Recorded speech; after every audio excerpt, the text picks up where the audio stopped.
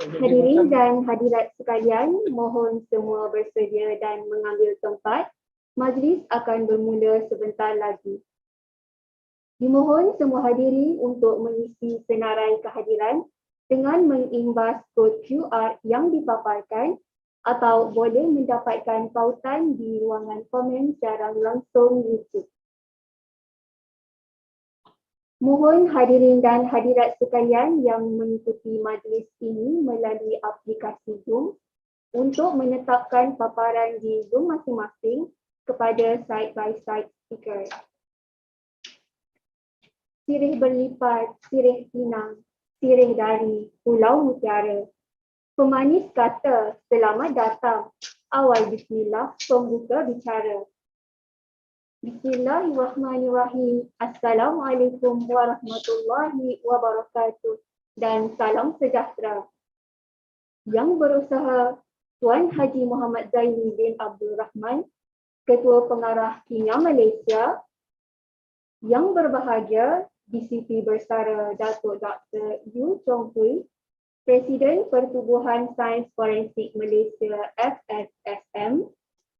Yang berusaha Puan Halimah binti Abdul Rahim, Timbalan Ketua Pengarah Dasar Kimia Malaysia. Yang berusaha Puan Rosnah binti Rohani, Timbalan Ketua Pengarah Operasi Kimia Malaysia. Yang berbahagia Profesor Dr. Muhammad Basharuddin bin Abdul Rahman, Dekan Fakulti Sains Universiti Putra Malaysia, selaku pembentang ucap tama Konvensyen Kimia 2021, yang berusaha pengarah-pengarah kanan, pengarah-pengarah bahagian, pengarah-pengarah negeri dan cawangan Kimia Malaysia, yang dihormati tuan-tuan dan puan-puan hadirin sekalian. Selamat datang ke Konvensyen Kimia 2021, Anjuran Kimia Malaysia dengan kerjasama Pertubuhan Sains Forensik Malaysia FSSM. Hadirin sekalian, Konvensyen Kimia ini merupakan julung-julung kalinya diadakan sepenuhnya di dalam talian dengan mengikuti norma baharu hari ini. Petik kenanga indah disemai, gubahan diolah, bawa berangkat. Doa dibaca memohon rahmat, semoga majlis mendapat berkat. Bagi menambah keberkatan majlis kita pada hari yang penuh bermakna ini, marilah sama-sama kita menadah tangan mengaminkan bacaan doa yang akan dibacakan oleh Saudara Abdul Hakim bin Muhammad Hijir. Majlis dengan segala hormatnya dipersilakan. Bismillahirrahmanirrahim. Bismillahirrahmanirrahim. Alhamdulillahirabbil alamin. Wassalatu wassalamu ala asyrafil mursalin.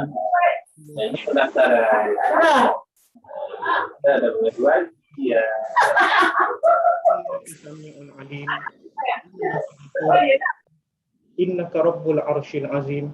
Innaka barril jawadul karim. Ya Allah, Engkaulah yang mempunyai segala pujian. Engkaulah yang berhak menerima segala kepujian. Engkaulah yang berhak menerima kesyukuran. Engkaulah yang memiliki segala pemerintahan. Di tangan Engkau segala kebajikan. Kepada Engkaulah kembali segala urusan. Ya Allah, Ya Rahman, Ya Rahim. Bersempena Konvensyen Kimia 2021 yang julung kalinya diadakan secara maya pada hari ini dan esok. Engkau berkatilah dan permudahkanlah majlis ini dari awal hingga akhirnya. Semoga majlis ini dapat memberikan manfaat dan kebaikan yang mampu memberikan impak positif kepada warga kerja kimia Malaysia, amnya dan semua peserta khususnya. Allahumma ya Karim ya Rahim. Kami juga memohon perlindungan-Mu dari segala perkara yang boleh mencacat celakan majlis kami dan daripada segala perkara yang melalaikan kami dari berbuat taat kepadamu. Kepadamu juga kami serah segala urusan kami. Ya fa'alun lima yurid. Rabbana alaika tawakkalna wa ilaika anabna wa ilaikal masir. Rabbana atina fid dunya hasanah wa fil akhirati hasanah wa qina azabannar. Wa sallallahu ala Muhammad wa ala alihi wa sahbihi wasallam. Alhamdulillah Rabbil Alamin.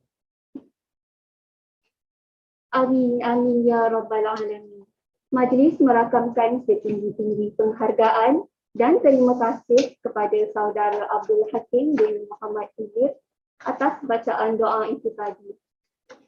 Sidang hadirin sekalian, adat berbahasa menyampaikan pesan, adat upacara menyampaikan ucapan. Tanpa melengahkan masa, majlis diteruskan lagi dengan menjemput dan mempersilakan Encik Jamadi bin Majidi, Pengarah Kanan Pusat Kualiti, selaku pengerusi jawatan kuasa induk Konvensyen Kimia 2021 untuk memberi ucapan aduan. Majlis dengan segala hormatnya mempersilakan. Bismillahirrahmanirrahim. Terima kasih saudara-saudari pengurusi majlis yang berusaha Tuan Haji Muhammad Zaini bin Abdul Rahman, Ketua Pengarah Jabatan Kimia Malaysia, yang berbahagia DCP Bersara Datuk Dr. Yu Chong Hui, Presiden Forensic Science Society of Malaysia FSSM, yang berusaha Puan Halimah binti Abdul Rahim, Timbalan Ketua Pengarah Dasar Kimia Malaysia, yang berusaha Puan Rosnah binti Rohani, Timbalan Ketua Pengarah Operasi Kimia Malaysia, yang berbahagia Profesor Dr. Muhammad Basharuddin bin Abdul Rahman, Dekan Fakulti Sains Universiti Putra Malaysia, selaku pembentang ucap pertama Konvensyen Kimia 2021.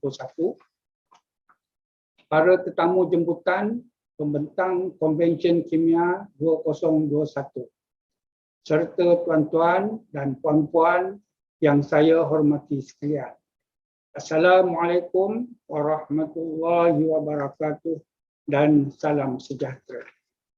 Saya selaku pengerusi jawatan kuasa induk Konvensyen Kimia 2021 bersyukur kehadrat Allah Subhanahu wa taala kerana dengan berkat limpah kurnia dan izinnya dapat kita bersama-sama dalam Konvensyen Kimia 2021.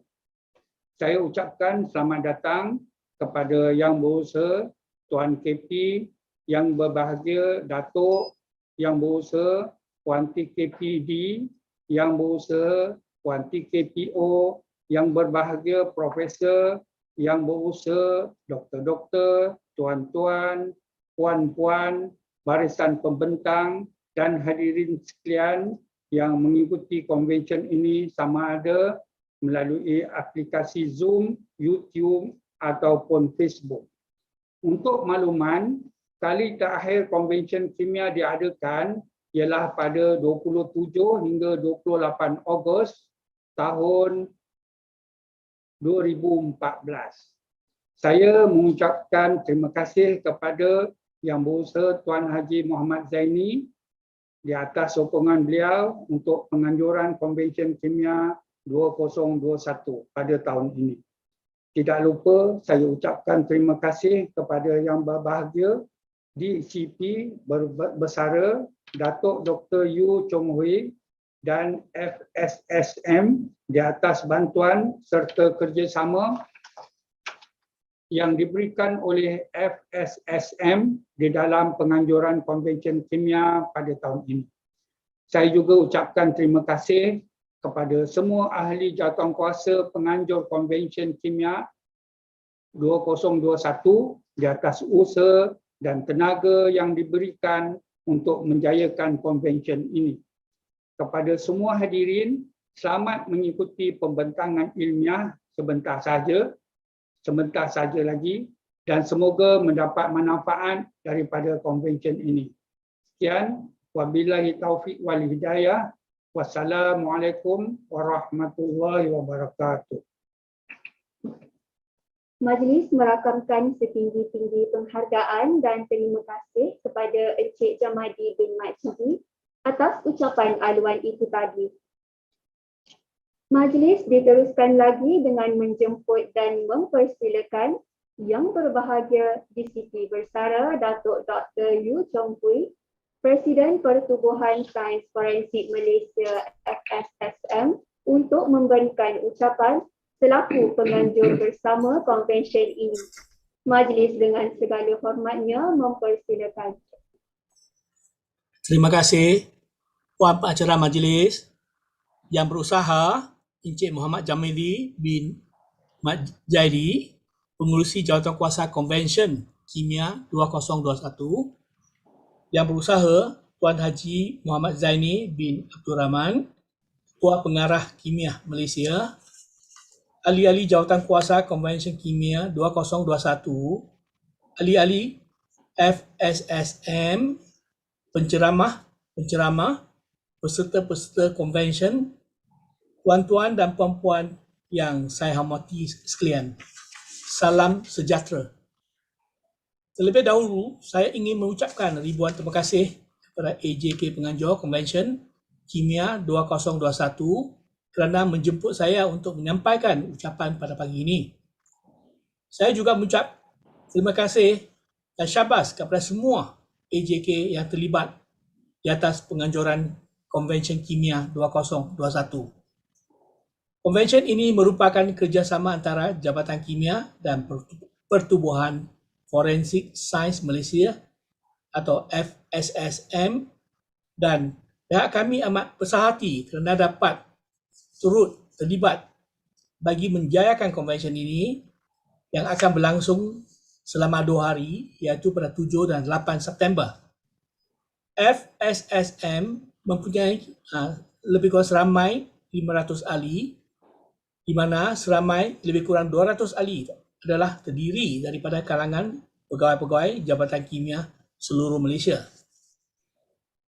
Semoga sokongan dan kerjasama erat di antara pihak Kimia Malaysia dan FSSM dapat diteruskan di masa hadapan demi perkongsian ilmiah, pengalaman dan kepakaran.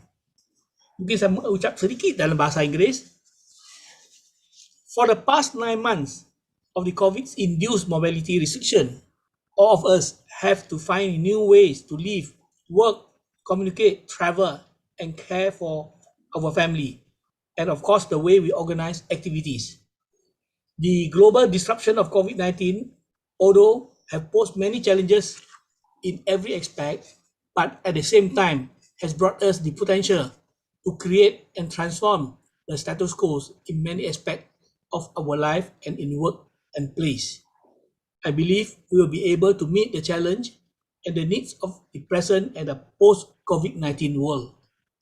I sincerely hope that Chemical Convention will be a better platform for us to work together and connecting us among the various agencies, particularly domestically, and we should stay abreast with the current knowledge and best practice and be able to prepare for unpredictable. We hope the Chemical Convention will be one of the platform for us to learn and establish interdisciplinary collaboration, particularly in the post-COVID future. Akhir kata, saya berharap agar tuan-tuan dan puan-puan dapat manfaatkan konvensyen ini dengan sepenuhnya melalui pembentangan lisan dan poster. Semoga Konvensyen Kimia 2021 menjadi satu platform untuk menyebarkan perkembangan teknologi terbaru dan kajian penyelidikan dalam bidang sains bagi mempertingkatkan keupayaan Jabatan Kimia Malaysia dalam mempenteras jenayah demi kemakmuran negara. Sekian, terima kasih. Majlis merakamkan setinggi-tinggi penghargaan dan terima kasih kepada yang berbahagia di Siti Bersara Datuk Dr. Yu Chong Hui atas ucapan itu tadi. Jangan tertawan alpa duniawi, hanya indah serupa mimpi. Duhai pahlawan, kesatria pertiwi, hulurkan madah kata perasmi. Majlis dengan berbesar hati menjemput yang berusaha Tuan Haji Muhammad Zaini bin Abdul Rahman, Ketua Pengarah Kimia Malaysia, untuk menyampaikan ucapan dan seterusnya merasmikan Konvensyen Kimia 2021. Majlis dengan segala hormatnya mempersilakan. Bismillahirrahmanirrahim. Terima kasih pada saudari pengacara majlis. Yang berbahagia, Timbalan Pesuruhjaya Polis Bersara Datuk Dr. Yu Chong Hui, Presiden Pertubuhan Forensik Sains Malaysia. Yang berbahagia, sahabat saya, Profesor Dr. Muhammad Basharuddin bin Abdul Rahman, Dekan Fakulti Sains Universiti Putra Malaysia. Yang berusaha Puan Halimah binti Abdul Rahim, Timbalan Ketua Pengarah Dasar Jabatan Kimia Malaysia. Yang berusaha Puan Rosnah binti Rohani, Timbalan Ketua Pengarah Operasi Jabatan Kimia Malaysia. Yang berusaha Encik Muhammad Jamadi bin Makjidi, Pengarah Kanan Pusat Pengurusan Kualiti merangkap Pengurusi Jawatankuasa Konvensyen Kimia 2021, Pengarah-pengarah kanan Pusat Analisis, Pengarah-pengarah bahagian negeri dan cawangan, serta doktor-doktor, tuan-tuan, puan-puan, warga kimia Malaysia dan ahli-ahli Pertubuhan Forensik Sains Malaysia yang saya hormati sekalian. Assalamualaikum warahmatullahi taala wabarakatuh dan salam sejahtera. Syukur Alhamdulillah, segala puji kepada Allah Subhanahu Wa Taala kerana dengan izin dan limpah kurnianya dapat kita bersama-sama berkumpul, berkongsi idea dan sebagainya dalam Konvensyen Kimia Malaysia 2021. Ini adalah satu konvensyen yang julung-julung kali diadakan, ya, setelah sekian lama tidak diadakan oleh jabatan ini, dan ianya special lah sebab diadakan dalam masa ketika kita masih dalam berdepan dengan pandemik COVID-19, dan cara kita adakan adalah cukup berbeza sekali. Diadakan secara maya sepenuhnya dengan mengikut amalan norma-norma baru. Sememangnya perancangan bagi menganjurkan konvensyen ini telah dilakukan sekian agak lama. Namun atas sebab-sebab tidak dapat dielakkan, ia terpaksa ditangguh sehinggalah berjaya kita adakan pada hari ini dan juga esok. Di kesempatan ini, saya ingin merakamkan ucapan penghargaan kepada bahagian pengurusan kualiti dan inovasi dengan kerjasama Persatuan Pertubuhan Forensik Sains Malaysia atas penganjuran konvensyen ini. Tahniah saya ucapkan. Saya juga ingin merakamkan ucapan penghargaan kepada Yang Bahagia Prof. Dr. Muhammad Basharuddin kerana sudi menerima jemputan dalam menyampaikan ucap pertama sempena konvensyen kimia ini. Sudah tentu pengalaman luas Yang Bahagia Prof dalam bidang akademik maupun industri akan dapat mencambah dan memberikan idea-idea baru serta perspektif yang berbeza kepada warga kimia Malaysia kelak. InsyaAllah perkongsian yang Prof berikan ini saya percaya akan digunakan sebaiknya oleh warga kimia dan ahli-ahli pertubuhan forensik sains sekalian. Saudara-saudari, konvensyen ini menandakan satu lagi tonggak kemajuan dan perkembangan bagi Jabatan Kimia Malaysia yang tahun ini kita raikan ulang tahun ke-112 tahun ini. Sesuai dengan misi jabatan, iaitu menjadi sebuah organisasi dinamik bertaraf dunia dalam menerajui penyelesaian saintifik di Malaysia. Kimia Malaysia meletakkan misinya untuk melahirkan bakat kepakaran dalam bidang-bidang strategik dan baru bagi menjuarai agenda sains, teknologi, inovasi dan ekonomi negara.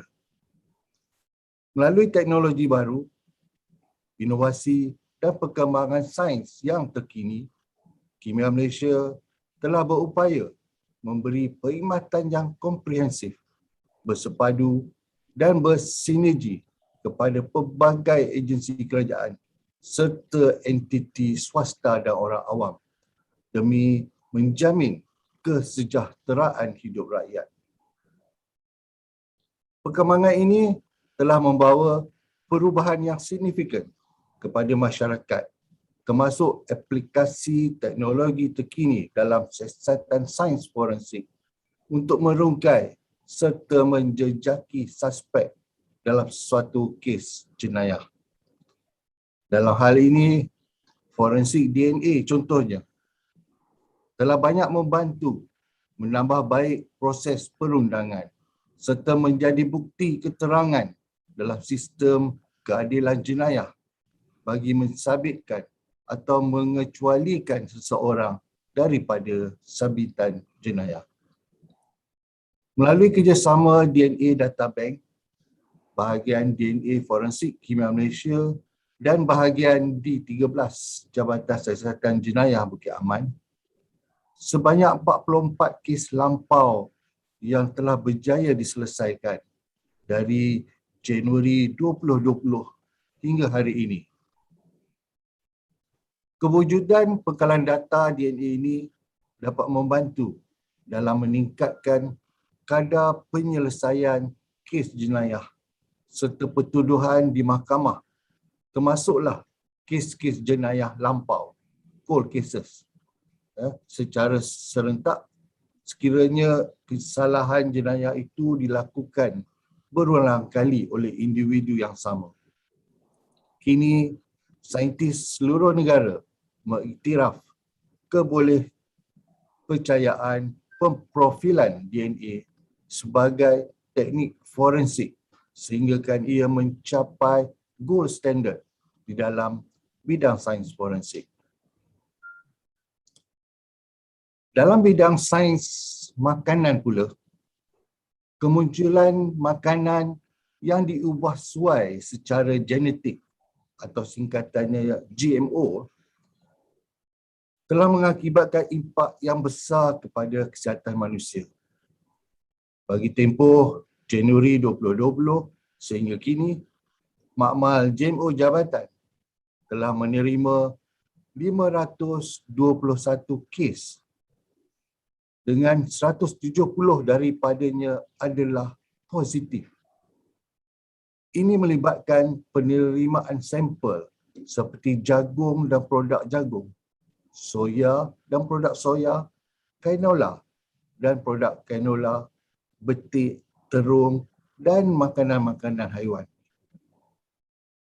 Di samping itu, pertumbuhan pesat sektor perindustrian dan projek pembangunan tidak terkawal turut memberi kesan kepada kualiti alam sekitar.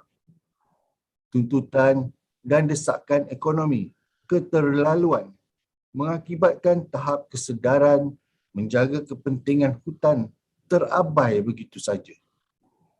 Bagi tempoh Januari 2020 sehingga kini, bilangan kes yang diterima oleh jabatan melalui kes-kes aduan, kes-kes pemantauan serta kes-kes krisis adalah sebanyak 1,853 kes dengan 909 kes sahaja melibatkan kes sisa buangan terjadual.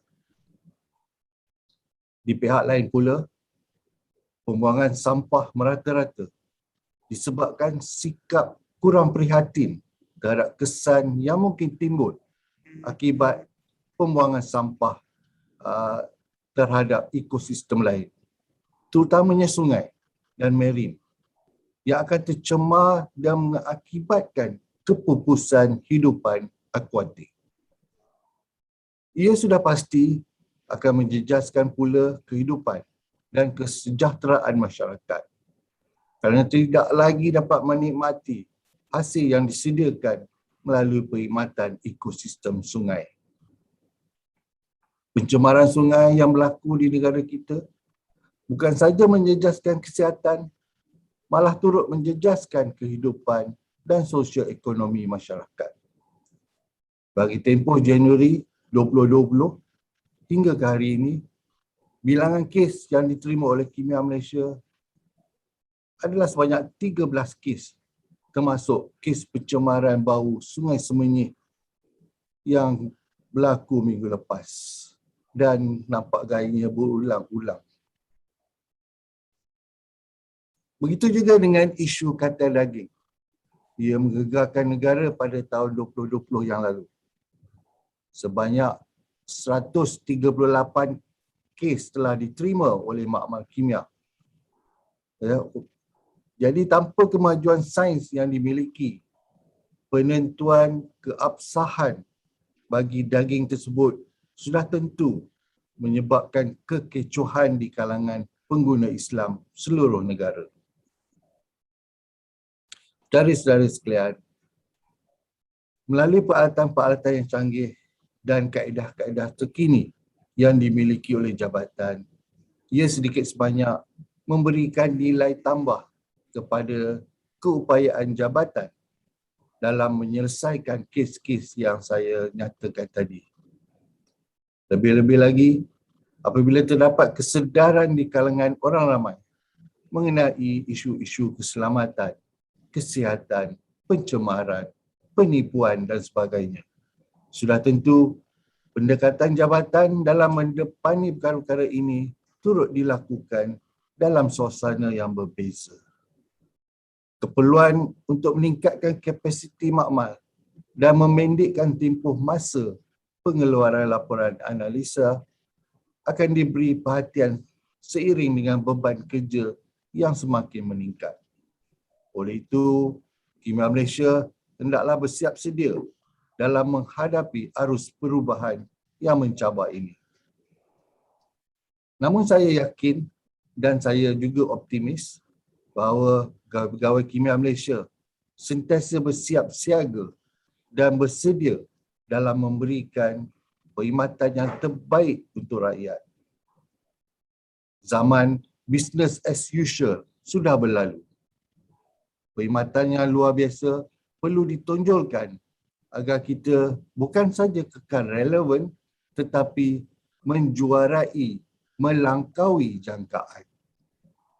Saya percaya melalui wadah yang akan disampaikan dan perkongsian yang bakal kita dengar melalui 18 pembentangan dalam konvensyen ini, ruang dan peluang dalam membincangkan isu-isu tersebut pasti akan ada. Saya gembira kita berjaya menunjukkan bahawa Jabatan Kimia Malaysia sebagai sebuah jabatan kerajaan yang memberi perkhidmatan saintifik dapat juga kita laksanakan penyelidikan setaraf dengan institusi penyelidikan negara yang lain. Lebih menggembirakan apabila terdapat beberapa penerbitan oleh pegawai-pegawai kita yang telah mencapai penarafan penerbitan berprestasi tinggi Tier 1 publication, Tier 1 publication peringkat antarabangsa. Harapan saya agar penerbitan Tier 1 ini dapat ditingkatkan di masa akan datang. Dan saya percaya ianya bukan mustahil sekiranya perancangan jabatan untuk memastikan bilangan pemegang-pemegang ijazah PhD, PhD holder di kalangan pegawai kita dapat ditambah dari 23 orang ketika ini kepada 50 orang menjelang tahun 2030. Semoga ianya dapat direalisasikan. Selain itu, konvensyen ini diharap dapat juga memberi panduan kepada semua peserta dan warga kimia, khususnya dalam mengekalkan prinsip profesionalisme, berintegriti dan berkualiti dalam setiap perkara yang kita lakukan. Sebelum saya menghadiri ucapan pagi ini, saya berharap agar ruang dan peluang digunakan sebaiknya bagi memperkukuhkan lagi pencapaian dan hala tuju Kimia Malaysia di masa akan datang. Syabas diucapkan pada semua pihak yang terlibat dalam menjayakan Konvensyen Kimia 2021 ini. Terutama sekali kepada penceramah, pada pakar jemputan, peserta-peserta dan semua pihak yang telah bekerja keras dalam memastikan ianya berjaya dianjurkan. Tidak lupa, sekali lagi saya ucapkan setinggi-tinggi penghargaan kepada Pertubuhan Forensik Sains Malaysia selaku penganjur bersama. Semoga perkongsian selama 2 hari ini berjalan lancar dengan jayanya dan mencapai objektif yang dikehendaki. Akhir kata, dengan lafaz Bismillahirrahmanirrahim, sukacitanya saya merasmikan Konvensyen Kimia 2021. Sekian, wabillahi taufiq wal hidayah. Wassalamualaikum warahmatullahi wabarakatuh. Terima kasih. Jutaan terima kasih diucapkan kepada Yang Berusaha Tuan Haji Muhammad Zaini bin Abdul Rahman, Ketua Pengarah Kimia Malaysia, di atas ucapan perasmian Konvensyen Kimia 2021 sebentar tadi. Bunga selasih di dalam taman, harum melati penyeri intan. Terima kasih ucapan Tuan kekal bersemi dalam ingatan. Dengan berakhirnya ucapan perasmian oleh Tuan Ketua Pengarah Kimia Malaysia, maka dengan ini secara rasminya bermulalah program Konvensyen Kimia 2021. Sebelum kita ke sesi pembentangan, dimohon hadirin untuk menghidupkan kamera masing-masing bagi sesi bergambar.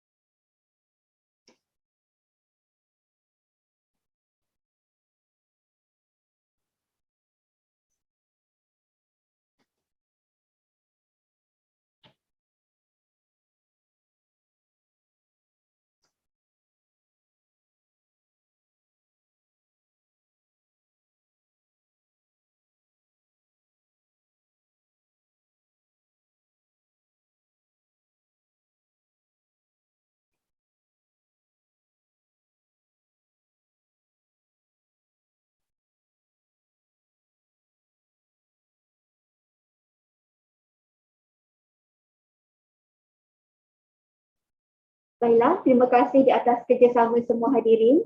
Saya selaku pengacara pada hari ini ingin memohon kemaafan andai ada salah dan silap sepanjang mengacarakan majlis ini. Bunga suraja di atas para jatuh ditimpa buah berangan. Andai kata tersilap bicara, kemaafan juga kami pohonkan. Dengan ini berakhirlah sudah majlis perasmian konvensyen pada hari ini.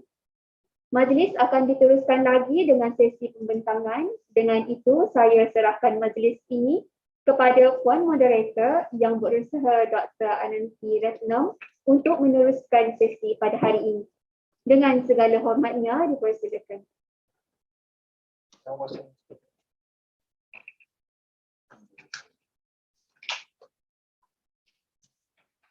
Salam sejahtera dan selamat pagi kepada hadirin sekalian. Berjumpa kita di pagi yang mulia ini dalam Konvensyen Kimia bagi mendengar pembentangan penyelidikan dalam bidang saintifik secara umumnya dan juga bidang kimia khususnya.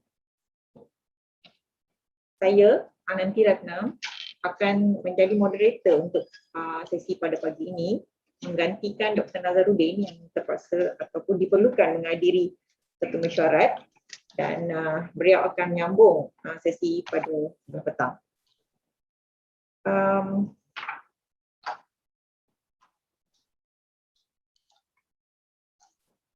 Pada pagi ini kita akan memulakan sesi pembentangan dengan ucap pertama daripada Yang Bahagia Profesor Dr. Muhammad Basharuddin bin Abdul Rahman daripada Universiti Putra Malaysia. Beliau merupakan seorang pensyarah kanan dalam bidang kimia dan juga dekan Fakulti Sains Universiti Putra Malaysia. Profesor Fasha mendapat Profesor Dr. Falsafah daripada Universiti Southampton dalam bidang kimia katalisis dan seterusnya menyambung postdoctoral dalam bidang structural biology di University of Edinburgh. Beliau juga merupakan visiting scholar di University of California, Berkeley. Bidang kajian beliau meliputi biokatalisis, chemical biology dan juga computational chemistry. Prof. Basha telah menerbitkan lebih daripada 250 jurnal articles dan juga lebih daripada 30 patent dan berjaya menghasilkan lebih daripada 100 pelajar siswaza. Pada masa ini, beliau merupakan Fellow of Royal Science Society of Chemistry, United Kingdom. Beliau juga merupakan Fellow untuk Institute of Advanced Materials, Sweden, Academy of Science Malaysia, dan beliau juga merupakan Presiden Malaysian Analytical Science Association dan juga Editor-in-Chief Malaysian Journal of Analytical Science. Prof. Basha pernah menerima anugerah Young Scientist Award dan daripada IUPAC, American Chemical Society dan juga Inter-Academy Panel. Beliau juga berjaya mendapat National Intellectual Property Award tahun 2009 dan juga Most Outstanding Young Malaysian 2008 dan Faces of Science Malaysia.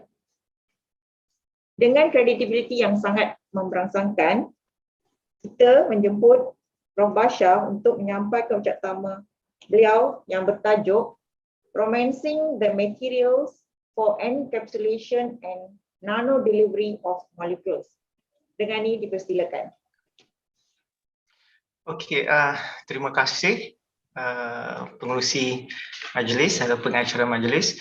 Bismillahirrahmanirrahim. Assalamualaikum warahmatullahi wabarakatuh dan salam sejahtera. Yang berusaha Tuan Haji Muhammad Zaini bin Abdul Rahman, Ketua Pengarah Jabatan Kimia Malaysia. Yang berbahagia Datuk Dr. Yu Chung Hoi, Presiden Persatuan Forensik Sains Malaysia. Yang berusaha Puan Halimah binti Abdul Rahim, Timbalan Ketua Pengarah Dasar Jabatan Kimia Malaysia.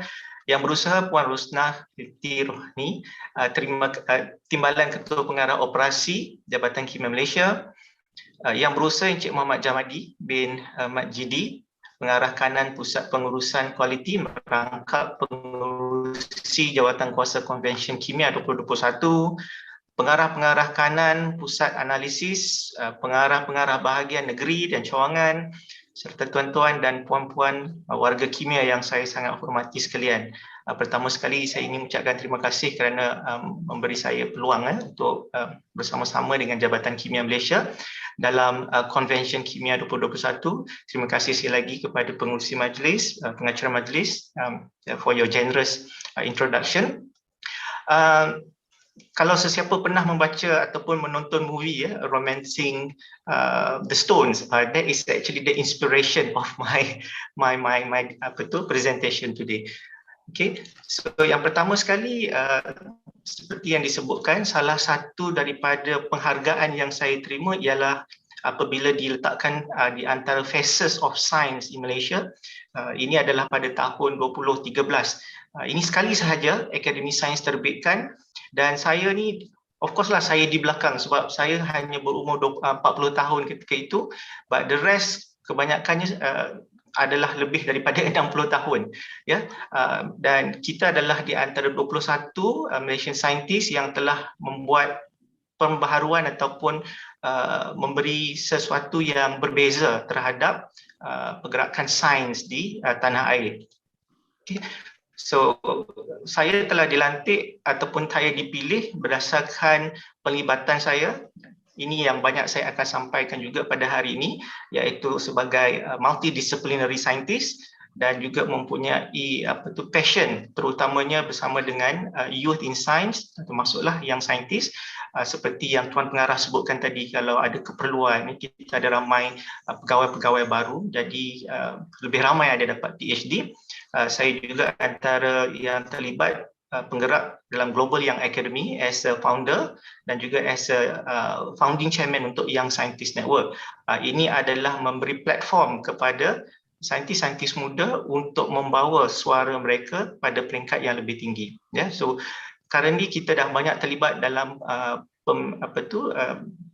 development of policy-policy yang melibatkan sains, teknologi dan juga matematik, engineering juga. So selain daripada itu, saya juga telah membuat sesuatu pembaharuan terutamanya dalam analis, dan saya rasa kita dapat bekerjasama in the future. Seterusnya saya mohon izin untuk dalam bahasa Inggeris, ya. So, you know, when I graduated way back in 1999, there are not much thing that I can do because my work basically related to the synchrotron radiation. Well, at first, I should be doing a forensic. So I actually already received an offer from the King's College, but then during that time, it's very difficult to get the funding in the 1995, something like that. But then when I'm back here, so I have to do something. And this is what we were doing way back then. So we are looking at the bioprocesses, but as a chemist, I still like to look at the chemistry point of view, the perspective as a chemist. So we developed many different things, particularly like to produce better enzyme, like to improve enzyme through directed evolution. So I met Frances Arnold, the Nobel laureate in chemistry, I think 2017, and there are many more. I also involved the immobilization. I might be talking a bit about this. Other than that, we also involved in the substrate engineering, liquid engineering, and many other. But you know, you cannot survive just working on one particular area.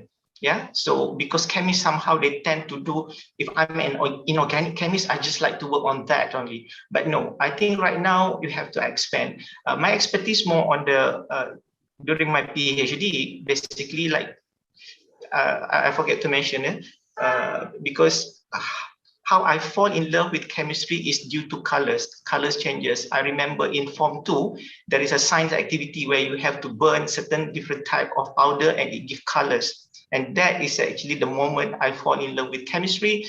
And while I was at school, I burned my hair, you know, mix all the chemicals in the lab that I can do. So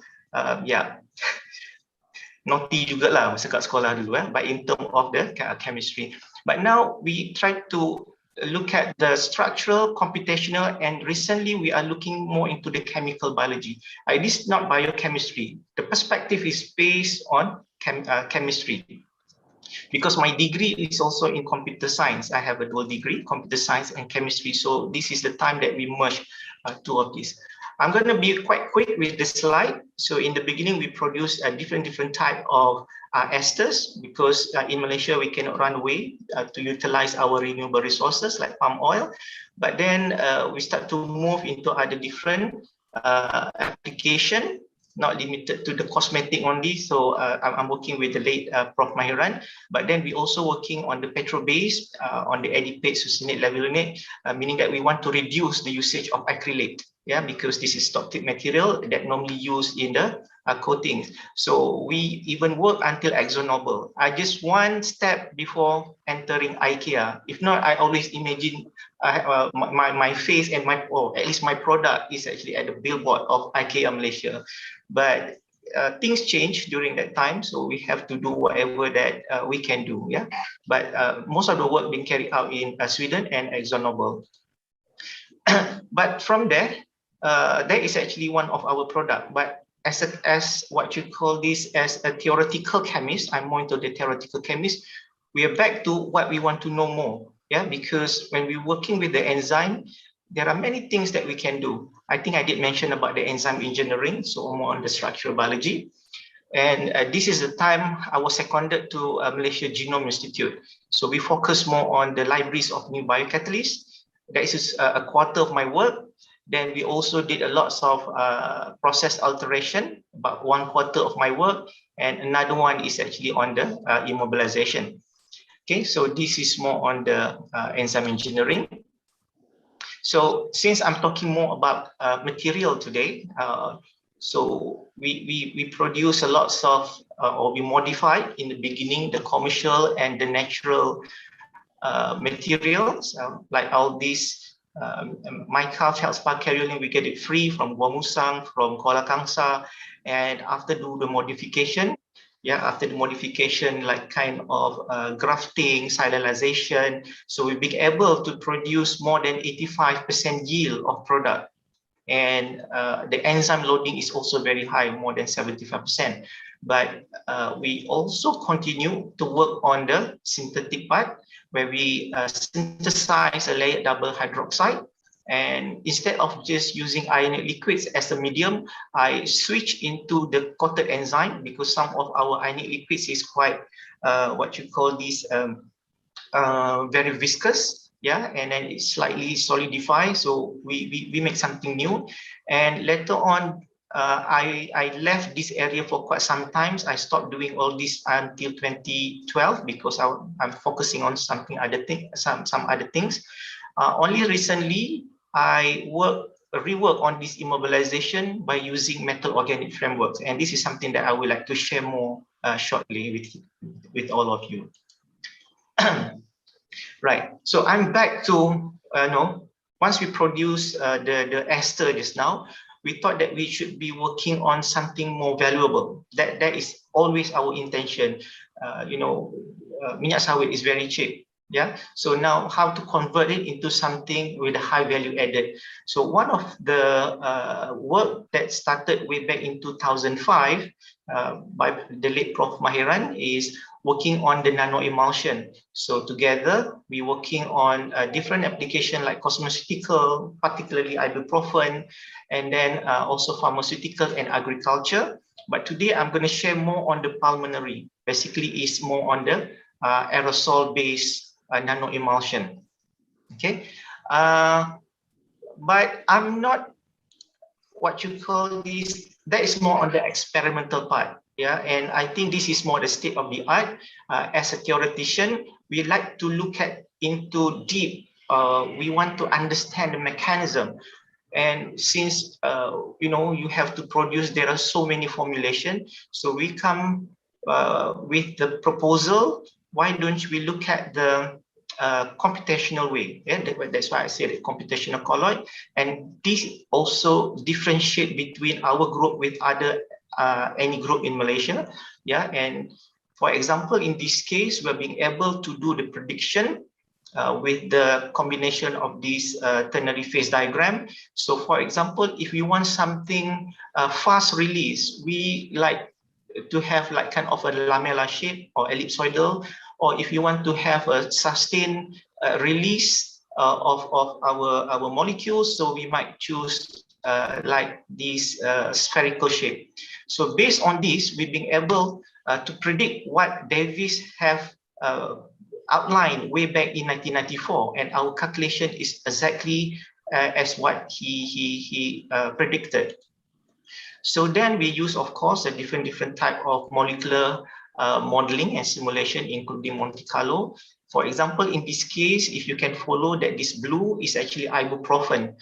So we want to prove why our ibuprofen, based on our experimental work, is actually a fast release. We just found that it is located at the outer layer. So this is one of the reasons. The ibuprofen formulation that we developed is actually a fast release, which is actually good. But we also can develop something that slow release. Yeah, so it depends.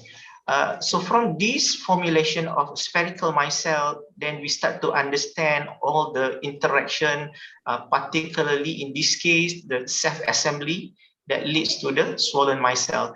And this is very important. Based on this information, we can then understand how the system penetrates into the cell. Okay, so this is another 1/4 of my work. Right. So now I'd like to share with you, especially right now with the growing cases of COVID-19. So this is actually something that we developed way back 4 or 5 years ago that probably have the potential to be used for COVID-19 treatment, because I used to work with the smoking-related diseases, particularly lung cancer. We know that the highest cancer cases in Malaysia is still breast cancer. But if we look at lung cancer is second, but when we look at the mortality rate, fatal, yeah, so still lung cancer way ahead of any other cancers throughout the world. And another issue is when someone is detected with the lung cancer, normally already at the stage 3 or stage 4, and normally they have about 6 months. So we have to find a better way. And as a chemist, we know that most of our drugs that used for the cancer basically hydrophobic. So from this, we follow or we studied our nano formulation, and if you look at these, the aerodynamic properties, now for the lung cancer, if you give it orally, it will not enter the lungs, and if you inject or parenteral, still it will not go to the lung. The best way is actually still by inhalation. So we can show that our formulation, it can enter to the very critical part, which is actually at the alveolar and alveoli, stage particularly 4, 5, and 6. This is normally where the primary lung cancer, or including the metastasis lung cancer. But what is different again, when we study the different sizes, we now can confirm nano size affect the nanotoxicity. So we have a different sizes like 100 nanometer and 150 and 200 nanometer. And this case as well, we use a dual drug. For example, in this case, docetaxel and curcumin. So we know that curcumin has been used for quite some time, but it's very difficult to claim whether it's anti-cancer or not. But from our result, what we can say is the curcumin is actually acting more like kind of a chemosensitizer, because it is more for the anti-inflammation, right? And of course, part of the work we carry out independently with the Harvard School of Public Health, or T.H. Chan Public School of Public Health, and they also confirmed that our result showing that the nanotoxicity, particularly 100 nanometer, give the highest toxicity to the A509 lung cancer cell. Right. So now I start to move more into the material. So throughout of our, what you call this, the development of aerosol nanohubs, we can do many things. For example, the lipid based nanoparticles, the one that I mentioned to you just now, and we can also work on the inorganic nanoparticles. So based on this, we know that in Malaysia, ini nak mengomel sikit lah. So we being expected to design a new drugs. We are given only 100,000 ringgit for 2 years. When 2 or sometimes 3 years, 100,000. But in Oxford, they receive 100 million for 1 year. So it's easy comparison. How can we develop? So instead of developing a new drug, so we thought that we just need to repurpose the anti-cancer drug, particularly the way that it's being delivered, to reduce the dosage, and to reduce the side effect. I think this is the most important, and also to reduce the invasive way. So this is what we proposed. We have more than 10 for the past 5 years. We have more than 10 different models, like oil in water or water in oil for single drug. This is the most common. Nano emulsion. At the same time, we control the size between 50 to 200 nanometer. We also are using dual drugs, like I mentioned just now, niosome. And then we thought that this is something that we want to work with the MRI. So we introduced the iron oxide. So it will be a detection. And we know that normally iron oxide, they use a folic acid, and folic acid is very toxic to the lung system. So this is what Professor Brain from Harvard commented. So instead, we switch into the fish oil, and it can become a solid lipid emulsion. So this is another interesting that I'll show you one of the slide, the strategy. We're also working with the siRNA, graphene, and MSN, and more. The unique about this, all we synthesize on our own, or we with some modification to certain cases. So this is the one that I mentioned just now. We have many different systems, and when we start to work with this magnetic nanostructured lipid carrier, is a bit chaotic. For the first 2 years, we are not able what you call this, even exchange the folic acid with the fish oil. One of the reasons is to reduce the toxicity, and we know also that in fish oil we have the omega-6, and this is one of the why we want to use the fish oil. And then the best thing is you can do many things, yeah, the conjugation, and we also introduce the vitamin E. This is what we call as a theranostic, and based on our first SEM result, we can see also what you call this the formulation, the droplets, or the one particle nano-emulsion, for example, where we put the iron oxide in, or the docetaxel inside, docetaxel the drug inside the MCT oil, yeah, and then it can be carried to the specific target. So, but unfortunately, due to the COVID-19, since last year, we are not able to go to the MRI and do more testing. And my student also give up. So she said that she want to write her thesis. We are not able to do all this magnetic hyperthermia therapy, but we still hope that we can carry out, meaning once you inject or you consume it, we can use the MRI to bring all these material to the targeted tumor site, and from there, because due to the changes of the pH, then it will break and release the drug, and at the same time it can also be detected. Yeah, that's why we call it as a theranostic. So the good thing, as I mentioned just now, we can do the facile functionalization. We can do many things. And this is all biocompatibility and easy excretion. One of the big issue is when it starts somewhere, yeah. And we also can use this magnetic resonance for the sensitive and specific detection. Okay, when I work with what you call this, one of the way, as a professor in the university, you cannot just, you get all the grants, you just work on your own, you wall up everything. But the way that I work, normally try to get a big grant, and then I share with the young ones. So give them the money and then assist them on how to do research, and yeah, they do a lot of, they did a very good job. Yeah, for example, this one we work with the Professor Janet, Prof Janet Lim. Okay, so in this case, she's an expert in graphene. Yeah, but now we are taking into another level. For example, in this case, we know that graphene is very toxic, so it is challenging to make use of it into our body. Yeah, so now what she did is actually she reduced the graphene based the magnetite, and then reduce it into the RGO, or reduce graphene oxide, and after that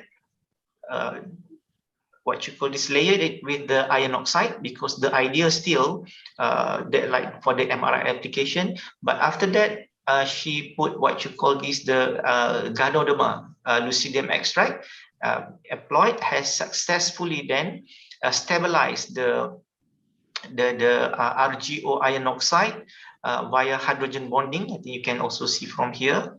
Yeah, so and this resulted in the enhancement of water dispersibility. I think this is one of the critical when we are using the iron oxide. We do not want it to be aggregated. So you can see after 15 minutes, the dispersibility is still very good, and also the stability of the system. But again, we also want to reduce what you call this, the toxicity. So at the end, we introduce the fluorophonic F127 to reduce the overall toxicity. And based on this, we can see that what you call the quercetin can be loaded on the RGO via pi stacking and hydrophobic interaction. And we also validated this through our cyclic voltammetric, yeah, and we also run the in vitro where we can see there is a sustained release of the drugs for the first 24 hours. later on, we also synthesize from scratch, because when I was working with the ionic liquid, we also designed our own ionic liquids. And in this case, we thought that when we want to create a new nanoparticles or mesoporous, we use these, what you call this, as a template, so that once we remove the ionic liquid, the porosity that created by either the alkyl change length or the anion, it will give the porosity. And based on that, we're able to get almost 1,000 meters square per gram, which is actually one of the highest for the mesoporous. And we can also see that 32% of the drug can be released in 48%. This is also a sustained release way of what you call this for the drug therapy. Okay, so now is the main thing that I would like to share with you.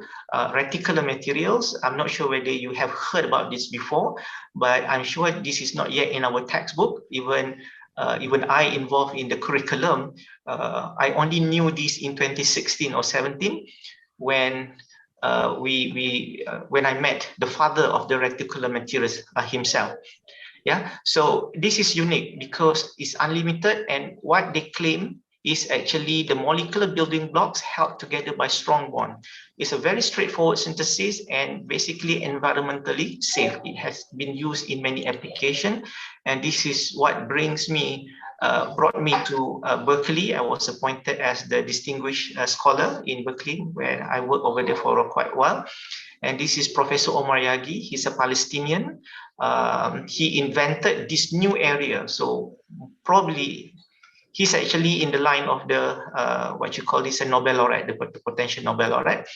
And from there, we established what, under this Berkeley Global Science Institute initiative, they have more than 10 or more than 15 currently nodes or networking throughout the world.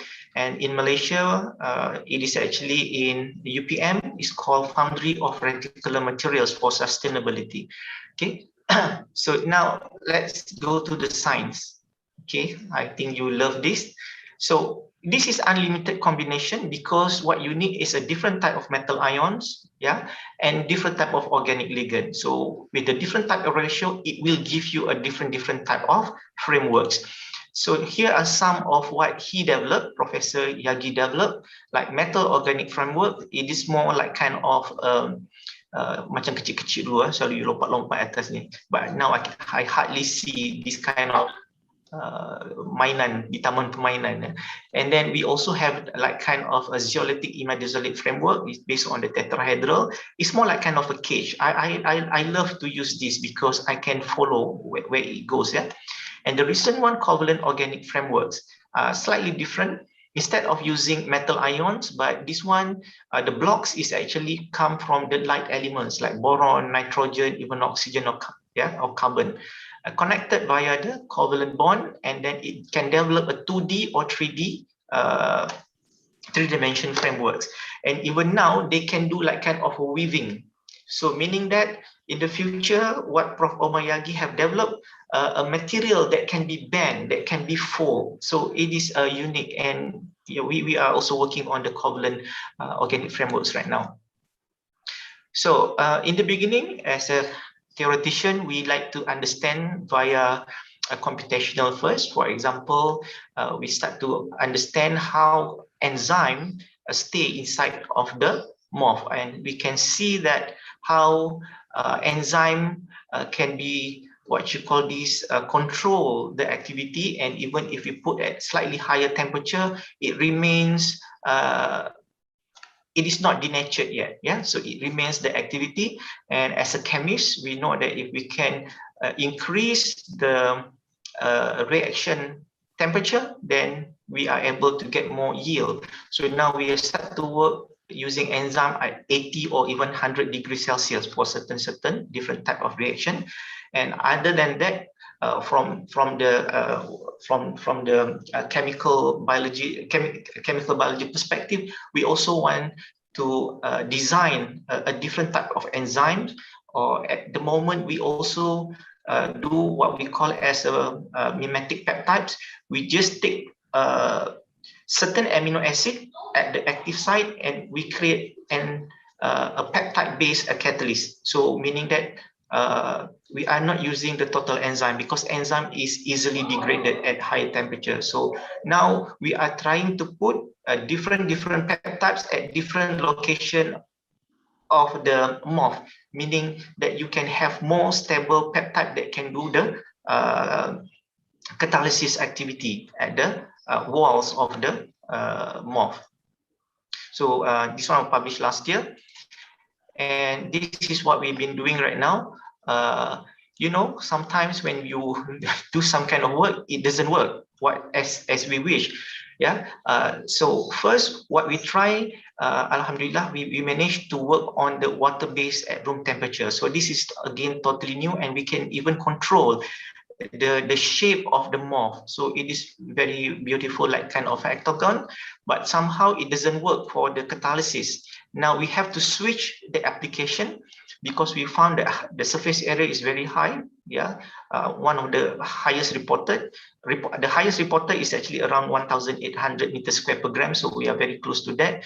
But now we're able to put about 800 milligram of protein inside the system, and we can also control the size of the what you call this the sieve. Yeah, the cage. We can make it bigger. Normally, people can load around 200 milligram per mil. So now instead of using it as a catalyst, we thought that it can be a storage for an enzyme for the future. Yeah, so if you want to use a enzyme, you can just break it and then you can make use of that. Okay, so this is based on the Raman spectra as well. I'm not going to go into detail on this. Particularly for the therapeutic, so this is one of the recent work that we just published earlier this year. As you can see from here, the scheme is actually realizing that the what you call this ZIF or the nanoparticle that we use actively target cancer cell via autonomous homing peptide on its surface in order to effectively deliver a chemotherapeutic agent. In this case, we are using the gemcitabine. So this is actually how to say this? It is more like kind of a GPS. Yeah, so GPS, because we know that if we just put the anti-cancer drug, it do not know where to go. Yeah, now we go to the targeted area. So for example, in this case, once we have the loaded, once it reaches the, for example, in here, the tumoral, the endothelium surface, then the RGD, the GPS system, will then bind to the alpha V beta 3 binding. And based on that, then it can lead to the cellular uptake. Yeah, once it's occurred, then the chemotherapeutic agent induces the cytotoxicity that leads to the cell death. And of course, at the end, this is what we are hoping, it leads to the what you call this, the cellular apoptosis. Yeah. So this is something great because out of the blue, we were surprised that our work being captured as the cover page for the February 2021. And this is a Dalton transaction. It's not chikai one, and this is of 50 years. So I told UPM that since UPM celebrating the 50 years anniversary, this is my gift to UPM. But we are not limited to just using ZIF. We are currently working on different platforms like MOF74. The thing is, you can see we can break the we can monitor the size. Either we want it a long rod or we just want to make it as like kind of a cubic. This is something new that we work together with the Berkeley group.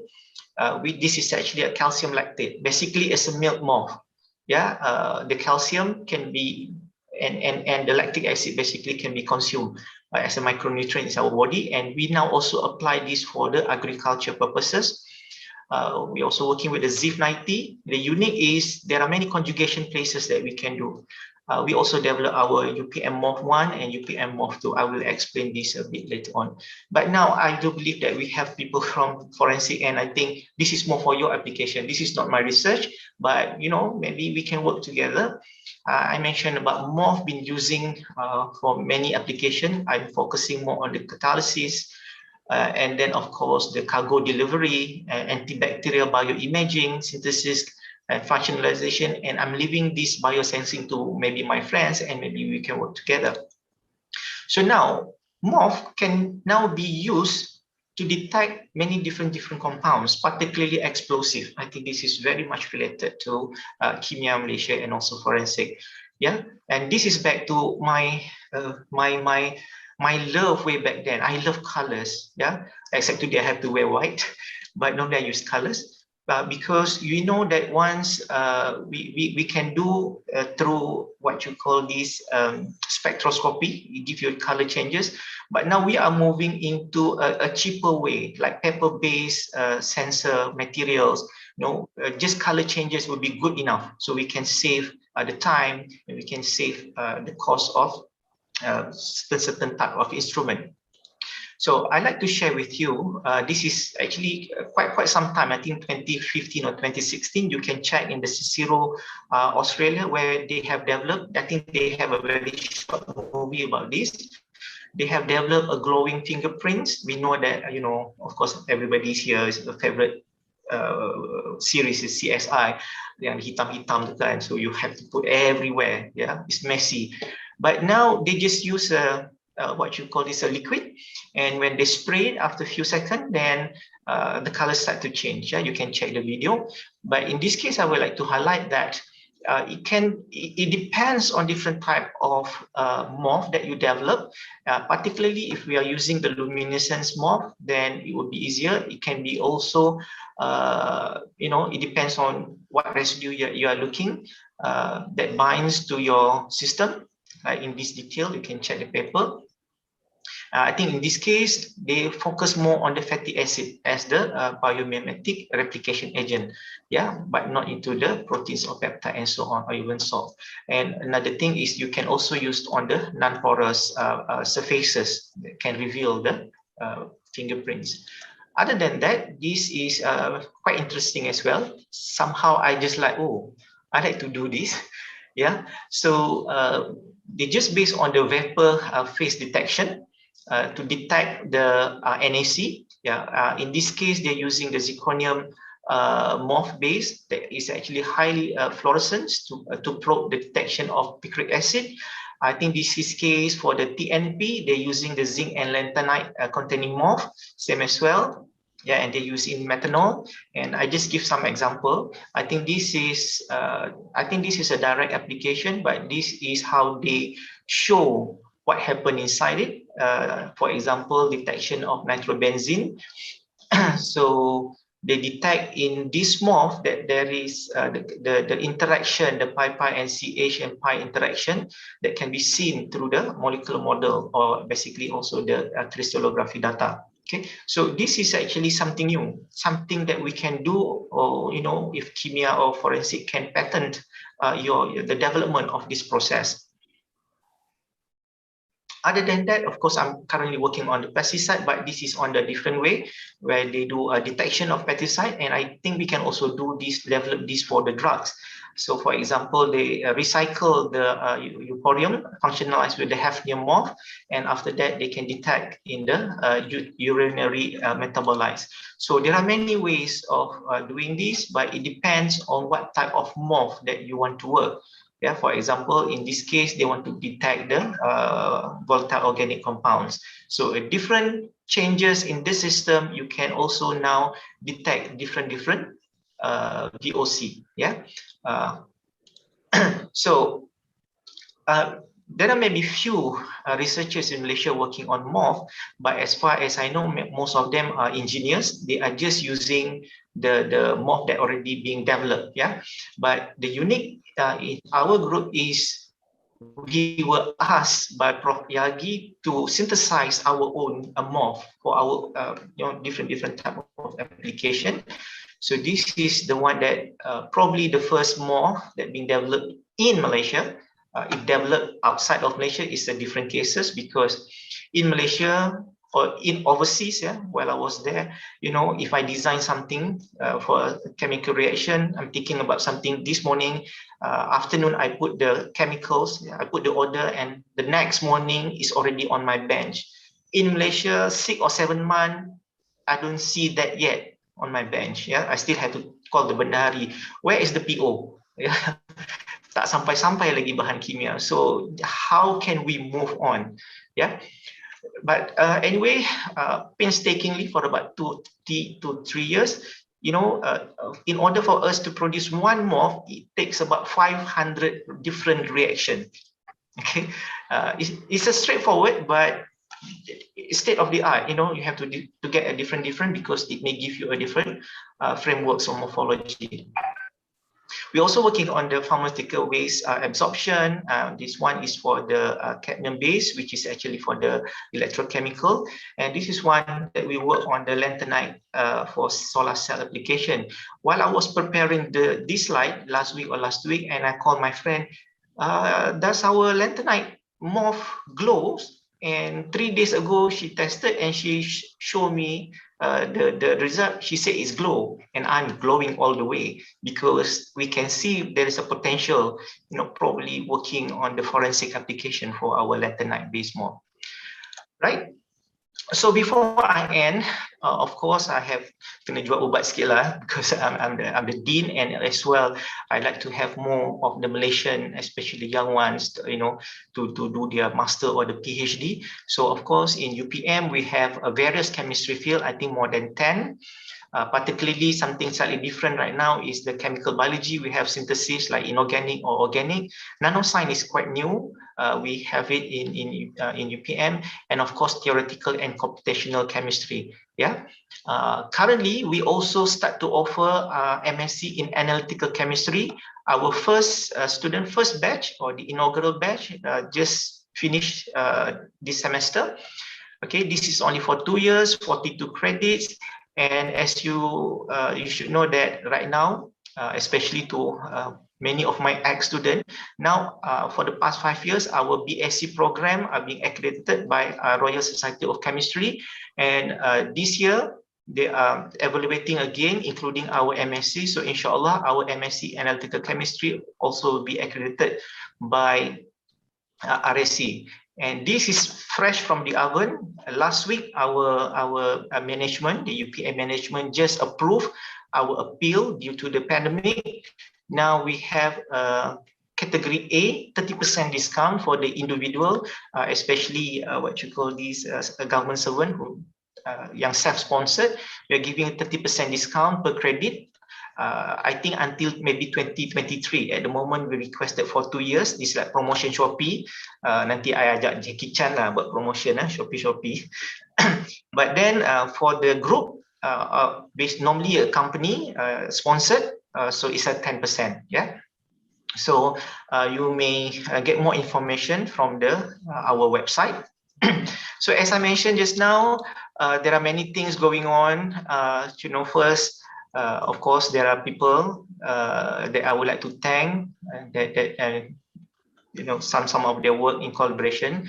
Okay, including this is mainly in UPM, except Prof. Saadah from Professor Brain in Harvard, Prof. Yagi in Berkeley. You should know that in Berkeley they have more than 30 Nobel laureates. So in fact last year Professor Dubna also from Berkeley. So the setup is slightly different, and Kyle was previously from Berkeley, but now we are working with the RSS Jordan.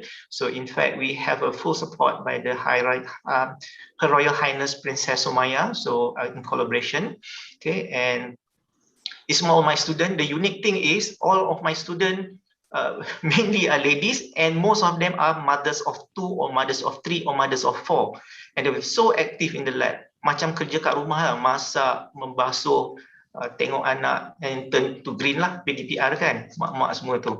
Okay, so I also like to thank Jabatan Kimia Malaysia. I think this is deep from deep of my heart, because I used to go to Jabatan Kimia Malaysia, especially before 2010, before I seconded to MGI, pergi invigilate my students in Jabatan Kimia Malaysia. I normally met many of my students, warm welcome by most of the Jabatan Kimia Malaysia throughout di Malaysia lah. I still remember many of them. Sofian, budak nakal dalam kelas saya ni, Asri, I think Sarawak, Norin, yeah. So many of them I cannot remember, but there are some that I still remember, yang nakal-nakal lah. But Sofian is a good way lah. He always ask me some kind of a difficult question, like during that time, the saccharin gas and so on. So yeah, it's a challenging, yeah. So it's good. So I think I should end my talk. Yeah. So again, I would like to thank. This is my group, Integrated Chemical Biophysics. So you can always email me. So either in this chemical biophysics or at forms, and because this one is much is more related to the BGSI. And I also have another lab, which is actually the Magna Cancer Laboratory in another institute. So thank you very much to everybody, especially to the Tuan Kutub Ngara, yeah, and also to Dato President Science Forensic. Thank you very much. So I hand it over to Madam Moderator. Thank you.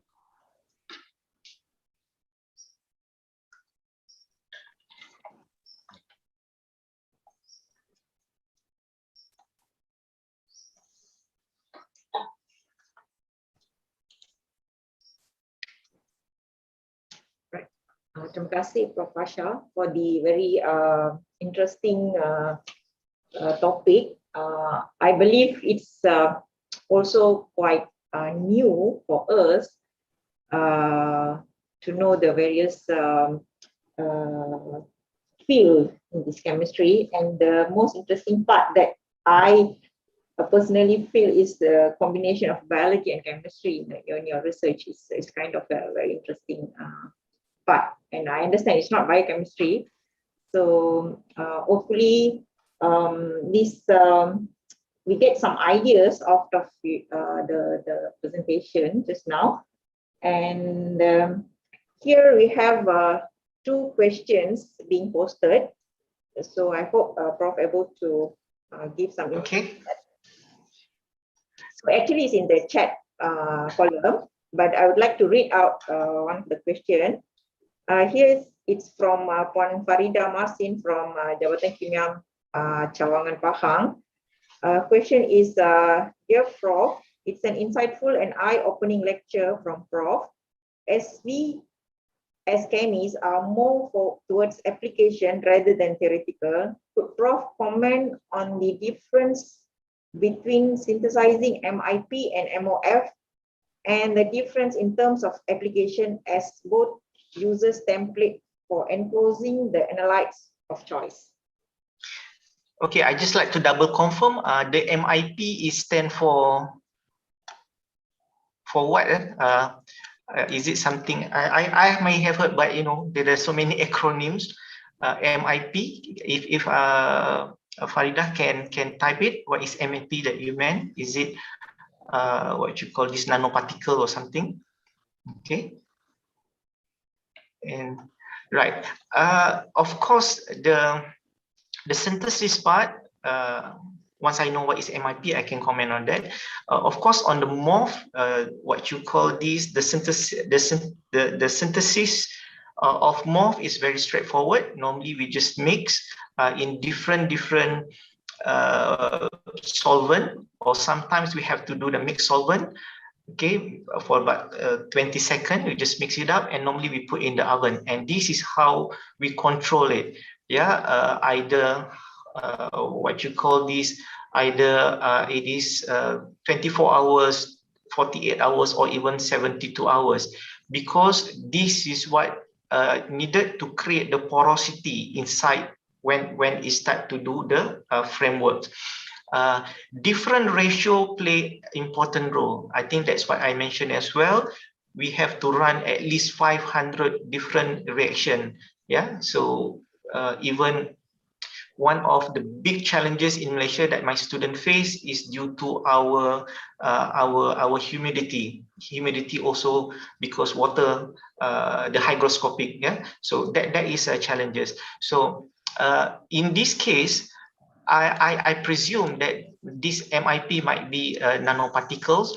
Nanoparticles will be a different way of synthesizing it. Yeah, it depends on the method, because for example in my case for the iron oxide we are using either co-precipitation, we also using a quantum dots. It depends on the size, yeah, that is required for your application.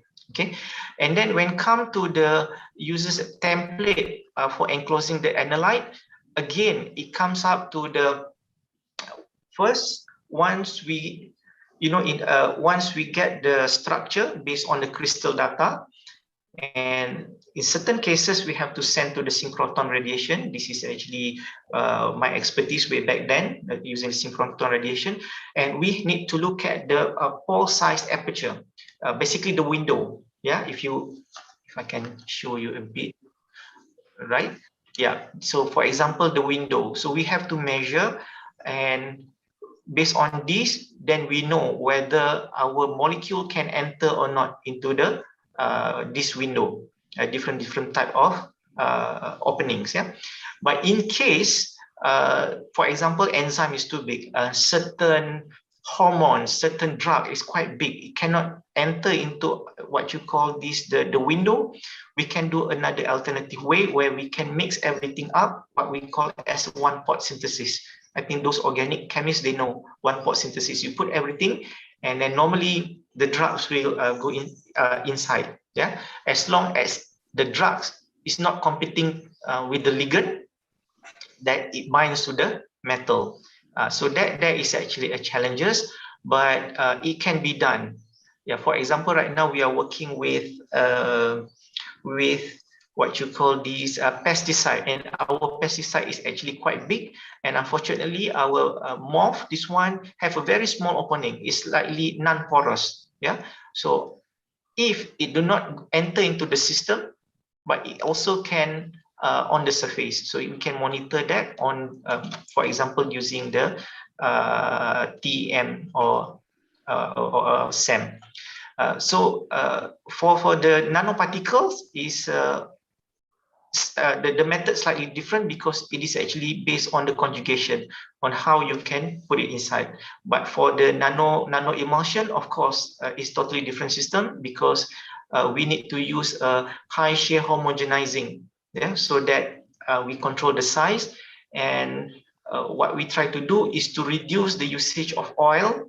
Yeah, so that, for example, inhalation, if there are a higher oil concentration, the patient have the tendency to cough, and it's very irritating to the lungs. Yeah, so we also hoping that we can get a new grant so that we can test on. We have many our own patient in UPM, the veterinary. We have the dogs patient. There are many cases of dogs develop lung cancer, most probably from their owner or from the environment. Okay, and the second question is on the e-cigarette. I jawab terus.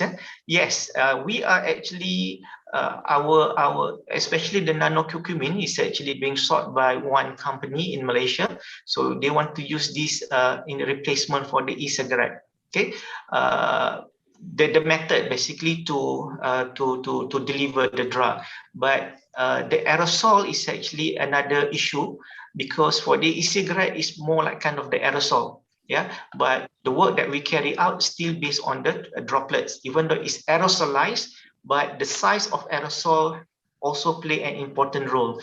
If this below than 1 micron, then when you exhale, it have the tendency to exhale it back. Okay, so again, the nano emulsion must be in a certain size of the droplet so that it can enter into the system.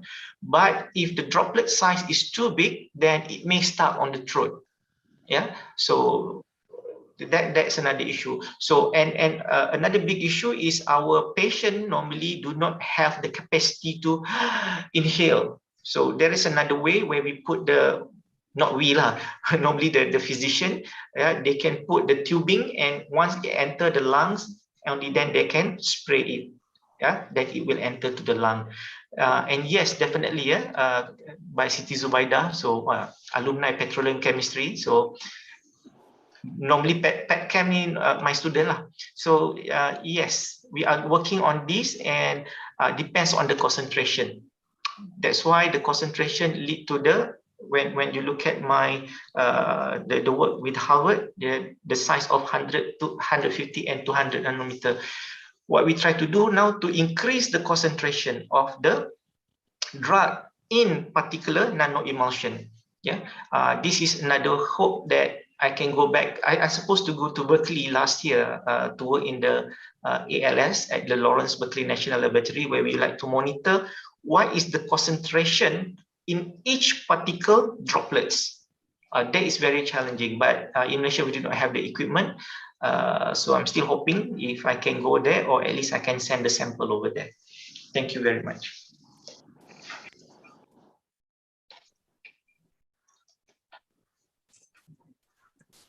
Prof, boleh saya tanya Prof? Boleh, insyaAllah Tuan Haji. sebab Prof dah menjual kan. Saya nak bertanya lah sebelum membeli ya. Okay. Apa ni? I'm asking about this industrial PhD. Industrial PhD. So di mana pegawai kita dia bekerja di makmal, tapi dia dapat PhD sambil bekerja. Maknanya mungkin dia gunakan kes-kes dia di sini, dan something lah, I tak berapa sure lagi in depth about industrial PhD, but I'm looking into this area. Sebab nak increase twofold our number of PhD holders within 10 years, susah sikit lah sebab JPA, beasiswa pun payah. The other way, I tengok macam kami ada dengan USM Prof. We have MOU. So at any time, kami diberi lima orang pegawai lah yang belajar masters dan PhD, tapi dia punya fees dia waive. Ini satu kalau Prof boleh bantu tengok lah. So tapi apa yang kita bagi ialah student daripada especially forensic science punya student USM, mereka datang ke Kimia untuk latihan dan sebagainya lah. So if we can somehow tengok apa-apa memorandum understanding kerjasama boleh kita buat, cara ni saya rasa Kimia boleh tingkat lah kita punya PhD. Itu saya nak tengok, kalau boleh kita bincang kemudian lah Prof. Boleh. Buat masa ni PhD industrial secara industri tu cuma di engineering sahaja. Dan kita dulu pernah propose sebab dia ada syarat-syarat yang tertentu, dan untuk tu memang kita kena cari satu, contoh kalau dengan Jabatan Kimia Malaysia, jadi lebih mudah kita tahu dia punya skop, bagaimana untuk dilakukan. Kita memang sangat mengalu-alukan lah. Dan contohnya kita ada collaboration dengan Berkeley, dengan Tokyo University ya. So your student also boleh pergi sana. We can do the arrangement, for example. So that will be dia kena nampak lebih lagi ya.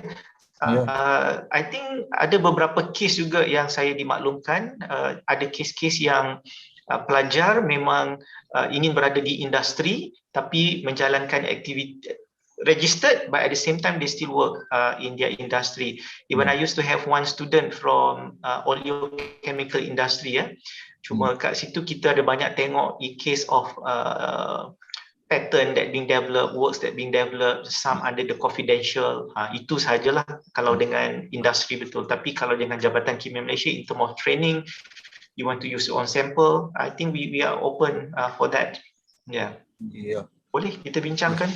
Ada macam contohnya ada satu bidang yang saya rasa mungkin kita kerjasama dengan UPM dengan Prof, tapi ianya sedikit confidential lah sikit. Right. Yeah. Contoh macam sintesis kan, Prof tengok tadi sintesis. So how about synthesizing chemical weapon? Okay. Some sort like that. So our student Prof saya yang tahu and a few of you yang tahu what we are doing. So Yeah. we have the equipment apa semua, but we need your guidance to expand lah. Betul. How Kita ada protection juga. Thesis itu diconsider sebagai what you call this confidential. Memang tak boleh ada orang ketiga semua tu. yeah. InsyaAllah. So banyak area saya nampak Prof tunjuk tadi kan, macam forensik ni application sebagainya. So saya tengoklah mana pegawai saya yang berminat ni, nanti we discuss further lah Prof ya. Boleh. Okay. You're welcome. Okay, thank you. Welcome. Terima kasih. Sama.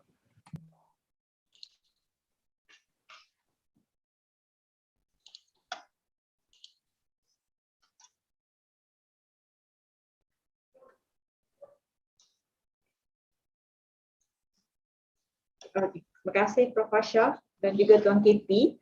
So that marks the end of the keynote speech today. So we will heading for a break, tea break for half an hour. So now is 10:40. Okay, now is 10:40. So our urus setiausaha is 20 minutes break. So we will meet again at 11 o'clock and then heading for the presentation from our staff from Kimia. All right.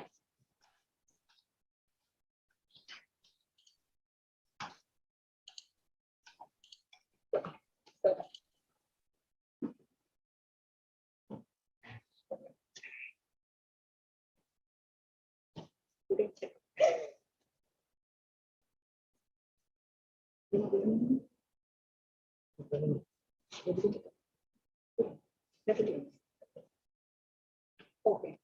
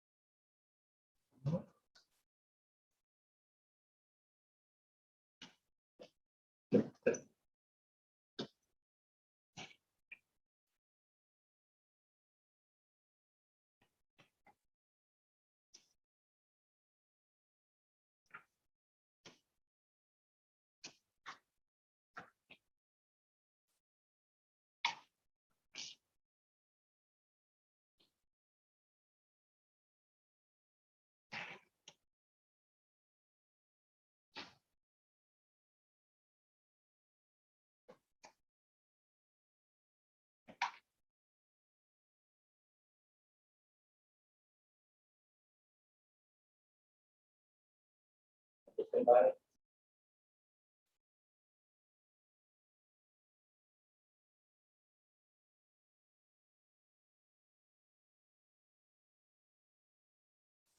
kita kena kerjakan.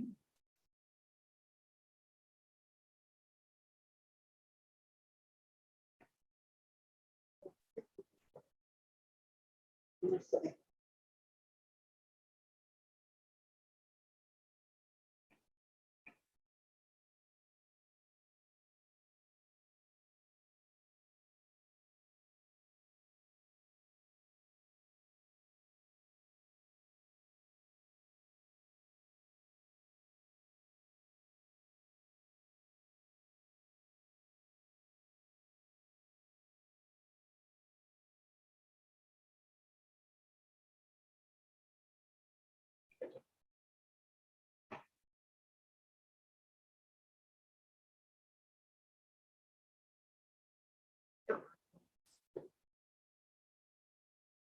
Yang tu.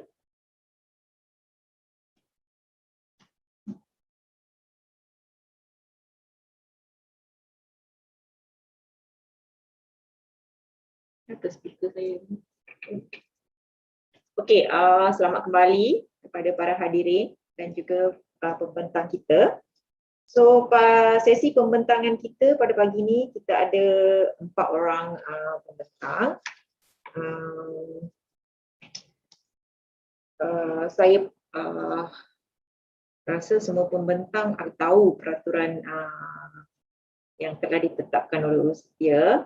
So, saya berharap semua pembentang mematuhi masa yang dibenarkan, iaitu 15 minit pembentangan dan juga 5 minit untuk sesi soal jawab. Okey, so ini akan melancarkan sesi pembentangan kita pada pagi ini.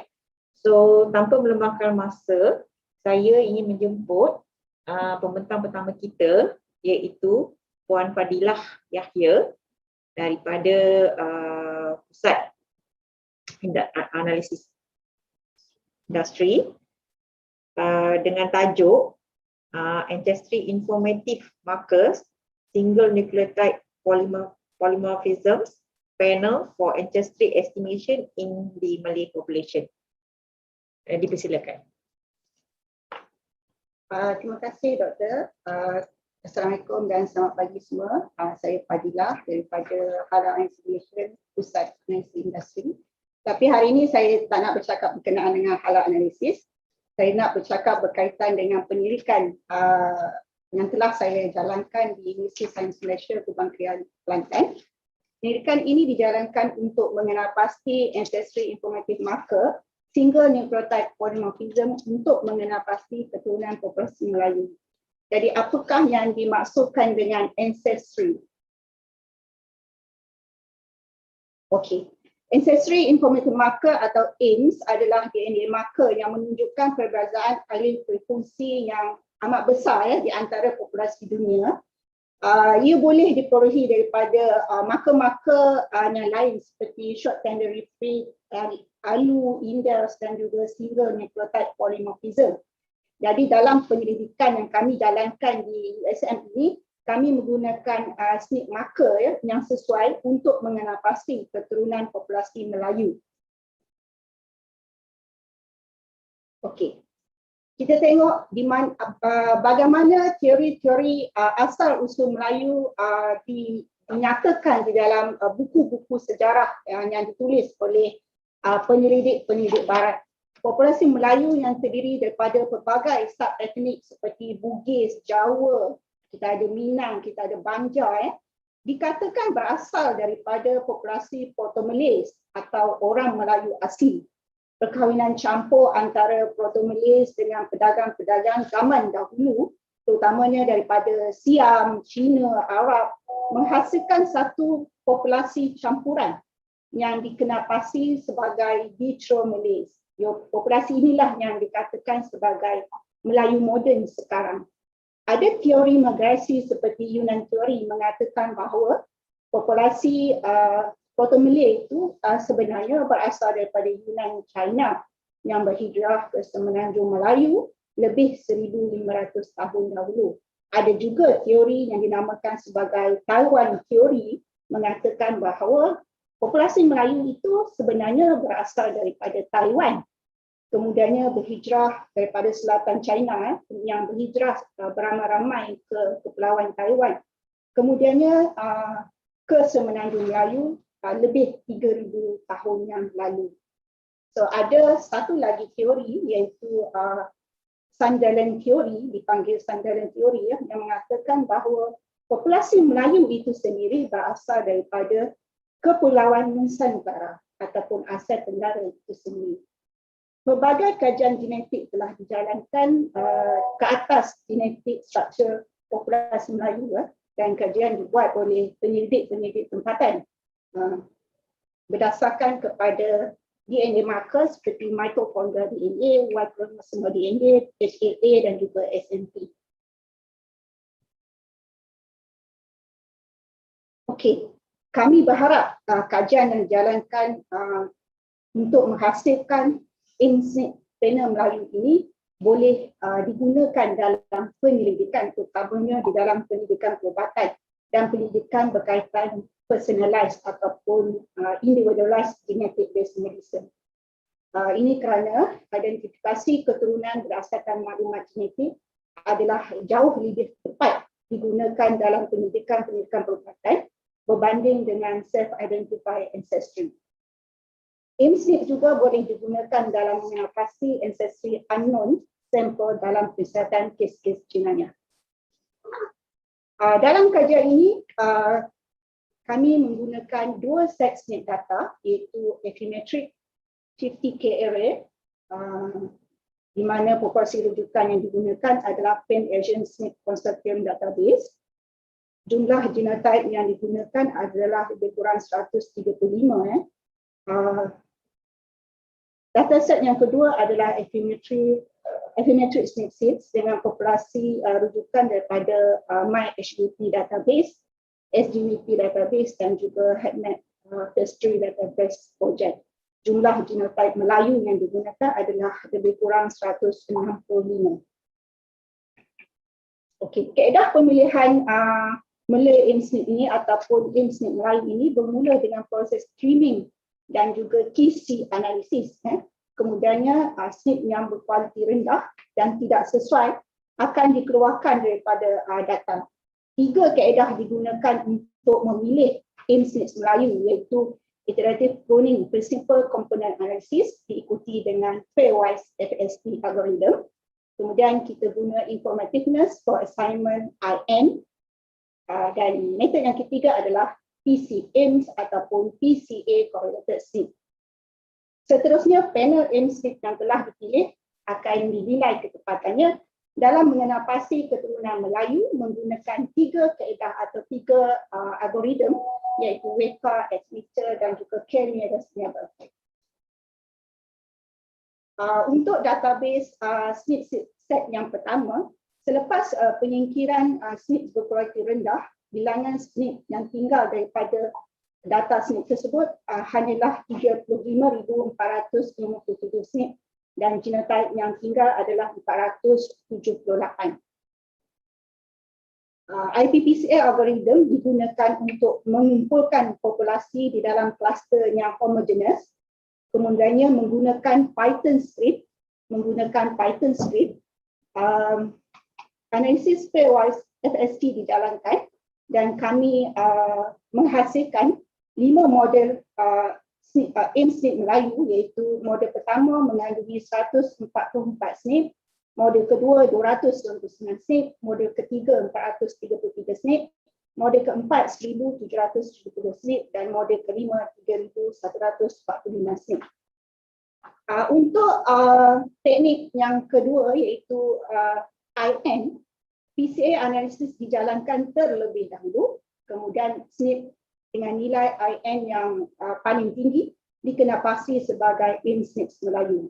Sama juga dengan PCIMS teknik di mana principal component analysis dijalankan ke atas SNP data sedia ada yang telah dibersihkan tadi sebelum pemilihan IMSNP Melayu dijalankan. Okey. Ini adalah program yang digunakan untuk evaluation IMSIS Melayu tersebut, iaitu program WEKA, menggunakan klasifier naive bias.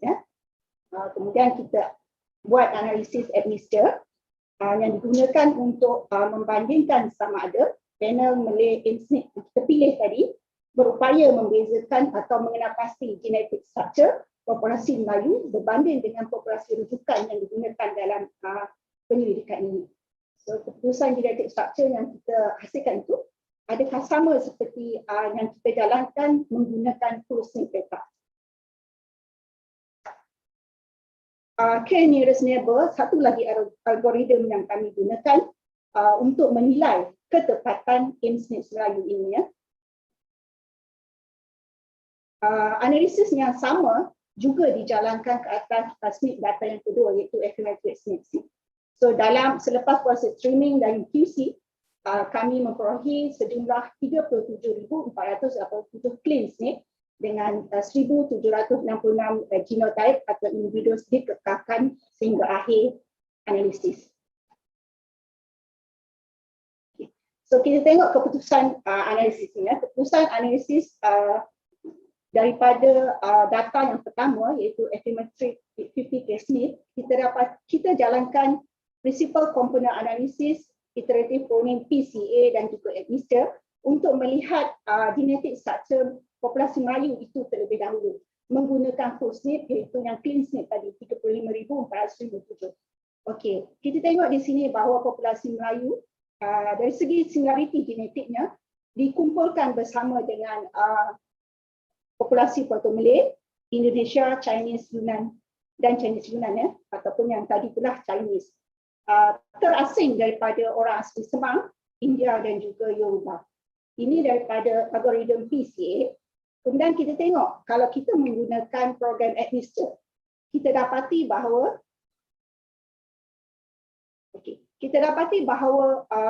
Malay, populasi Malay ini genetik structure-nya dapat dibezakan dengan populasi rujukan yang digunakan dalam kajian ini seperti Yoruba, India, Puerto Malay, Indonesia dan Chinese. Kita juga dapat lihat daripada administer result ni bahawa genetik komponen Malays adalah dikongsi bersama, terutama dia dengan populasi Indonesia, dan kita dapat nampak kat sini warna purple. So kita tengok juga bahawa ada traces of Indian genetic komponen dan juga Chinese genetic komponen warna macam orange ni dan juga kuning, serta ada juga traces of Puerto Malay di dalam genetik Melayu. So memang betul lah genetik Melayu ini sangat etnik dari segi genetik structure-nya. Ia adalah campuran. Cuma kita boleh buat kajian lebih melalui mitokondria ataupun marker yang lain untuk kita tahu etnik tersebut berlaku bila. Adakah 300,000 atau beribu-ribu tahun yang dulu Tetapi seperti yang tuan-tuan dan puan-puan tahu bahawa sekiranya berlaku perkahwinan campur, secara randomnya genetik kita akan berubah mengikut kita punya ancestor lah, ibu bapa kita. Sebab itu perkahwinan campur akan mengurangkan atau dilute down kita punya purity kita punya genetik. So untuk RPPCA kita dapati bahawa memang Melayu ini sangat heterogeneous, di mana ia dikelompokkan di dalam 5 subpopulation, iaitu SP3. Boleh tuan-tuan lihat kat sini, daripada 127 yang clean tadi, genotype 51 dalam SP3. Lepas tu kita tengok sini 32 individu dalam SP4, kemudian kita ada 31 individu dalam SP8, SP12 kita ada 11, dan akhir sekali SP13 kita ada 2 individu dikumpulkan bersama dengan terutamanya populasi Indonesia, Puerto Malay dan juga Chinese dan sedikit India daripada populasi India. Okay. So menggunakan iterative pruning principal component analysis, kita membahagikan, kita dapati bahawa populasi Melayu ini boleh dikumpulkan dalam 2 kumpulan besar, iaitu SP3 dan SP4. Jadi selepas menggunakan teknik pairwise FST tadi, kita ada 5 model, 5 model SNP Melayu, di mana model 1772 SNP boleh memberi ketepatan pengenalpastian populasi Melayu sebanyak 88%. So kita boleh kurangkan daripada 35,000 tadi kepada 1772 bilangan SNP. Okey, ini ketepatan SNP Melayu menggunakan WECA sebagai program evaluation program, iaitu kita dapati bahawa dengan menggunakan 144 SNP sehingga 3145 SNP, kita dapati bahawa ketepatan menentukan populasi keturunan Melayu boleh mencapai sehingga 76%, dan model 4 iaitu 1772 SNP boleh memberikan ketepatan sehingga lebih daripada 88%. Ini adalah keputusan administrative analisis yang kita jalankan ke atas model 4 dan model-model yang lain.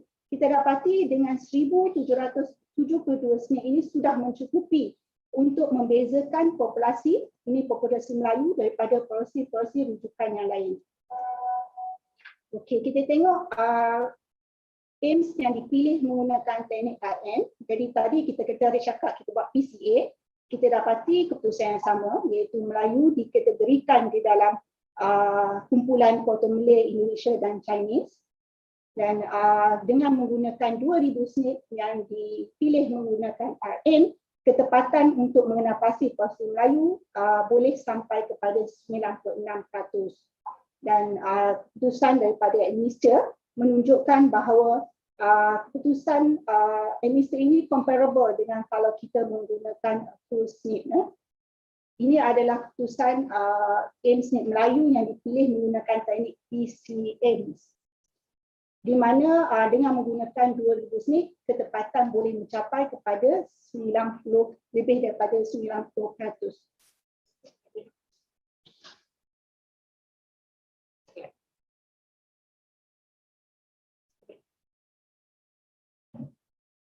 Okey, dengan menggunakan 2000 SNP, kita dapati bahawa genetic structure populasi Melayu boleh dibezakan sama seperti full SNP. Kita dapati bahawa genetic structure populasi Melayu masih boleh dibezakan dengan populasi rujukan yang lain.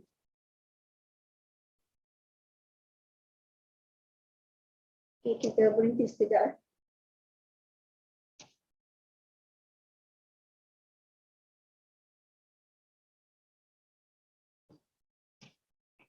Okey, untuk keputusan estimated SNP, ini adalah keputusan PCA yang dijalankan ke atas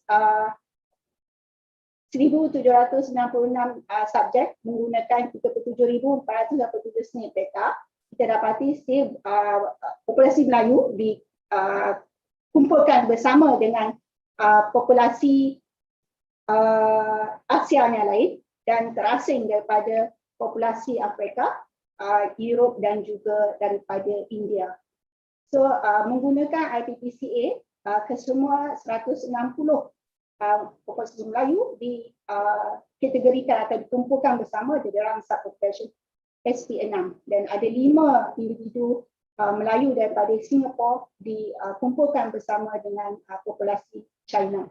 So daripada analisis keputusan analisis yang ada kat sini, kita dapati bahawa genetic structure Malay, 160 Malay itu kita boleh bezakan daripada populasi India, populasi Chinese yang lain dan juga Japanese, serta populasi African dan Europe. Kita nampak kat sini warna orange unit kepada Malay dan sedikit traces of Indian component masih boleh dilihat. Warna purple ni masih boleh dilihat di dalam populasi Melayu yang kita dapat daripada econometric system.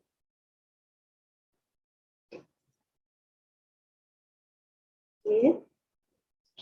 So kalau kita lihat SNPs Melayu yang dipilih menggunakan teknik FSP, ketepatan menggunakan 1250 SNP sangat tinggi ya, sehingga boleh mencapai kepada 100%, di mana semua 160 individu Melayu dikategorikan sebagai individu Melayu melalui SNP melalui hanya menggunakan 1250 SNP. So ini adalah mixture analisis yang dijalankan ke atas 1250 SNP yang memberi keputusan yang comparable dengan full SNP. So dengan menggunakan teknik IN, kita dapati bahawa populasi Melayu dapat dikategorikan secara betul pada kadar 100% ya, dengan menggunakan 2000 SNP. Begitu juga dengan mixture analisisnya masih memberikan genetik structure pattern yang unik untuk populasi Melayu. Ini adalah SNPs yang dipilih daripada PCMs.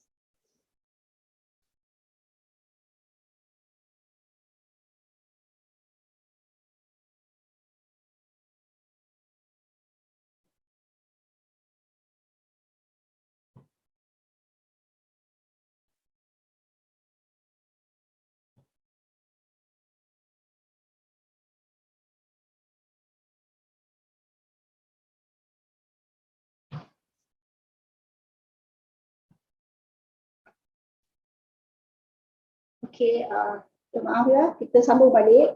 Ini adalah SNPs Melayu yang dipilih menggunakan teknik PCMs. Kita dapati bahawa 2000 SNP boleh memberi ketepatan sehingga lebih daripada 99%. Ya. So kalau kita lihat mixture juga akan reproducible ya. Kalau kita gunakan full SNP, dia punya genetic pattern dia dapat dilihat di sini adalah similar dengan kalau kita menggunakan hanya 2000 SNP, di mana genetic structure populasi Melayu masih boleh dibezakan dengan populasi dunia lain yang digunakan dalam kajian genetik ini. Ini adalah perbandingan ketepatan SNP Melayu yang dipilih menggunakan PCMs dan juga IM method, dan algoritma yang kita gunakan untuk menilai ketepatan tersebut adalah KNN. Jadi kita dapati dekat sini yang warna merah ni adalah IN, dia slightly lower daripada PCMs ya. So ini adalah perbandingan ketiga-tiga kaedah yang kita guna, iaitu FSP, IN dan PCMs.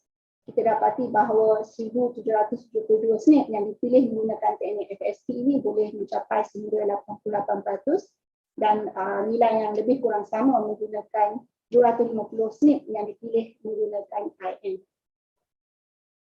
Ini adalah mixture comparison. So kita tengok dekat sini, kalau kita menggunakan hanya sejumlah 1722 SNP yang dipilih menggunakan teknik FSP, 2000 SNP yang dipilih menggunakan N dan 2000 SNP yang dipilih menggunakan PCM, kita masih boleh membezakan genetik structure Melayu dengan populasi rujukan yang lainnya. Yang ini perbandingan menggunakan WAKE program. So FSP 157 SNP menggunakan FSP, kita boleh capai sampai 90% ketepatan. 1250, 100%. Tapi kalau kita gunakan PCMs, kita perlukan lebih kurang 2000 hanya 2000 untuk mencapai ketepatan sehingga 100%. So kita tengok kalau menggunakan untuk affirmative SNP, kalau kita gunakan 1250 SNP dan 2000 SNP, kita masih boleh menghasilkan keputusan yang sama seperti kalau kita menggunakan full SNP data. So ini adalah contoh penggunaan SNP Melayu tadi. Contohnya sekiranya kita katakan subjek unknown kita adalah C, menggunakan SNP Melayu tersebut, kita run mixture analysis dan kita akan dapati komponen genetik yang dimiliki oleh subjek C. So ini adalah anggaran saja ya. Untuk subjek C, anggaran komponen genetiknya mostly daripada share dengan Indonesian populasi dan dalam lebih kurang 28% dengan China dan India 25% dan sedikit daripada Melayu temuan ataupun Portuguese atau orang Melayu asli tadi. So kesimpulannya di sini, SNP Melayu yang mengandungi lebih 1,772 SNP daripada data set 50 kes SNP dan 1,250 SNP daripada data set econometric SNP tadi dapat mengenal pasti populasi Melayu secara tepat. So kita harapkan SNP Melayu ini boleh digunakan dalam penyelidikan perubatan, terutamanya berkaitan dengan penyakit genetik seperti thalassemia, H. pylori dan juga kanser untuk mengenal pasti subjek Melayu dengan lebih tepat. Jadi kita tidak lagi menggunakan self-identified ancestry sebagai penentuan keturunan subjek untuk ataupun dalam pendidikan perubatan. Itu sahaja daripada saya.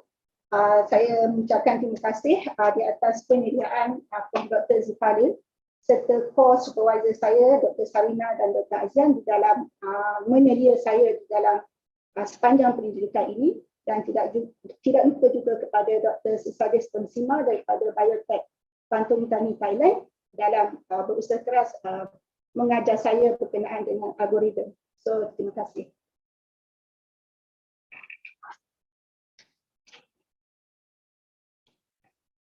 Terima kasih Dr. Fadila Yahya atas pembentangan yang menarik mengenai ancestry estimation in the Malay population. So now kita buka untuk sesi soal jawab. Kita bagi slot untuk 2 soalan saja. So kalau ada apa-apa soalan boleh utarakan.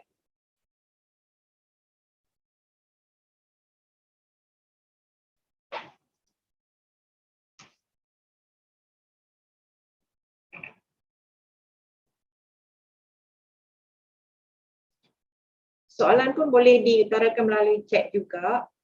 So kita boleh minta pembentang kita untuk jawab soalan tu.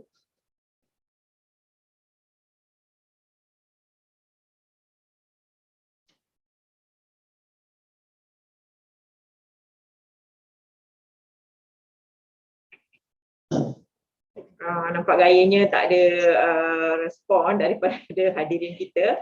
So dengan tu kita ucapkan terima kasih kepada pembentang pertama kita, Puan Fadila. Terima kasih. Terima kasih Doktor. Kita sambung sesi pembentangan kita dengan pembentang kita yang kedua, iaitu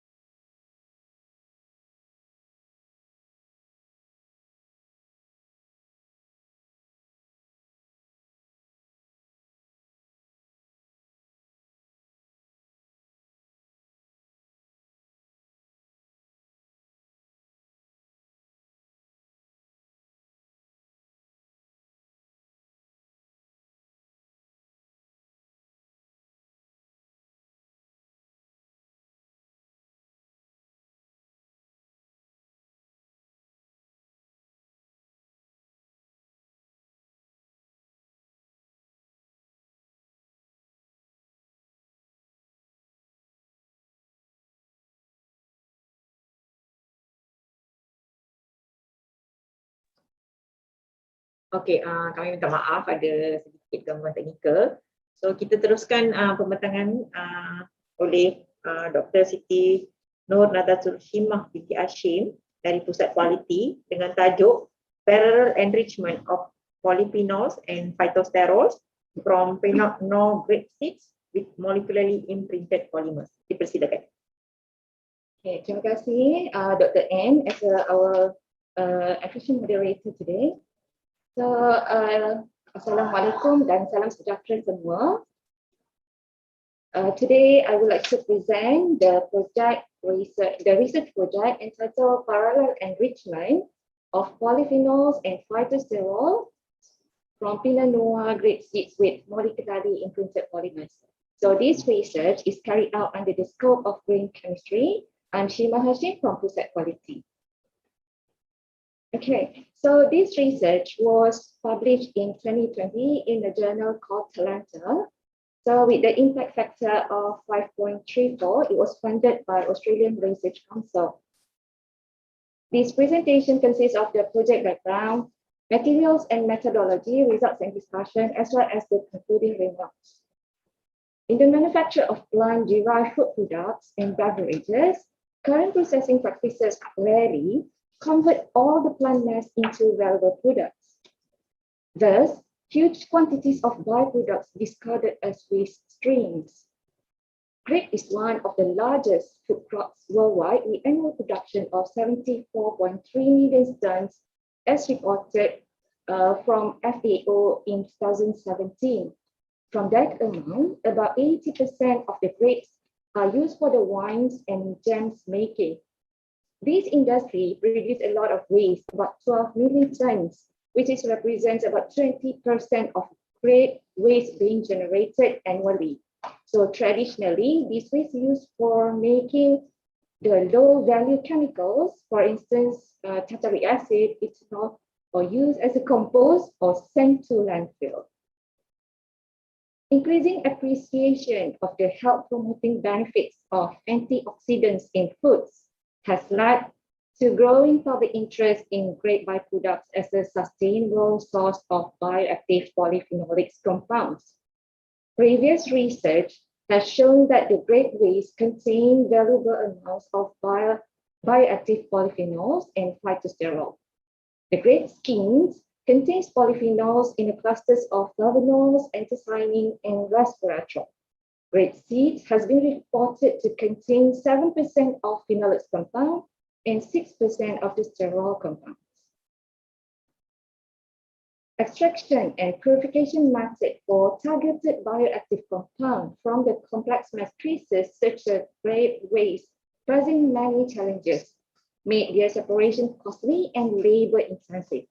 So in this research, the target compound for phenolic compound that we are looking at called resveratrol. Resveratrol is a nature present in the grapes, berries, peanuts, and red wines, as well as in the grape skins and seeds.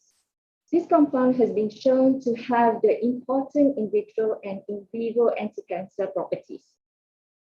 Naturally, this resveratrol exists as a trans and cis configuration structure. The trans resveratrol is also called the E form of the resveratrol. The Z refers to cis form. Okay, for the sterols target compound, we are focusing on the stigmasterol. This compound is very useful in the prevention of certain chronic diseases such as cancer. These are the structures of the stigmasterol with the core structure of steroid here and the hydroxyl group, one hydroxyl group, as well as the aliphatic carbon on top of it. In order to facilitate the separation of a targeted bioactive compound from the grape waste, so we usually use the polymer technology to do the separation and purify it. So in order to construct the polymer, like in making the normal polymer, you need to have the function monomer, cross-linker, and initiators. To develop the molecularly imprinted polymer, you need an additional recipe called, you need to put the template in it. So in this case, I'm using the E-resveratrol as my target compound to capture the targeted bioactive. So what are MIPs? MIPs are synthetic, highly cross-linked porous polymeric materials designed to have a predetermined selectivity towards the template. So in this research, we are using the self-assembly polymerization by utilizing the non-covalent imprinting strategy. Resulted the polymer embedded with the template. And then we remove the template with a strong acid to create the polymer cavity. This is called the molecularly imprinted polymer. We create the acuan of the polymer with the template that we want.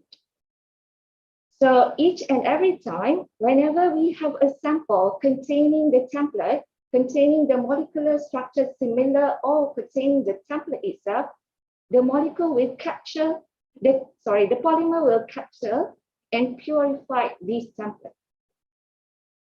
So this technology has specific recognition sites towards the template molecule or closely related to structural analogs. In this research, they are very unique because it's involved with the parallel two system of MIT, which we developed in the labs. So the first one is called the e-resveratrol templated MIT to capture the resveratrol. And the other one is the sterol templated MIT to capture the stigmasterol. We are using only single matrix, which is grade seed waste. We freeze dry and ground the grade seed waste, and then we extract with the ethanol water, which is the green solvent, and centrifuge. The supernatant obtained after the centrifugation was loaded onto the phenol templated meat. The solid residue from the centrifugation we load onto the stigmasterol templated meat. These are the results for the meat polyphenols. So previously, we did the physical and chemical characterization to evaluate the performance of the meat as well as the control. The control was synthesized without the presence of the template. So we are using for the physical characterization, we are using the SEM and as well as the bed surface analysis.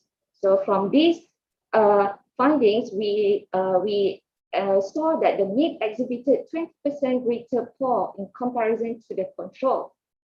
This research also was published in Talanta in 2016 by utilizing the meat polymers with the Pinot Noir grape skins. These are the results, the performance of the meat polyphenols with the actual samples, the grape seed waste, so that we evaluate the performance based on the elution fraction here. So the total recovery was 99.2%, and the imprinting factor is 26.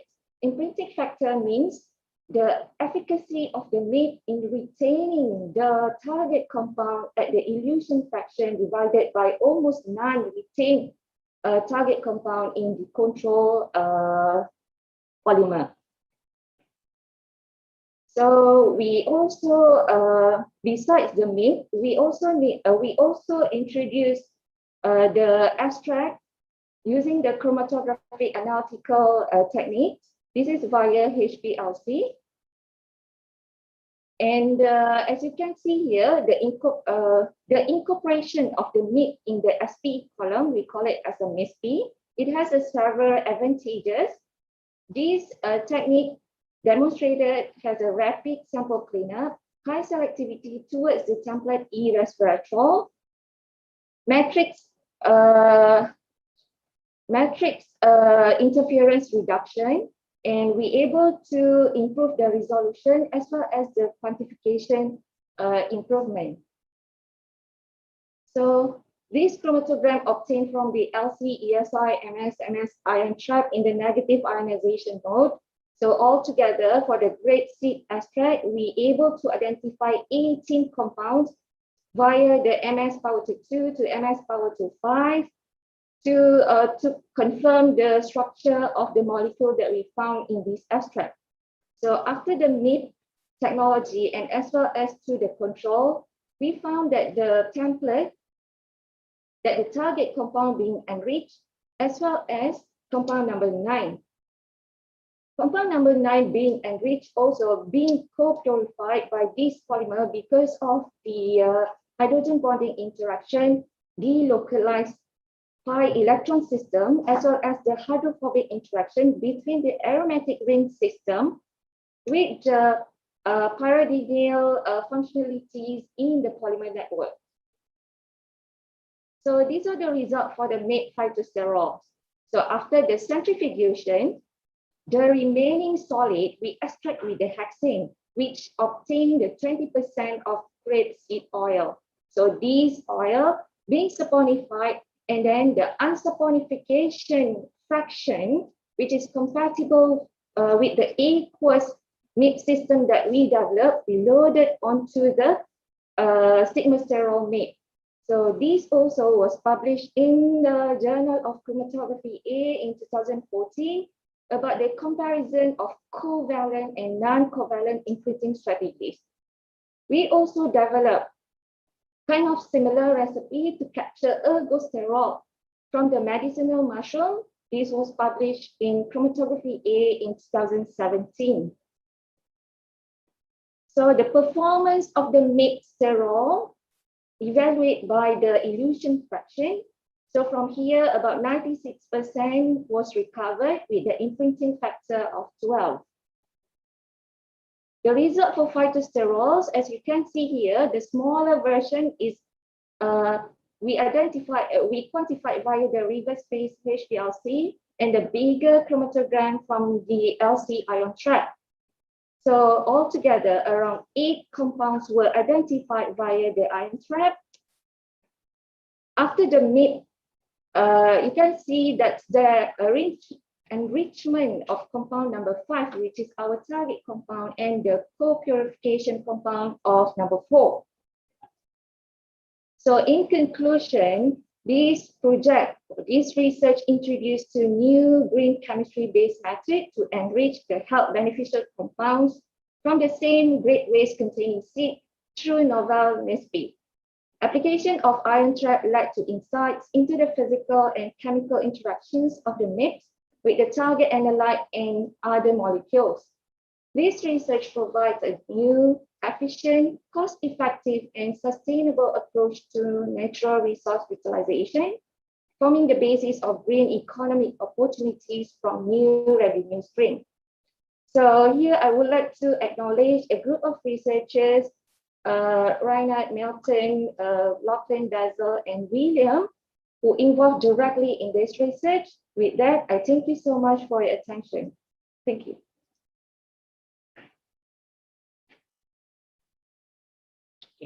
Terima kasih Dr. Shima for the very informative presentation and also very interesting. So now we open up for Q&A. So is there any questions you can post to Dr. Shima to answer?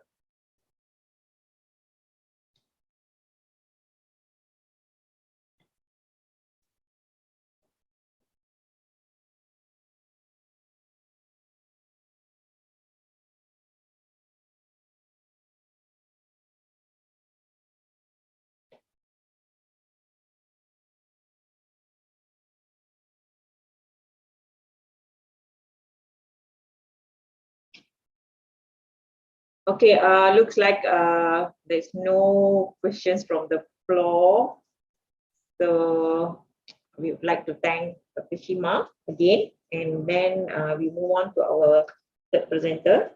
Thank you, Dr. Shima. Thank you.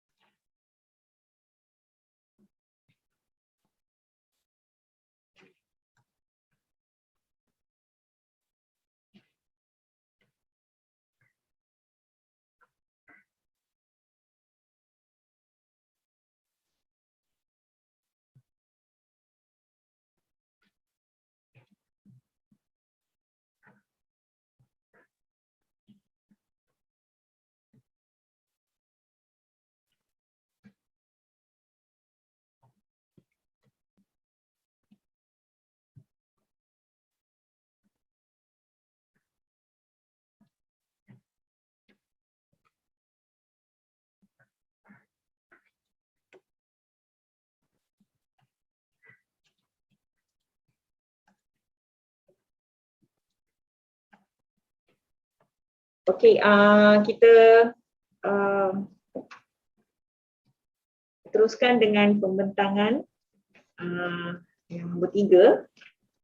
Kali ini kita dengar pasal environmental issues, which is also very close to my heart. So kita call upon Puan Siti Zubaidah binti Anafi daripada Kimia Johor dengan tajuk pembentangan beliau, tire oil, disaster or beneficial. Dengan ni kita persilakan. Bismillahirrahmanirrahim. Thank you Dr. Ananti for the warm welcome. My name is saya Siti Zubaidah binti Anafi daripada Kimia Johor. Boleh dengar ke?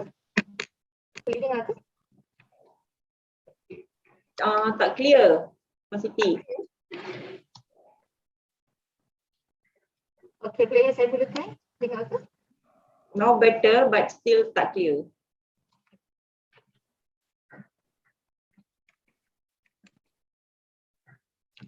Okey, Doktor boleh dengar ke? Tak clear juga.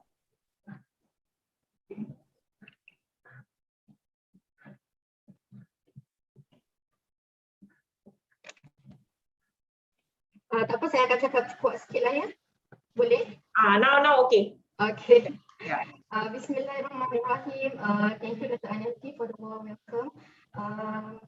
Saya Siti Zubaidah daripada Kimia Johor, and our topic, my topic today is very light. It's about an tire oil. Is it a disaster or beneficial to our daily life? Okay. Puan Siti, boleh cakap kuat sikit tak? Kuat sikit. Okay, saya cuba cakap lebih kuat lah. Boleh dengar sekarang? Okay, now okay. Okay.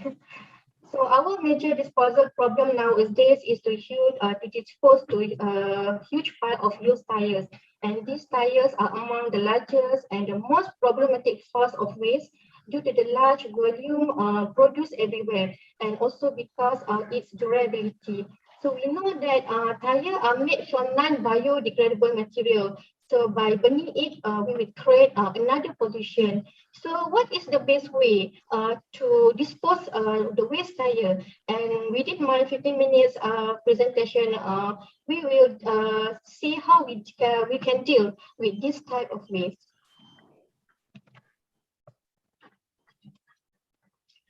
According to the EPA, rubber and leather contribute about 3% of the total municipal solid waste generated in 2018.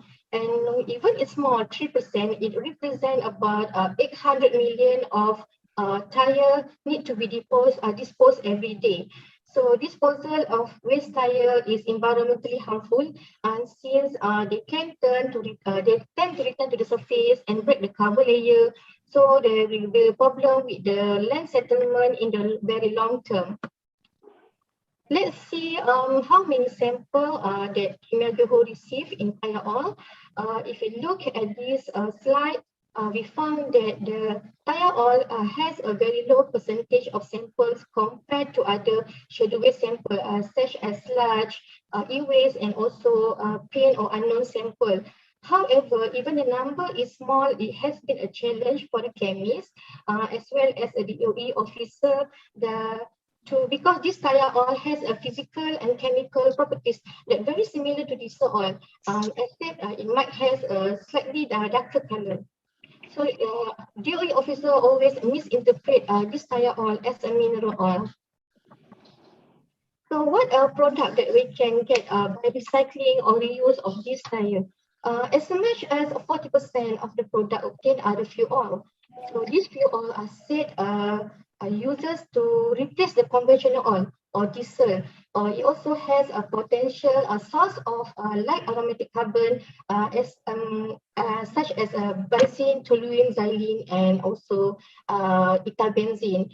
So the other product that we can get from the recycling of waste tire also steel wire gas, and also a carbon black. So there are a few processes that we can do disposal of the waste tire, either by the tire retreading, mechanical grinding, rubber reclaim, or combustion. However, all of this process is very limited. They have a limitation because they do not fully utilize the waste tire as an excellent energy recovery. So that is why pyrolysis process become the popular method now. And the waste tire itself, it's an ideal material that can undergo the pyrolysis process. So because they have the high volatile content, moderate sulfur content, low H content, as well as a high calorific value. So comparing to the combustion or gasification, pyrolysis, you can get a product of gas, liquid, also a solid product with the high utilization value. So another benefit by the pyrolysis process, we can control the emission because pyrolysis is a closed system. So we can control the emission of the pollutant such as PAH, benzene, and phenol-like substance during the process. So the tire oil that we derive from the waste tire, also known as a tire derived oil, and for simpler word, we can say it's a tire oil. And the major constituent are the limonene, cymene, benzothioazole, etabenzene, and others. So this is the brief process of the tire pyrolysis. So tire pyrolysis is a combustion of waste tire in the absence of air. So it involves the heating of the waste tire from 400 can reach to 700 degrees, and in the absence of the oxygen. So we will get the fuel oil, which we also known as the tire derived oil. We also can get the gases.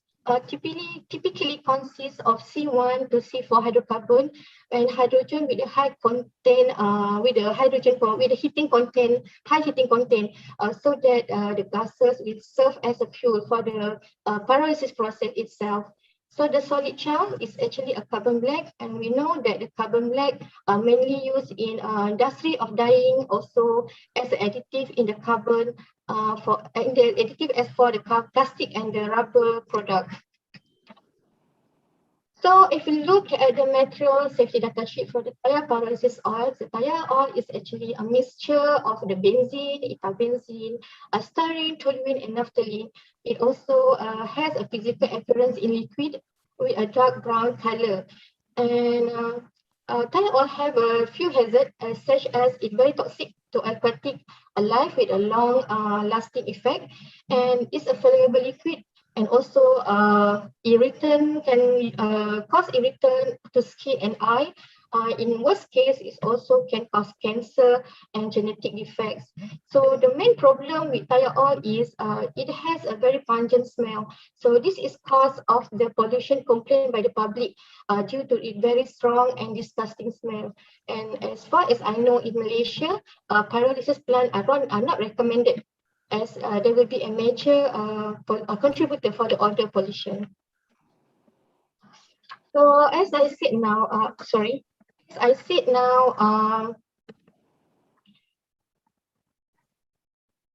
tire oil can be used as substitute for the conventional fuel, which is diesel. So many many study has been done on the tire oil, and they said the characteristic of the tire oil is very comparable with the diesel. For example, if we take a look at the characteristic of the density, calorific value, and carbon, it's very similar value.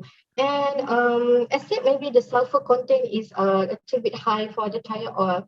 So due to that, tire oil may not suitable to be used in the engine. However, in Thailand, they have proved that the tire oil can be used in the engine in terms of the engine performance and the energy output. However, maybe modification need to be done on the tire oil in terms of the need to do the purification process such as hydrogenation, desulfurization, or the catalyst usage. So I think the purification process is a very complicated process, and it needs a lot of cost, as you can see also, I also state in the slide, this is the chromatogram from the GC of the tire oil and diesel, and we can see it's a very different profile in terms of the carbon distribution. So this is the paper in 2019. showing that the color of the two rivers this is the river, very famous river in Johor. The paper cutting is shown the color of the river in 2012 and 2017. And you can see that there is significant changes of the color of the river because they said it was because of the toxic waste dumping and other pollution that happened along the river. The paper also mentioned about the limonene was found in the recycling process of the tire. So what I want to discuss now, to share with you now, is what is the limonene and what is the relation with the tire pyrolysis process. So before that, I would like to introduce to you the limonene can exist in three forms. G-limonene, L-limonene, as well as DL-limonene. And DL-limonene is under the diterpene group. Is a major compound of the pyrolysis oil, and it also derived from the thermal decomposition of the waste tire. And currently, we know that the widely use of the production of the limonene is actually from the peel of the or the extraction from the citrus fruit. However, from the thermal decomposition of the waste tire, also we can get limonene. So limonene, due to the same characteristic, it's been used as industrial effluent, industrial solvent for the household product, and resin also additive. So if we could look at the hazard for the limonene, it has the same hazard as the tire oil. It also danger to the aquatic life, also irritant to skin and eye, and flammable liquid. So when we look, if you look at the SDS for tire derived oil, it didn't mention about the limonene because limonene also can decompose to the benzene or other simpler compound. This is the reference tire oil chromatogram from gas chromatography.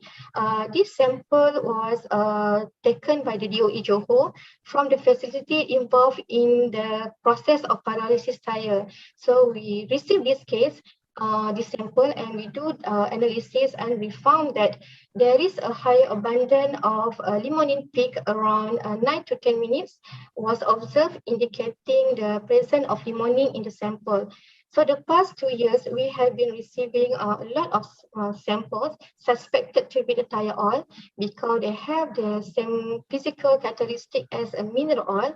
So after the analysis, we found that the profile of the oil varies, and it's quite difficult to get a single trend to conclude that this is the profile for the tire oil. So even they take from the sample from the different facility of the pyrolysis oil is very difficult to get one trend that show that this is a trend, this is a profile for the tire oil. So we conclude that this is because maybe mostly the sample was taken from the recycling facility or from dumping area, so that the sample were mixed with other materials, so that they have a similar chemical properties, and they also may elute at the same retention time. So as I said before, during pyrolysis also, limonene can decompose to benzene, cymene, and indene, and that is why sometimes in the profile oil we cannot see the peak of the limonene. So we also do other analysis. This also found in the sample. So we found that they contain similar spectrum as a motor oil in FTIR, and also contain heavy metal such as ferrum, zinc, cadmium, and copper. So as I said before, limonene also can be extracted from plant, and it widely used as a dietary supplement in cosmetic product, also as a food flavoring to mask a bitter taste of the alkaloids. So this is the use of the limonene in the industry. So now I come to this topic, which is the solid waste management. So Actually, the waste tire is not categorized as a scheduled waste. It's not listed under the Environment Quality Act 1974. It's more considered as a trade waste or business waste. So there is no specific rules or regulation in the management of waste tire in Malaysia so far. So the policy is just a dump in the landfill. So however, we know that the tire oil, if we be consumed by the fire, it can release pollutant, inorganic and also organic organic constituent. So that is why this compound is actually listed under the Environmental Quality Act 1974. So it fall under the category of SW3.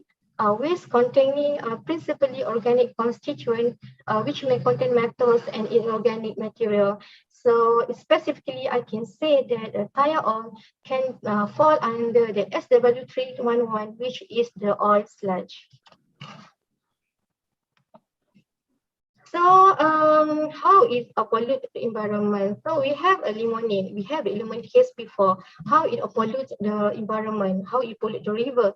So the airborne pollution caused by the tire burning is significant. So the black fume is actually contain heavy metals and other harmful pollutants that linger in the air and also can lead to the acute health hazard. So in terms of the water and soil pollution, according to the EPA, about every million tire consumed by fire, about 55,000 tire oil will produce, and this can pollute the environment and maybe also can contaminate our local water supply. So is the pyrolysis in the safe method? We can say that it has advantages and also disadvantages. So the pyrolysis process is energy recovery efficient. It can control environment emission, low energy requirement because it has a simple device. So it also provides a neat production that is economically feasible. So however, still the pyrolysis plant is not recommended in Malaysia because of the odor. So the advantages that the most notable drawback is there are still contaminant if to be produced if the tire oil is burned. So if even you get the tire oil from the pyrolysis process, so if not disposed properly, it will also can be a source of the pollutant to our environment. So the best way to dispose the waste of tire, I think for now the situation for this current situation, we can say that the pyrolysis process is an environmentally attractive and a feasible technological direction in recycling of the waste tire, so that maybe from the pyrolysis we can overcome the land disposal problem. However, maybe regulation need to be emphasized that they need to control the plant so that they can control the emission of the odor, and so that if there is no odor release if by the plant of the pyrolysis, so there will no complaint from the public. And this is why, because the last experience that we have, that the complaint made by the public because of the odor, and the Department of Environment will investigate the factory, and that's why they send the tire oil to Japanese Kimia for analysis, and they considered it as a scheduled waste. So that's, I think that is all from me. I think it's back to you, Madam Moderator. Thank you so much.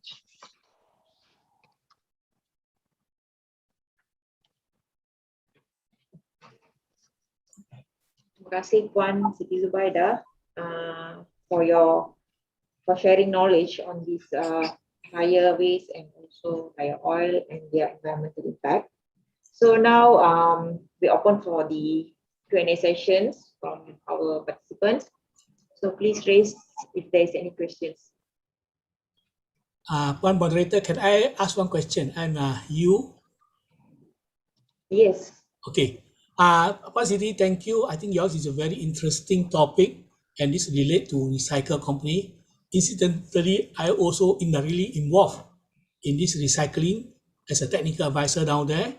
Now they are using used tire, pyrolyze it to recover carbon black, steel, fuel oil and also gas will be reused in reheating the tire again. So if they follow the ISO or the health hazard everything strictly, I think the amount of this toxic gas coming out will be very little.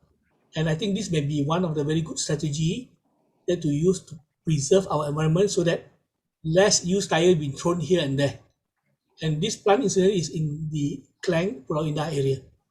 I think it's good if First City you want to have a look for in the future, you can just let me know. It's Oh, very thank you so much. Thank you. Siti First City Thank you. Okay, thank you. I'm sorry, I think I have a problem with my camera, so I cannot on my camera. So thank you for the praise, Datuk. We will see how we can do for the future. Thank you so much. Yeah. Thank you, moderator. Thank you, Tuan Haji. Thank you, Dr. Yu, for the concern, for the suggestions on this issue. So we look for one more questions, if there's any. I think there's one question posted on the chat from Farida Marsin.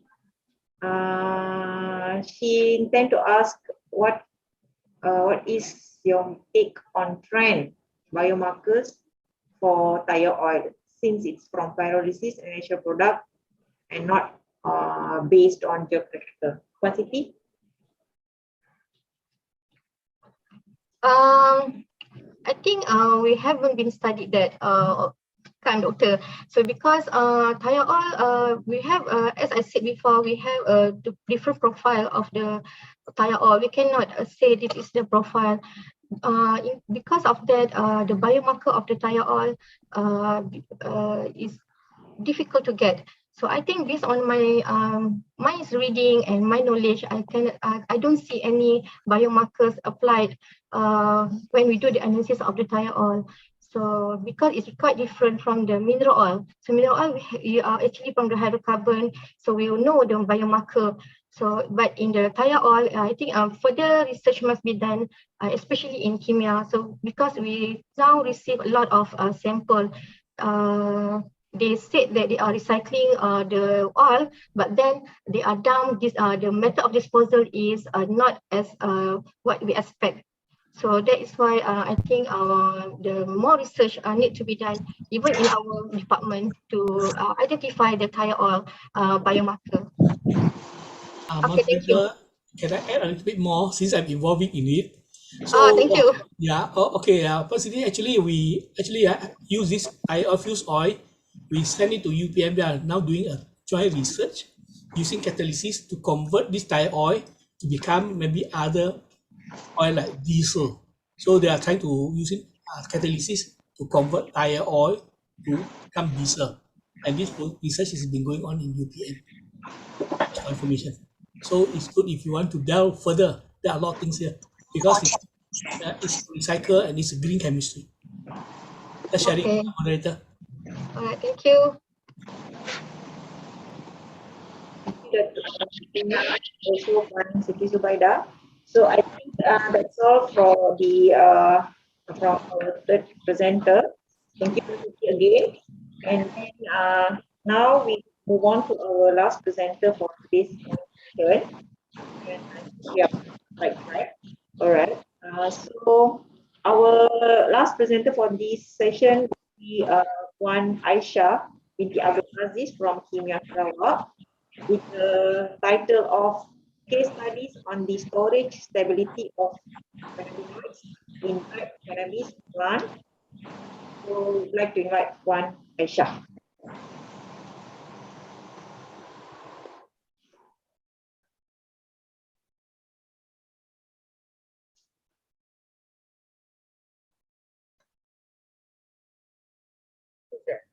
Hello, thank you Dr. N. Ya, boleh dengar Puan. Hello. Okay, Assalamualaikum and a very good afternoon.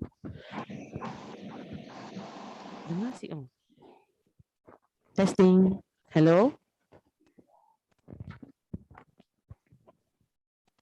Puan boleh dengar Puan? Okay, yeah. Okay, so proceed. Sorry. Afternoon kan? It was already 12 o'clock, so I may be the last presenter for this first session in this today. So let's we proceed. Okay, our project is about the case study on the stability of cannabinoid in dry cannabis plant. So here's the agenda for today. We have about 5 sub-agenda. So let's we move on. What is cannabis all about? I am pretty sure that all of staff in Department of Chemistry as well as other are very have the knowledge of cannabis or ganja. Okay, so according to the UNODC 2016, cannabis sativa or cannabis remain the most widely cultivated, produced, and trafficked and consumed drug worldwide. Cannabis actually is produced from the cannabis sativa plant have been used in 3 forms. That's such as herbal cannabis, the dry leaf and flowering tops. The resins of the cannabis is the pressed secretions of the plant known as hashish or keras. And this cannabis sativa actually is a herbaceous species that originated from Central Asia. Okay. Weed, marijuana, slab, or ganja is a highly illegal substance in Malaysia. A death penalty will be imposed if abused 200 grams of ganja under Section 39B of the Dangerous Drug Act 1952. Okay, this is the cannabis kingdom, phylum, class, order, family, and genus. And the species that we are the most widely used is cannabis sativa. Okay, in terms of the definitions of cannabis in the Dangerous Drug Act, is any part of any plant of the genus cannabis from which there is found to be present resin, irrespective of its quantity and by whatever name the plant may be designated. These questions sometimes are quite common if being asked in the court, but it's okay. These are the morphological of cannabis sativa, where you can see here, A is representing the male plant and B is representing the fruiting female plant. Okay. Next, overview of the cannabinoid. Okay, just now we talked about cannabis and now we talk about the cannabinoid. The term actually refers to the group of C21 or C22 terpenophenolics compounds, including the analog and metabolites. Cannabinoids are natural or synthetic organic compounds that bind to the cannabinoid receptor and have similar pharmacological properties to those developed by the cannabis plant. THC is the tetrahydrocannabinol, CBN, cannabinol, and CBD. Cannabidiol are the most frequently studied compounds out of 100 cannabinoids that have been isolated from cannabis. The content and ratio of cannabinoid present are determined by botanical and cultivation influences, as well as the drug's modes of preparation and storage condition, which include light, heat, and the period of growth in the soil. So these are the chemical structure of the cannabinoid. We have here THC, CBD, CBN, THCA, and CBDA, which is THCA and CBDA is in acidic form. For these 3 major compound, the main major compound of cannabinoid is in the neutral form. Okay, as you can see here, THC, it is well known that the potency of cannabis product, including cannabis resin, depends on this compound, that is the tetrahydrocannabinol content. Okay, next, if we see here, cannabis worldwide, according to the UNODC, the user is about 181.8 million. And it shows here Malaysia show about 2.5 to 5% population that consume or abuse of this cannabis. Next, the objective of this case study is to determine the stability of cannabinoid that present in the plant that has been kept since 2008 until 2020. And then we try to investigate, is there any changes of the THC, CBD, and CBN due to the long-term storage. So for this study, we collect the sample based on by-year interval of 2 years, starting from 2008 until 2020. So all the sample consists of 7 cannabis dry plants that were seized by the law enforcement, such as PDRM, KDRM, and etc. by the interval of 2 years since 2008 until 2020 before the commencement of this study period. Previously, all of these samples were identified as positive for cannabis and later used as a secondary standard or positive control for color tests, such as DL test and TLC. All samples were labeled accordingly, like C08 that we labeled shows that the drug was seized in 2008 and following the others. So why our case studies involve 2 years? This is because according to Fabian, Lehman and Rowan in 1976, herbal or resin cannabis are reasonably stable for 1 to 2 years if it's stored in the dark room temperature. So for our sample collection, we kept the sample in the iPod dry cabinet where we control the sample temperature about 25 to 30 Celsius and the relative humidity about 35% and the time by year. Next, in order to measure the stability or to study the stability of cannabinoid in the dry cannabis plant, we involve 5 methods. The first method is the microscopic test. The second is the microscopic test. The third one is color test. Fourth, TLC test. And the last one that we just add on is the GCMS screening. So the extraction of the cannabis sample, since there are 7 sample of cannabis, so we examine again under the stereoscopic microscope and their pictures were taken. Next, the sample were homogenized by using pestle and mortar before undergoing the next test, that is the L and TLC. And for this part, we are using about 7 grams of the cannabis plant, dry cannabis plant. In later, we are using hyphenated technique by GCMS.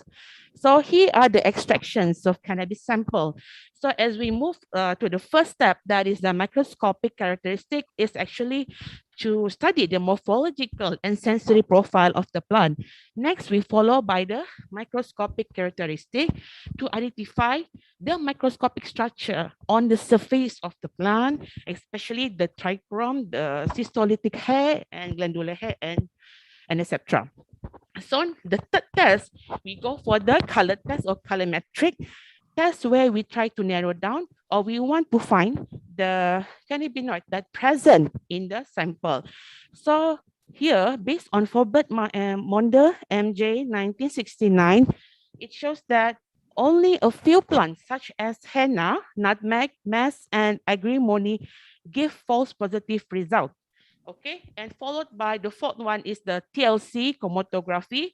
This is the qualitative and semi-quantitative analysis where we do the sample separation accordingly. So, ladies and gentlemen, these are the 4 tests that is the minimum criteria for positive identifications of cannabis under the scientific working drug group, that is a SWAG drug in 2009. So for this case study, we add on the GCMS analysis. So here's are the results from C8 to C10. It shows here, even though the plant, the cannabis plant is a bit very dry, but it still show the cystolytic hair and glandular hair on the cannabis leaf and the trichome. We still be able to identify it. And the cannabis seed, the akin, tortoiseshell, the pattern of the seed are still available. Okay. Next, for C12 to C14, it shows that the cystolytic hair and glandular hair on the cannabis still present. Same goes to the cystolytic hair and the cannabis stem. So in C16, the cystolytic hair and glandular hair on the cannabis leaf also still appear. Same goes to the cannabis stem. In C18, the cannabis seed are still available, can be seen very clear. The tortoiseshell and the cystolytic hair on the cannabis stem are still available. And you can see here the cannabis leaf are still in the green color. So this is the latest in C20, okay, whereby most of the features are prone to C20, where C20 show the most characteristic. Okay. So in C20, you can see here the glandular hair of cannabis. There is non-cystolytic trichomes, about 200 micron, and the sessile glands here can be observed, and the cystolytic hair also of the cannabis can be seen, and the seed, okay, cannabis seed also can be identified. So next we go to the third test, that is the Duquesnoy-Levin test. This Duquesnoy-Levin test to make sure to see the presence of the cannabinoid, to see the presence of cannabinoid in the dry cannabis plant. So this is our positive and negative control. And you can see here there is no changes for the C8, whereas in the C10 it's a slightly violet, and the rest are showing the violet color that show the presence of cannabinoid. Next is the fourth is the TLC layer chromatography. So here we can, this is, we run together with the standard CBD, TSC, and CBN. So all the standard we receive from the CRM unit, okay, from PITOS, we subscribe from them, and the positive control by the sample that we are using as a secondary standard. So we compare to those those sample, and it shows here that sample 1 and sample 2 only show the CBN. So next we follow by the GCMS result. In the GCMS result for C8 and C10, it shows only CBN peak. Okay, whereas in the C12 to C14, it shows the three chromatogram, 3 peaks, that is CBN, THC, and CBD. You can see here the THC abundance is slightly show the low abundance of THC that might due to the oxidative decompositions of THC upon long-term storage or condition about 7 to 9 years of age. And in C16 and C18, it show 3 peaks were observed and identified. And in C20 also 3 peaks were identified constantly. So here's are the results. Just a summary result for all the tests that we have done. So in C8, okay, the cannabis plant C8 that we labeled previously, it aged about 13 years. So the DL test, no changes. CBN, no changes for DL test, whereby CBN can still be detected in both tests, in TLC and GCMS. Same goes to C10 with the age of 11 years. But for C12 until C20, it shows that the DL test still positive of violet, and TLC and GCMS also show the 3 main cannabinoid compound. Okay. Oh, is that an iklan? Okay. So as I mentioned just now, hello, is that an iklan? Okay, may I proceed now? So as I mentioned just earlier, that the 4 tests are the minimum criteria for positive identification of cannabis. So as a result of discussion, all sample exhibit the distinctive and unique microscopic characteristic of cannabis plant, which is the presence of cystolytic hair as well as other glandular hair, and combinations of the cystolytic hairs on the leaf upper surface and longer trichomes and sessile gland on the lower surface, which is unique to cannabis sativa, enables positive identification of even fragmented material, because when we receive this cannabis in the compressed block, I am sure it's already been fragmented and being compressed altogether. And second is the chemical identification of cannabis is generally carried out by this DL calorimetric test, and all samples shown positive except for C8 as due to aging factor. And the analysis of TLC revealed that the 3 different groups of cannabinoid were shown in all samples except for C8 and C10, only show the CBN compound just now. And actually, this is due to the total level of CBD and THC decrease exponentially upon storage of 25 to 30 Celsius temperature for a prolonged period of time. So these are the some of the factors that contribute to the decarboxylations of cannabinoid, whereby the acidic form were turned into the neutral form. Okay, from the acidic form become to the change to the neutral form. Okay, and these are the in the presence of oxygen, THC is oxidized to CBN. This is based on the carbon M et al. Okay. Next, the result. TLC test resulting a precise cannabinoid compound detection. Thus, methods such as DCMS were used to optimizing the separation and identification. And DCMS result for C8 to C10 sample only indicate the presence of CBN is due to the degradations of THC and CBD in the cannabis plant during storage period. Hence, the C12 to C20 sample constantly exhibit the three main cannabinoid of CBN, CBD, and THC after 1 to 9 years of storage. Besides that, the degradations of THC to CBN seems to be more chemical nature, whereas the degradations of CBD seems to be more biochemical nature, and one of the possible degradation routes being catalyzed by CBD cyclase or cyclization based on the D major EP et al. In 2003.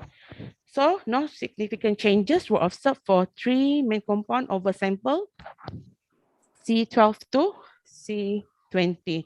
So for C12 and C20, there is no significant difference as the three main components were exhibit.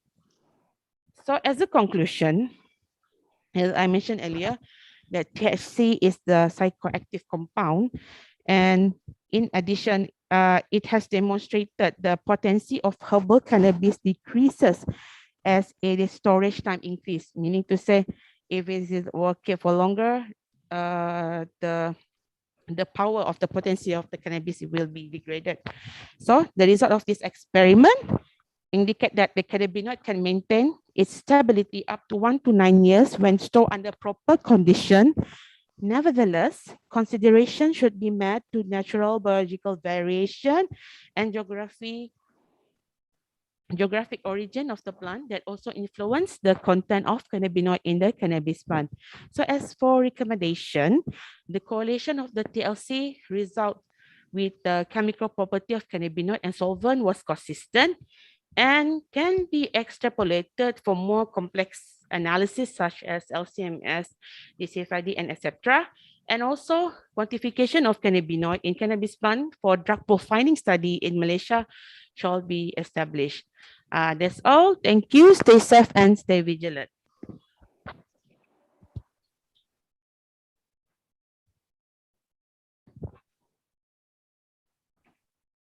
Okay, terima kasih Puan Aisyah for the interesting presentation on drugs. So now we open up for question. I think there is one question in the chat box. Okay, so the question is from Rashidi.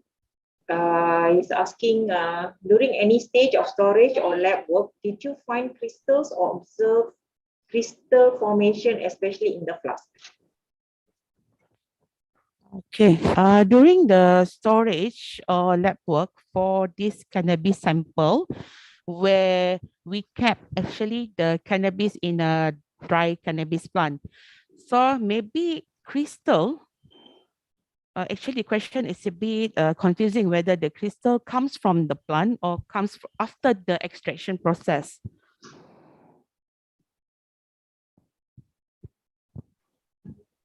Because here after concentrated they will have this concentrated is like a very thick, I can say it's a crystal, yeah,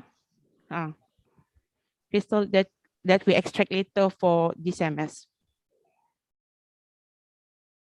That's all of that. Okay, Cik Rashidi, is it okay? Okay. So, all right. Thank you, Puan Aisha. So, we open for one more questions from the floor.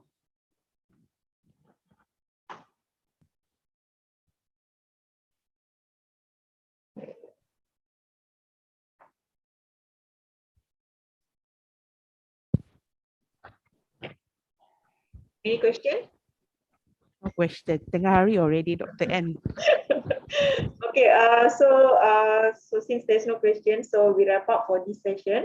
And then before that, we say thank you to Puan Aisha. And thank you so much. Thank you, Dr. N, and thank you to the pengajar. Thank you. Assalamualaikum. So that's it. We wrap up our morning session. And then for the afternoon, we will meet up again at 2:30. And I think I have a good lunch. And yeah, we will meet again at 2:30. Yeah. Thank you, everyone. Thank you.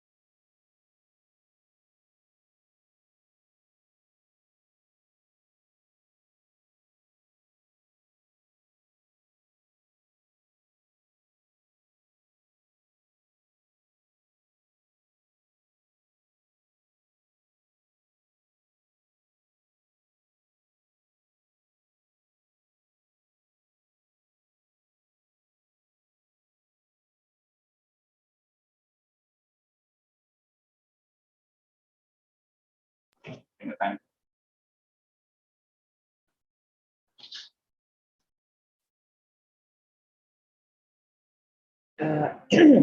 Salam sejahtera dan selamat petang semua.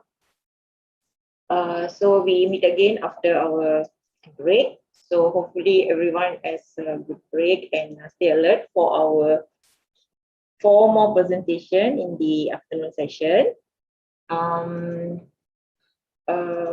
Okay, I think without any further ado, I would like to invite our presenter, Dr. Yuvaneswari, anak perempuan Raja Mahaliswaran from Pusat Sekitaran.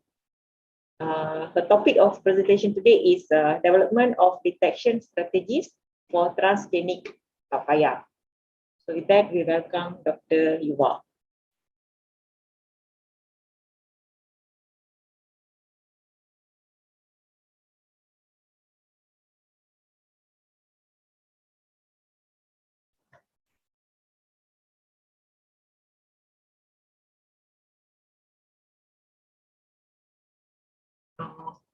Sebentar Dr. Yuva is getting ready her slides. So wait for her. Let her drop.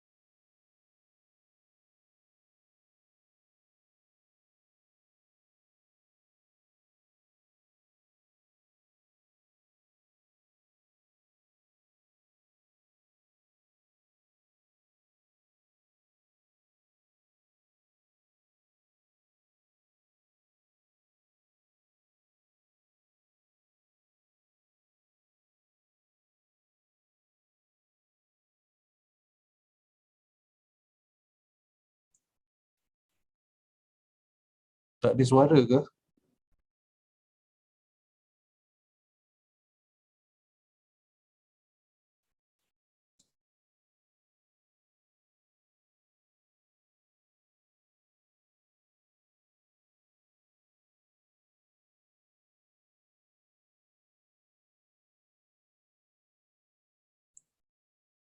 Guru setia tak dengar apa-apa lah.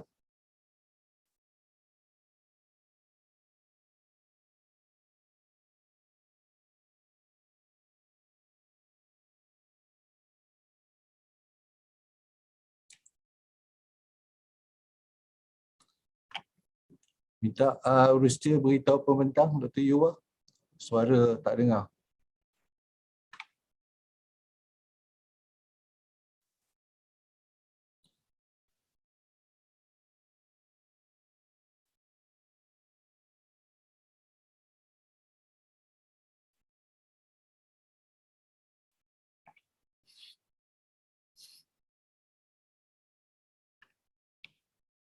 Okey, terima kasih.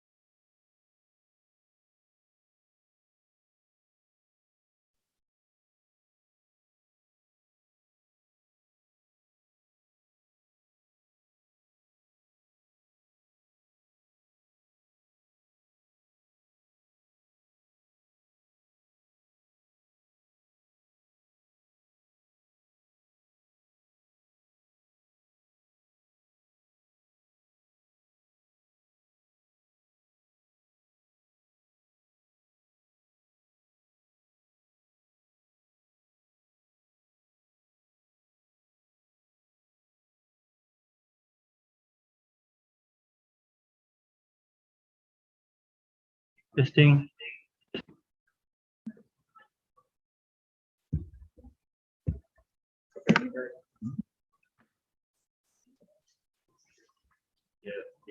Okey ke?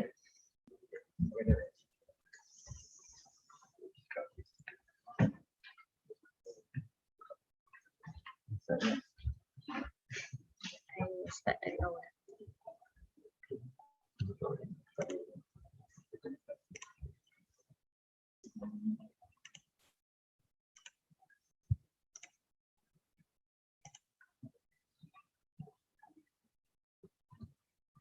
Okay, dengar tak sekarang? Alright. Okay, loud and clear. Okay, so we start again. So sorry for that.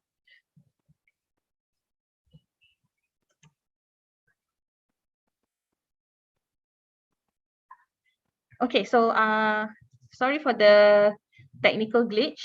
So we can start from the beginning again. Okay, the topic of my presentation today is on the development of detection strategies for transgenic papaya. So this work was carried out by myself and Puan Siti Mariam Zafarina from the Biotechnology Division. Okay, my talk will be separated into 6 sections.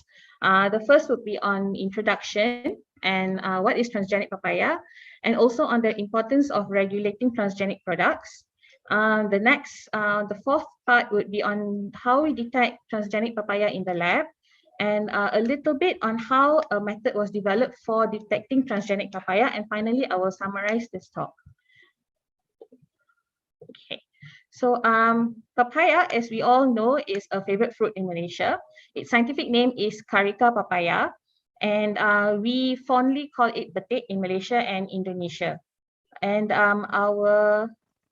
papaya is classified under the family Caricaceae, under the genus Carica.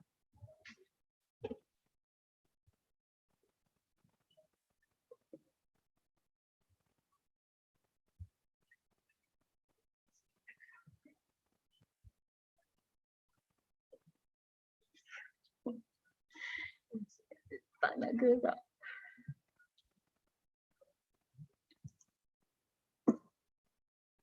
Sorry ya, slide tak nak gerak pula.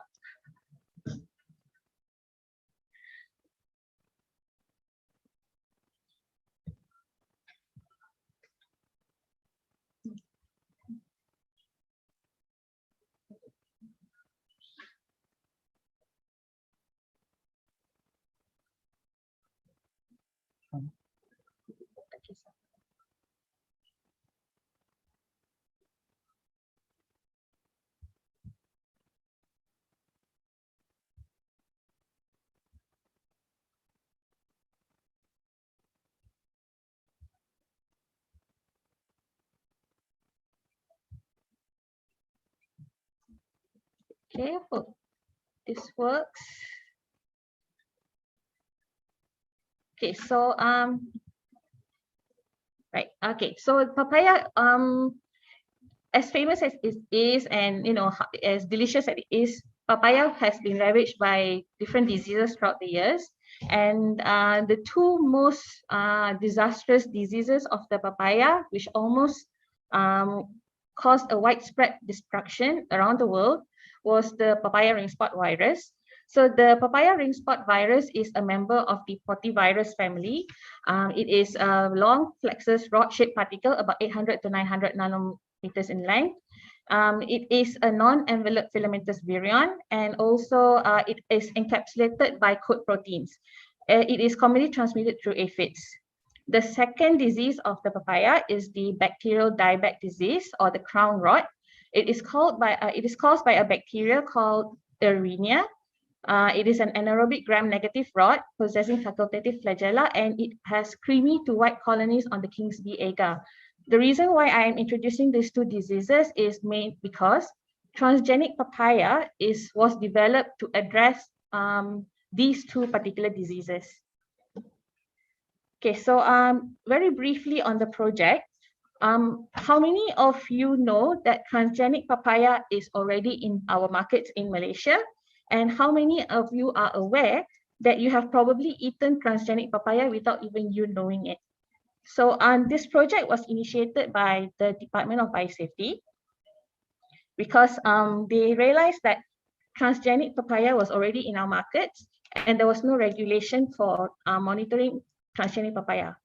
So the project started this year and it is divided into 3 phases. Phase 1 will be literature search and reagent procurement. Phase 2 will be sample prep and DNA extraction. And phase 3 will be the development of detection methods for transgenic papaya.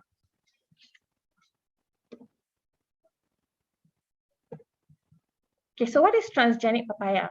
Transgenic papaya is a papaya plant into which foreign genes has been artificially inserted to produce novel proteins that confer tolerance against pests. In this instance, to confer tolerance against the papaya ring spot virus or PRSV. How is it done? Scientists have taken the PRSV code protein gene, inserted into the plasmid, and then this plasmid is then inserted into tissues, and it is grown until it becomes a papaya plant. Now, this papaya plant is now resistant to the papaya ring spot virus. This type of resistance is called pathogen-derived resistance. Very briefly about the papaya ring spot virus. The papaya ring spot virus is the single most devastating disease of the papaya in the world, and it almost caused 100% papaya crop loss in different regions in the US, South America, Africa, India, Thailand, Taiwan, China, Philippines, Mexico, Australia, and Japan. And the trees that are infected have got mosaic leaf pattern on the leaf, wet oily streaks on the petioles and upper trunk, and dark concentric rings on the fruits. These dark concentric rings gives the name of papaya ring spot virus because the rings looks like ring. The spots looks like rings. So why do we need to regulate transgenic products? Before that, there are two different acts that regulate transgenic products in Malaysia. The first being the Biosafety Act of 2007 and the Food Act of 1983 and Regulations 1985. So the Biosafety Act monitors and regulates all release, import, and activity of LMOs or living modified organisms.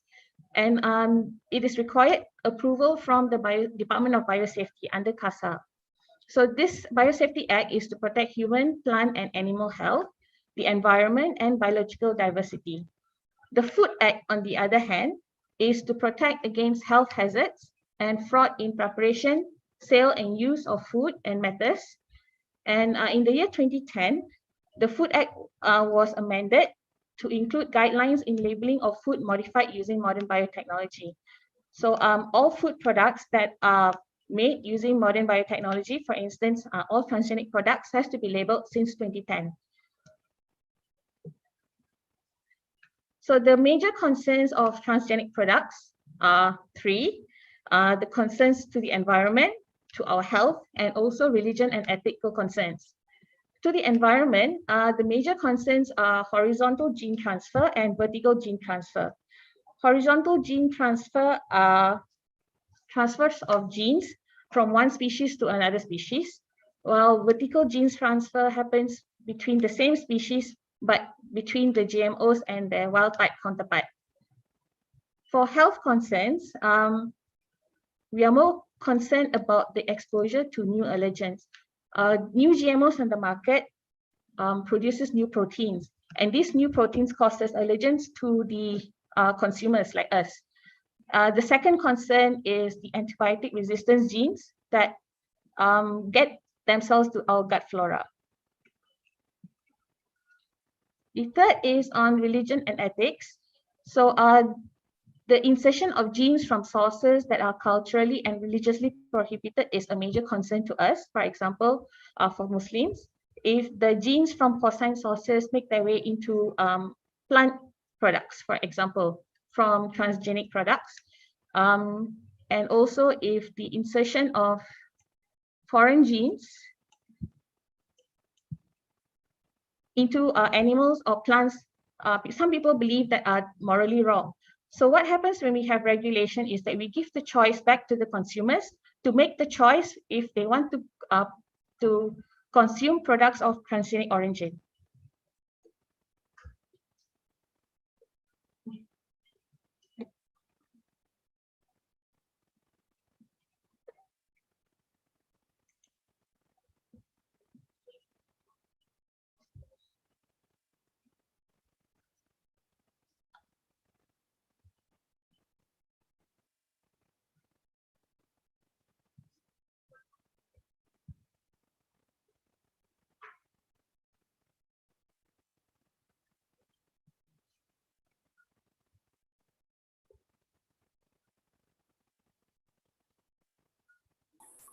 Masa aku tak dengar ni?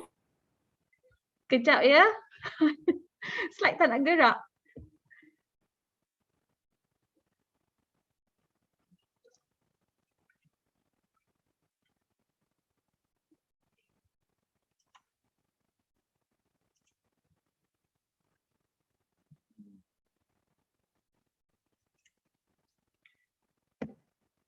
Okay.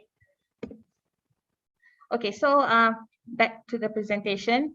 Okay, so the fourth part of my lecture of this talk will be on how we detect transgenic papaya in the lab.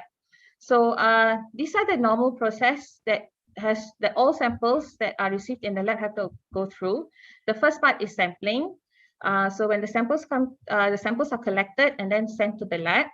And once it reaches the lab, the sample has to be prepared in a way that is suitable for DNA extraction. So the type of sample preparation carried out depends on the type of sample received. So the next step is DNA extraction. Once the DNA is extracted, we carry out screening using real-time PCR. And from the screening results, if any genetic elements is detected, we then follow up with the event identification to identify the particular transgene that is present in the product. So for sampling, the location that samples are usually taken are from the papaya plantations, from the supermarkets, shops, grocers, fruit shops. They are also collected from the ports of entry. These are specifically for papaya that is being brought in or imported into Malaysia. And also now more popularly, we can also buy it online. These are mainly for papaya seeds for planting. So these papaya seeds can be obtained from China, from Taiwan, and also from Thailand.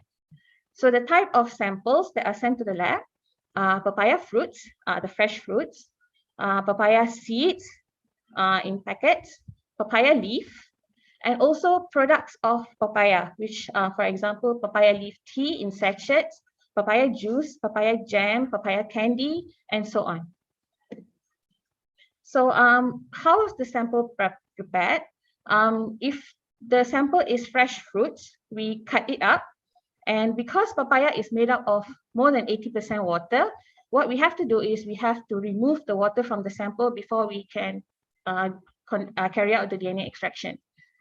So we use the freeze dryer to freeze dry the samples. It usually takes roughly around 2 to 5 days, depending on how moist the sample is.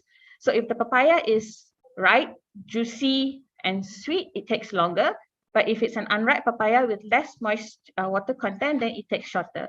So once the papaya is freeze dried, we can then easily homogenize it using a blender or a mortar and pestle if the sample is in small amounts.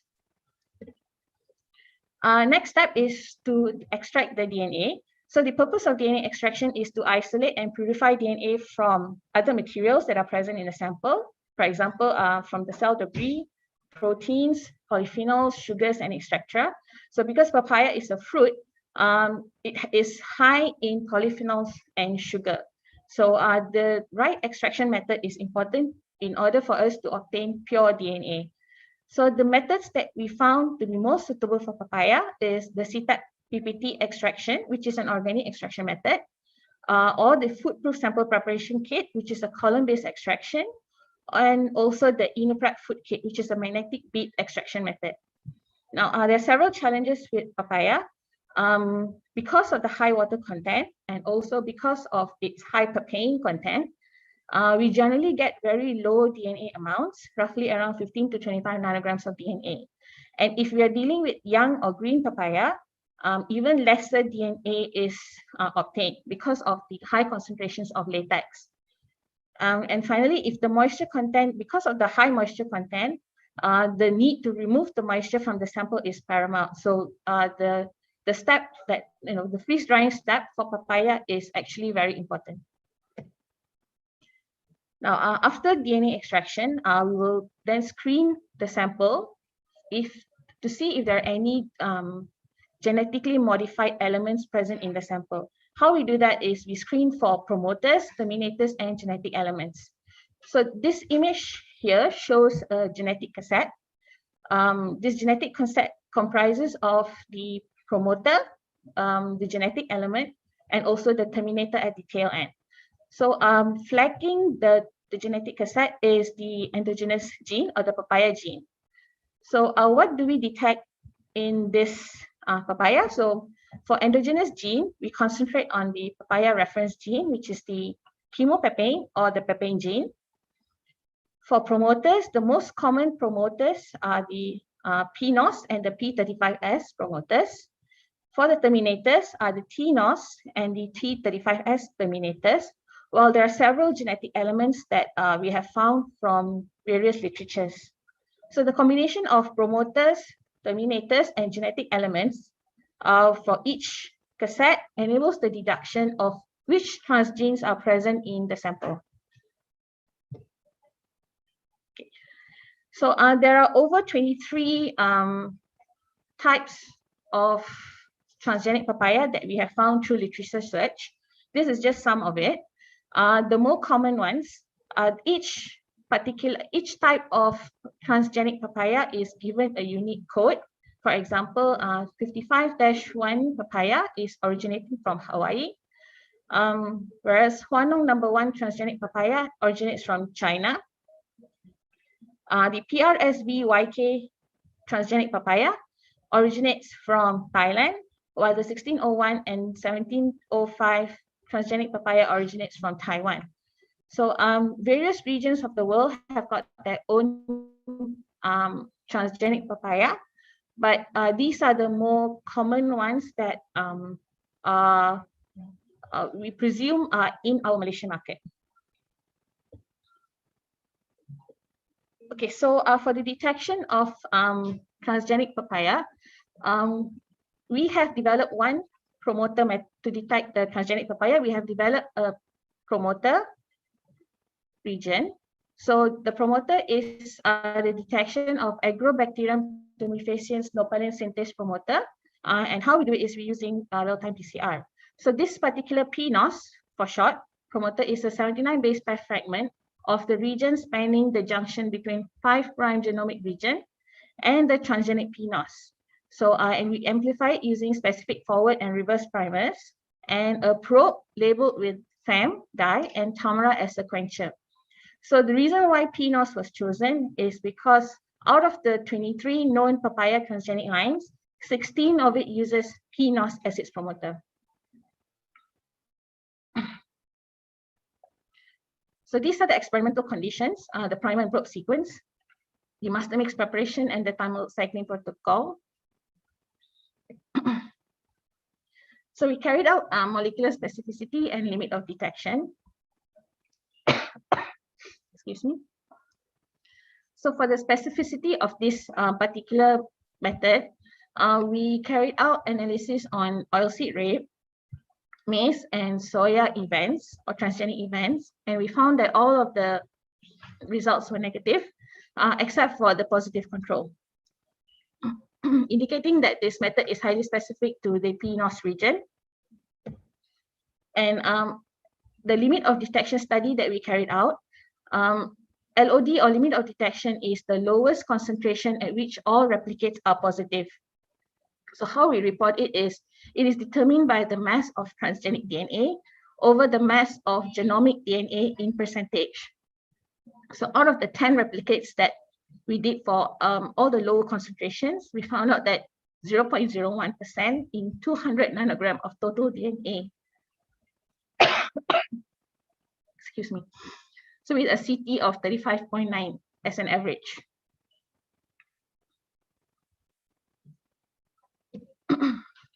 So in summary, transgenic papaya has not been approved by the Department of Biosafety for local distribution and consumption. And hence it has to be regulated, and methods has to be developed in order for us to detect and regulate the transgenic papaya. The identification of papaya transgenic events are established by detection of the promoters, terminators, and genetic elements, while the development of methods for detection of transgenic papaya is still ongoing. So I would like to thank all the staff at GMO section and also the pengarah bahagian at Biotechnology Division.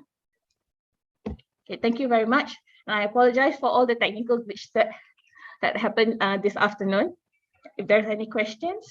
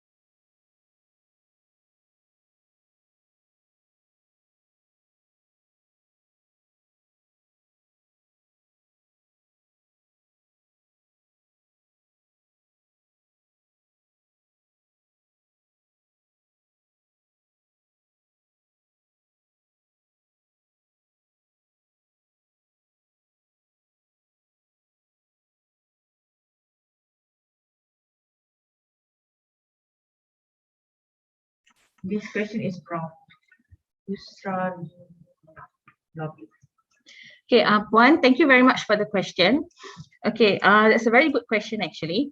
How do we differentiate between hybrids and transgenes? Well, in hybrids, the plants do not have this genetic asset, and hence they do not have the promoter and terminator regions, whereas transgenes have them. So that is why when we do the detection methods, or when we develop detection methods, we will develop detection methods to actually detect the various genes in the promoter and the terminator regions. So if there are promoters and terminators present in the sample, that gives a very strong indication that that particular sample is a transgenic product. Compared to hybrids do not have promoters and terminators. I hope that answers your question. Terima kasih Dr. Iwa.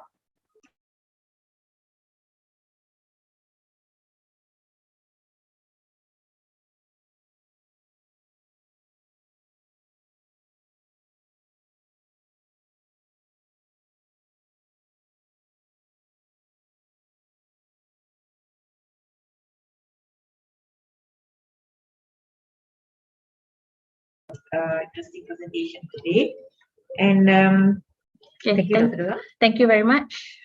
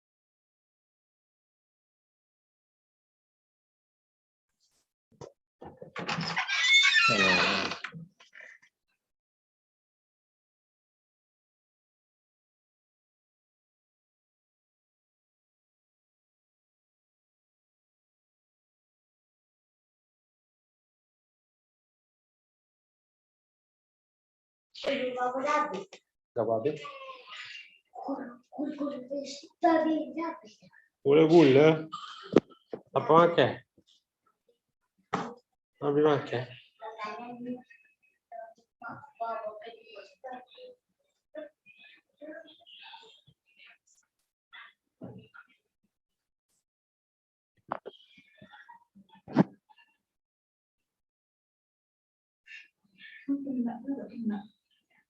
Tahu.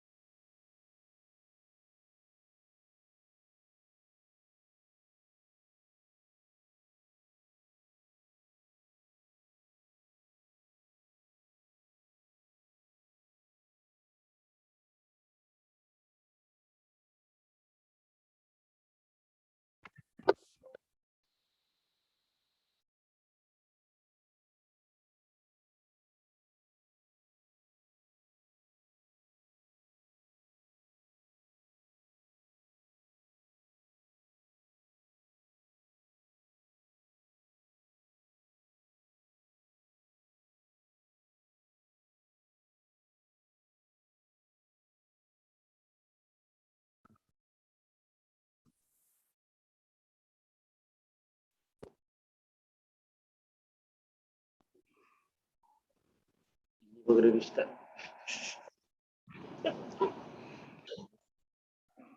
Takut ni lah.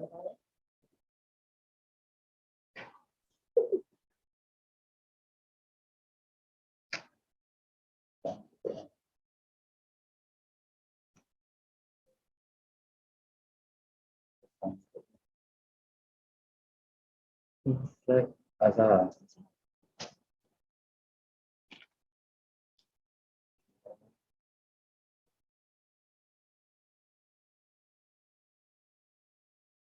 Oh,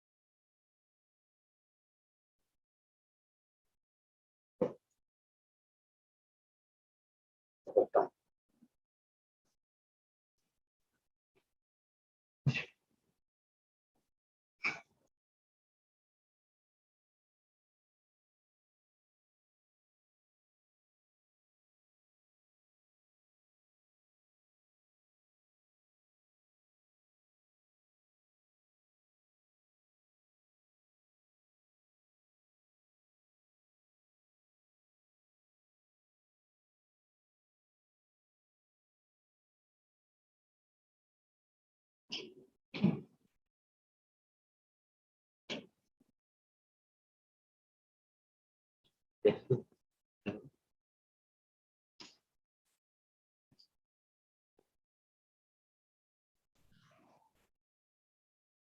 yes.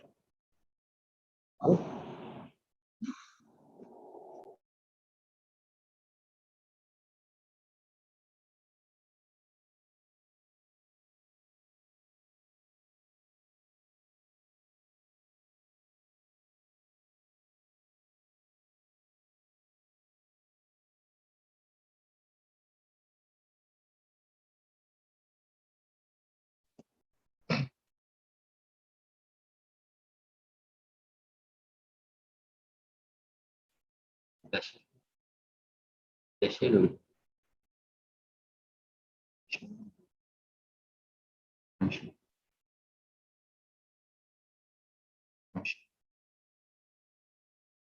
Rusia nanti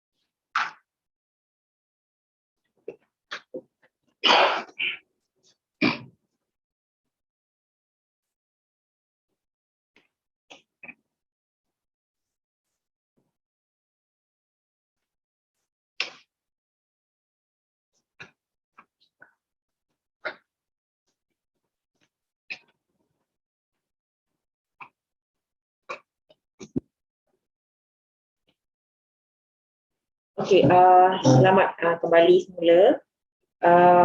Kami mohon maaf atas kesulitan sebentar tadi.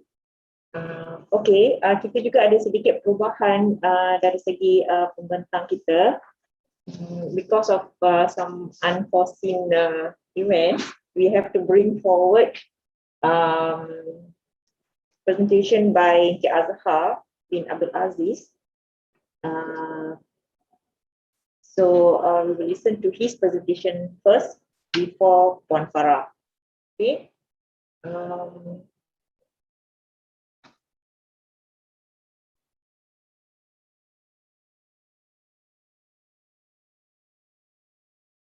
Okay. So without any delay, we would like to invite Encik Azhar bin Abdul Aziz from Pusat Quality for his presentation titled Determination of Honey Authenticity in Malaysia using Isoformic Analysis. We welcome Encik Azhar.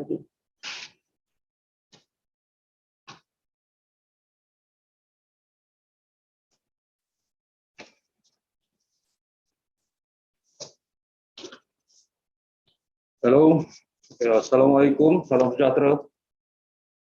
Good day to all of you. Thanks to Dr. Ananti for your kind introduction. And thanks to Farah for allowing me to present it first. And then, okay, I would like to talk about the determination of honey authenticity in Malaysia using isotopic analysis.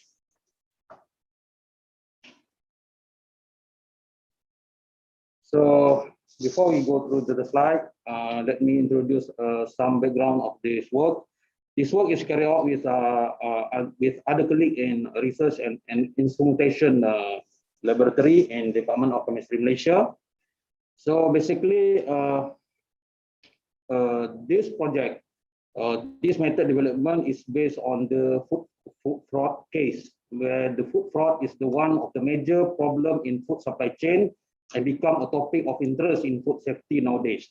So food fraud can occur via replacement, addition and removal of a food ingredient or valuable authentic constituent. And this statement also stated in that Malaysia Food Act 1983. So food authenticity has been recognized as an important aspect to identify the food fraud. This study will explore the topic of food fraud using honey as the context. So I am sure all of you are quite familiar with the honey. And in recent years, there have been an increased interest in exploring methods for honey authenticity.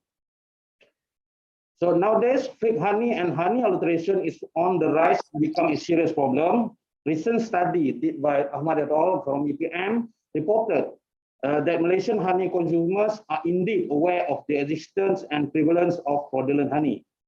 So this problem is a serious problem, and then under the context of elementaries, also honey was put in sugary foodstuff where apart from other forms of honey, no other substance or additive can be added into it.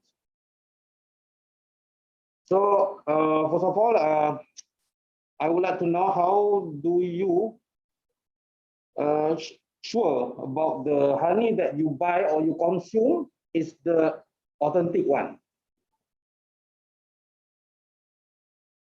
Is it from the price or other, let's say, the old man always said the petua, some petua?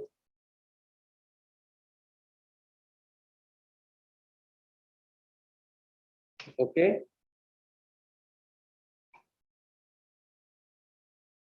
This is a snapshot from the Food Act, Malaysia Food Act 1983 about the adulterated food. You can read in the what we call it a book called Malaysian Food Act 1983. And then the problem statement for this work is there is a need for research and in this case is method development on how to detect honey authenticity and quantitate the adulteration levels by modern analytical techniques. And this study is to demonstrate the result of isotopomic for determination of honey authenticity. So in this slide, I will only discuss about the detection of honey authenticity rather than quantitate the adulteration levels. So the scope of this method is to use the isotopomic based on the international method AOAC 998.12 and then the literature from Wondet et al. Published last year for honey authenticity. So basically isotopomic is omics, where it's broadly speaking the scientific field associated with measuring such as biological molecules in a high throughput way of, and then that we call an omics. Otherwise, and then the isotope is referring to the measurement of stable isotope of carbon, hydrogen, oxygen, nitrogen, and then sulfur. But in this case, we only use the stable isotope of carbon. So for current method in our department, in Department of Chemistry, we use sugar analysis to identify either the honey is authentic or not. It based on the requirement in Food Act 1983, where honey or madu is must have at least 60% of reducing sugar. And then the other some parameter like ash and chlorophenicol, HMF is for me is I think is more to quality aspect of the honey. And then the below one is the snapshot from the MS 2683 2017 for stingless bee honey. And for bee honey, the national standard is under development.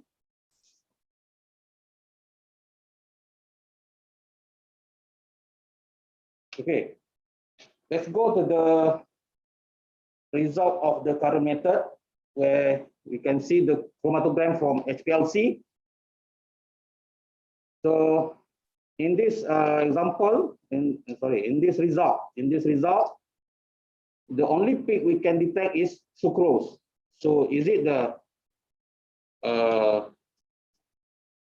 authentic honey or the fake honey? This sample I bought from a seller that used to claim that is authentic honey. So actually it's not. It only contains sucrose. Sucrose is referred to cane sugar.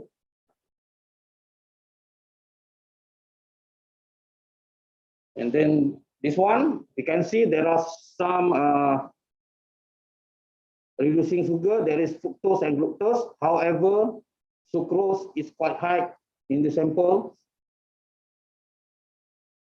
So this one we can identify it as adulterated honey. Maybe the original one mixed with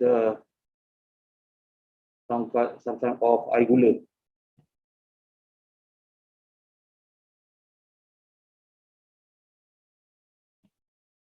Okay, this one is a sample that honey sample come with the honeycomb.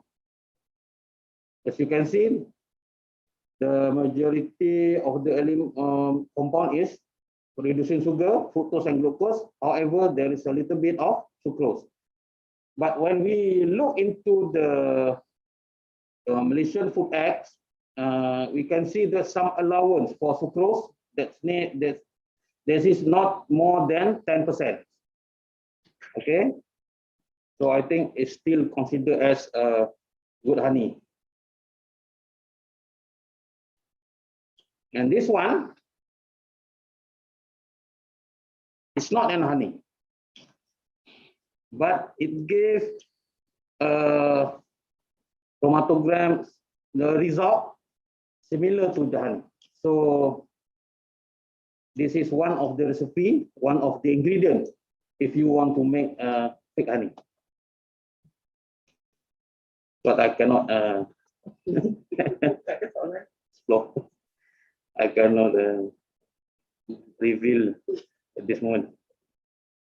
Okay, and this one is honey from Apis dorsata. It's known as tualang.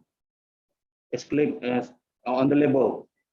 As you can see, a lot of fructose and glucose reducing sugar, but there is a little bit of sucrose. And this one is honey,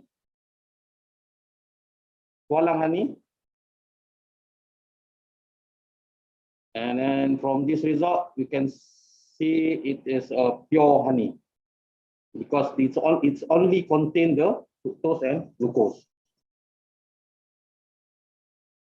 And this chromatogram also similar, quite similar with the previous one, but this one is honey from Riau, Indonesia.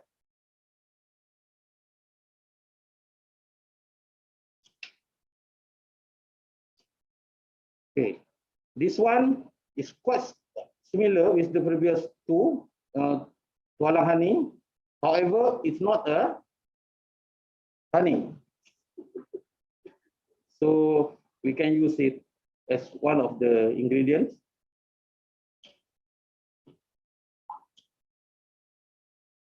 This one also honey from other country. This honey come with honeycomb. Okay. Now we go to isotopomic. The previous one that I'll show you is a chromatogram from the HPLC analysis. And then back to the method development of this topic. So in this method development, we use isotopomic, and that one is referring to stable isotope as the marker to define either the honey is authentic or not. Why we use a stable isotope of carbon as a marker? Because most of the plants is categorized under C3 plants, and then I think it's about 85% of the plants categorized under C3 plants, and the rest is C4 plant and then the chem plant. what the difference between C3, C4, and ChemPlant? C3 involve one step of carbon fixation to develop a carbohydrate, and then for the C4 involve two step of carbon fixation for carbohydrate establishment. So same goes to ChemPlant. As you can see, for C3, it's only involve one enzyme, that is rubisco, and then for C4, it's involved rubisco and PEP carboxylase. Okay, the bees always take the nectar from the C3 plant.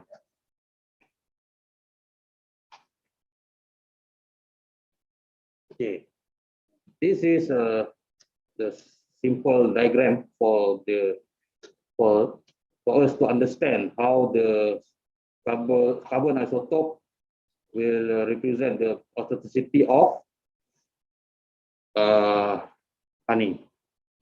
So from the carbon isotope value, we can identify either it's authentic or not based on the two parameter. That is from carbon delta value from the raw honey, and then the other one is the conformation from the, oh sorry, it's not raw honey, it's a protein, extracted protein from that raw honey. If you can see on that on the picture on your left, there is one honey, and then the other one is extracted protein from the honey. In this study, we collect the sample from the bucket involving 29 samples, and Manuka honey Manuka is from New Zealand, right? Okay, and then one samples, and then also we take the stingless bee honey from farm. In this study, is 21 samples. We receive from Mardi, and then how to interpret the result? Okay, it's quite simple. As you can see at the x-axis, the delta value for carbon isotope, negative 20 and below is called depleted. So that one is from under the category of C3 plants. And then negative 15 to 20 is either mix of C3 and C4, or it comes from ChemPlant. And then the negative 12 to, I think maybe negative 8.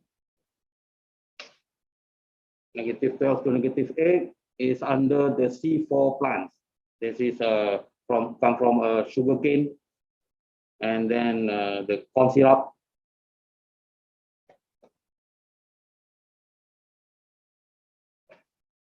If you notice, there is one sample called sea fig. Over there is honey that I produced using the syrup that I mentioned before, and it passed the test.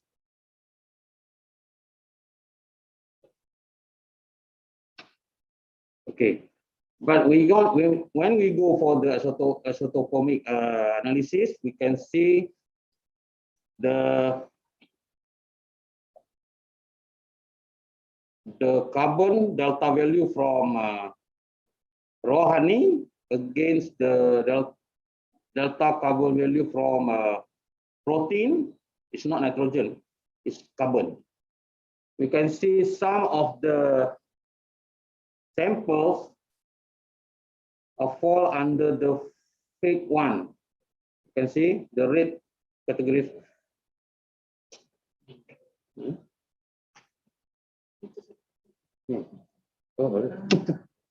Okay, this one is for under adulterated or the fake one, and this one is no protein extracted. That means it's not the authentic honey. Out of this sample, we identify the 13 samples are not authentic honey. Okay, 13 over 51 samples. So it's around 20% of it are not authentic honey. But that one, when we mix with the bee from collect from farm, it's not on in the market itself. If we calculate based just only on the market, I think it's more than 50%.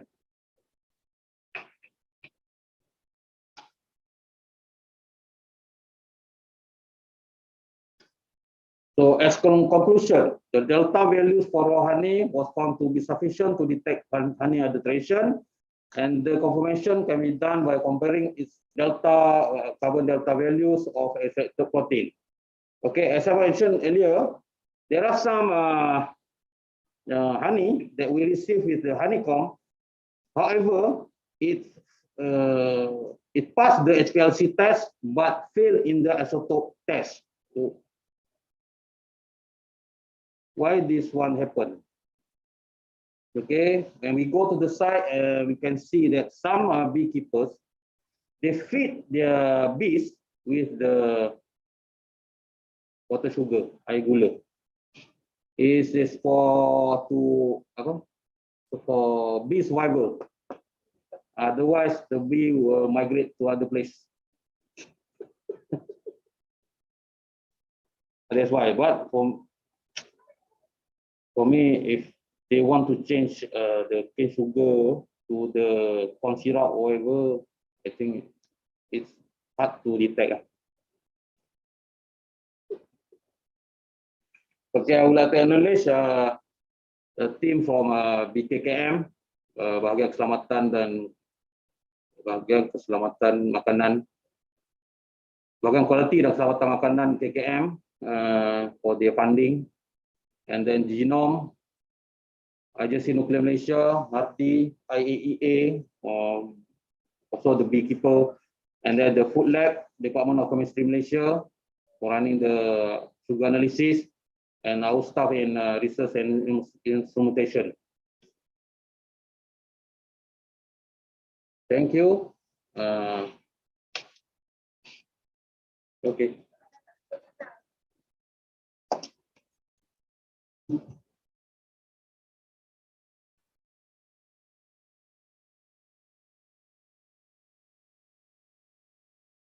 Okay, terima kasih Encik Azhar for the very interesting as well as very surprising presentation. All right, so it's a truly a new knowledge for us, I believe. So before we continue, I'd like to open the floor for any questions. So we allocate 2 questions. So please raise if you have any questions to Encik Azhar.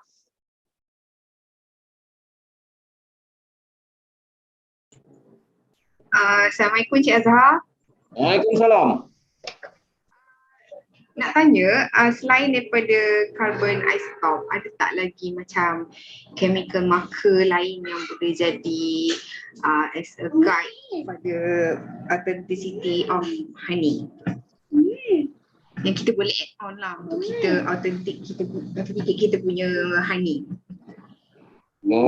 Okay. In terms of chemical marker lah. Mana tahu ada. Ada. There are several method lah. Ada yang buat menggunakan IR, infrared, and then saya pun ada develop quite simple method that is based on VOC. Based on that method, we can differentiate either it's bee honey or stingless bee honey, and also the fake honey. Oh. Metal lah, metal. The VOC, volatile organic VOC. Because as we know, honey mesti duduk dalam dia punya honeycomb lah, ataupun untuk stingless bees duduk dalam propolis. Propolis itself akan bring some VOC fingerprint lah. kita ada analyze VOC tu? Ada. Akan combine jugalah untuk bezakan honey tu jugalah. Boleh digunakan lah. Sebab untuk projek ni Honey Authenticity ni pun saya dah syorkan dalam jawatankuasa MS standard tu untuk dimasukkan. Semuanya cabaran yang kita akan hadapi nanti adalah tidak banyak fasiliti yang ada peralatan ni. Jadi negara macam ni, dia nak implement tu nanti akan ada kepayahan sikit lah. Nak buat macam ni kan senang lah. Standard lagi nak buat kan. Tapi kalau macam kita develop on VOC punya tu, saya rasa banyak fasiliti ada GC. Betul. Dia boleh tu. Cuma RMS lah yang semua ada. Okay, terima kasih Cik Azhar. Okay, sama-sama.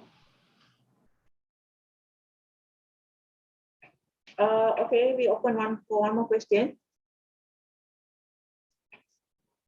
Kalau tak ada, saya ada soalan, Cik Azhar. Moderator tanya soalan. Okay, boleh. But it's a very interesting topic. So, from the findings using isotopic method, we comparing the sugar method dan kita ni, then we found that sugar method comply lah.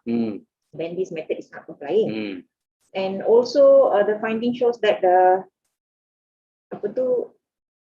even honey from the honeycomb pun tak pass. So is the honey from honeycomb then is considered fake honey if it doesn't pass? Because dia punya istilah macam ni. Either based on the sucrose method. Sebab sucrose ni mostly datang daripada C4 plant tadi. Okay, sugar lah. Untuk kita buat food fraud dalam honey ni, dalam di Malaysia lah kita ambil contoh ya. Kita beli 1 kilo gula baru RM2 lebih. Dan kita bancuh, kita tambah. Okay? Which mean modal sikit untuk banyak lah. 1 kilo honey mungkin boleh pergi 150. 150 ringgit. 1 kilo gula baru RM2.5. Itu banyak tu. Ganda-ganda kan. Jadi dalam kes tadi, even datang dengan honeycomb pun, kemungkinan even dia bila harvest honey tu daripada tualang ke whatever, mungkin dia akan dapat dalam 10 kilo lah saya kata. 10 kilo. And then, untuk jadi banyak, dia akan tambah lah. Okay, itu satu. Tetapi ada juga lagi satu aspek yang kita tengok dalam kes tadi, dekat farm tu sendiri, dia akan bagi pada bee tu for their survival untuk sustain bee tu dekat situ. Sebab ada setengah-setengah masa nektar kurang source dia. Jadi untuk dia supaya bee tu boleh survive lah kat situ, dia terpaksa bagilah. Semuanya ada sesetengah beekeeper yang prihatin lah. Dia akan make sure bee dia akan dah buang habis semula dulu yang sucrose tu, ambil nektar baru dia akan jual. Okay, alright. Tapi it's good opportunity lah to involve dengan this project. Sebab banyak perkara-perkara lain yang kita boleh belajar selain daripada tu lah.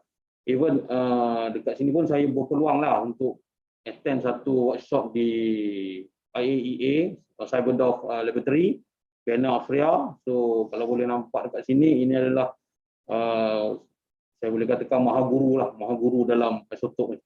Even kita pun dah berpeluang menerbitkan satu paper dengan dia. Thank you for the excellent work and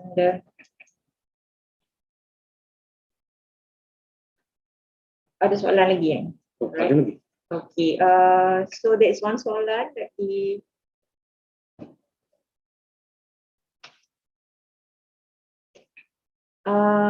soalan untuk Cik Azhar. Ada 2 soalan. Okay, this is from Cik Mahzan. Is there any difference in terms of phenolic compound in honey, either raw honey and fake honey? Phenolic compounds, okay, basically kalau dalam natural, dalam authentic honey, natural honey lah, phenolic compound sepatutnya exist, adalah. Tapi untuk apa ni, katalah dia nak buat food fraud untuk honey ni, intentionally dia added tu agak susah lah.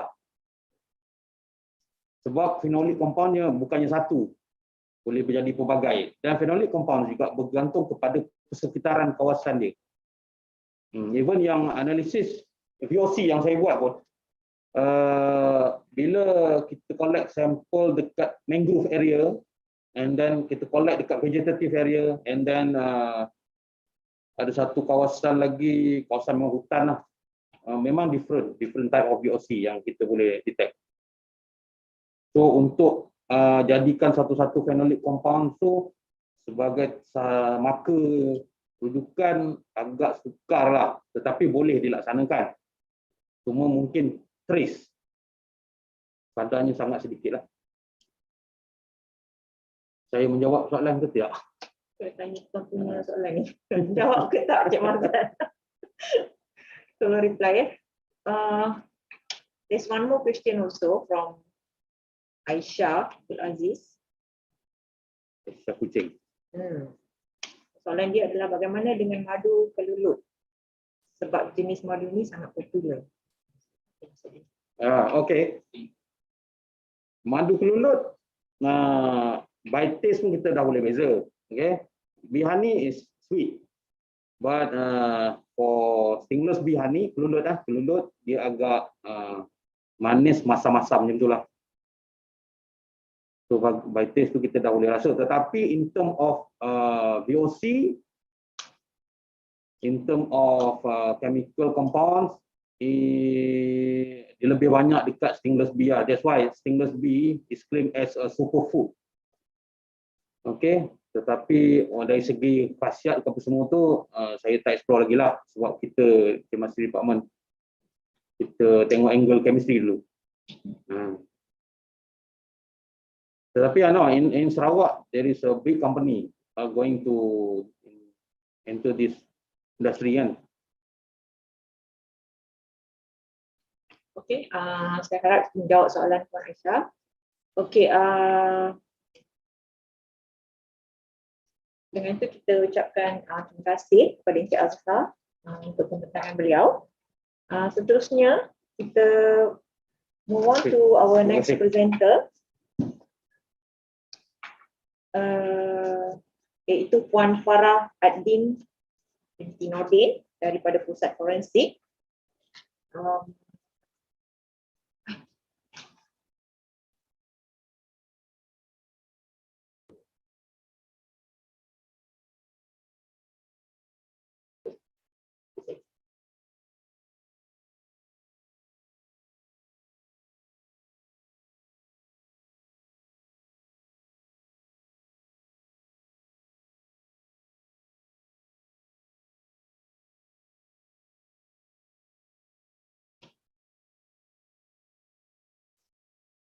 Okey, kita teruskan pembincangan pada petang ni dengan Puan Farah Ad-Din binti Nordin dari Pusat Forensik dengan tajuk pembincangan beliau Factors for Detection of Gunshot Residue on Shooter's Hand Using SEM EDX.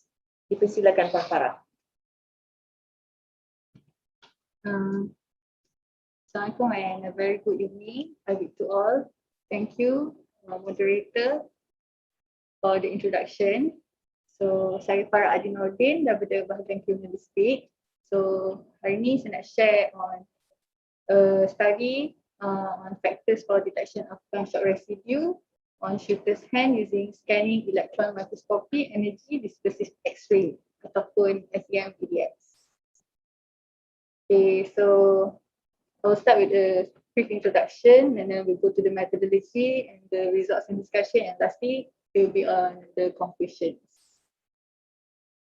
So, gunshot residue ni adalah sisa tembakan senjata api yang terhasil daripada apabila sesuatu tembakan telah berlaku. So primer is actually a mixture of highly sensitive explosive where it contains lots of chemicals, tapi dia ada juga such as oxidizing agents, fuel and sensitizer. So untuk gunshot residue, we are focusing mainly on the inorganic particles. So mostly gunshot residue ni they originate from the primer mixture. So bila kita jumpa gunshot residue, normally kita akan cakap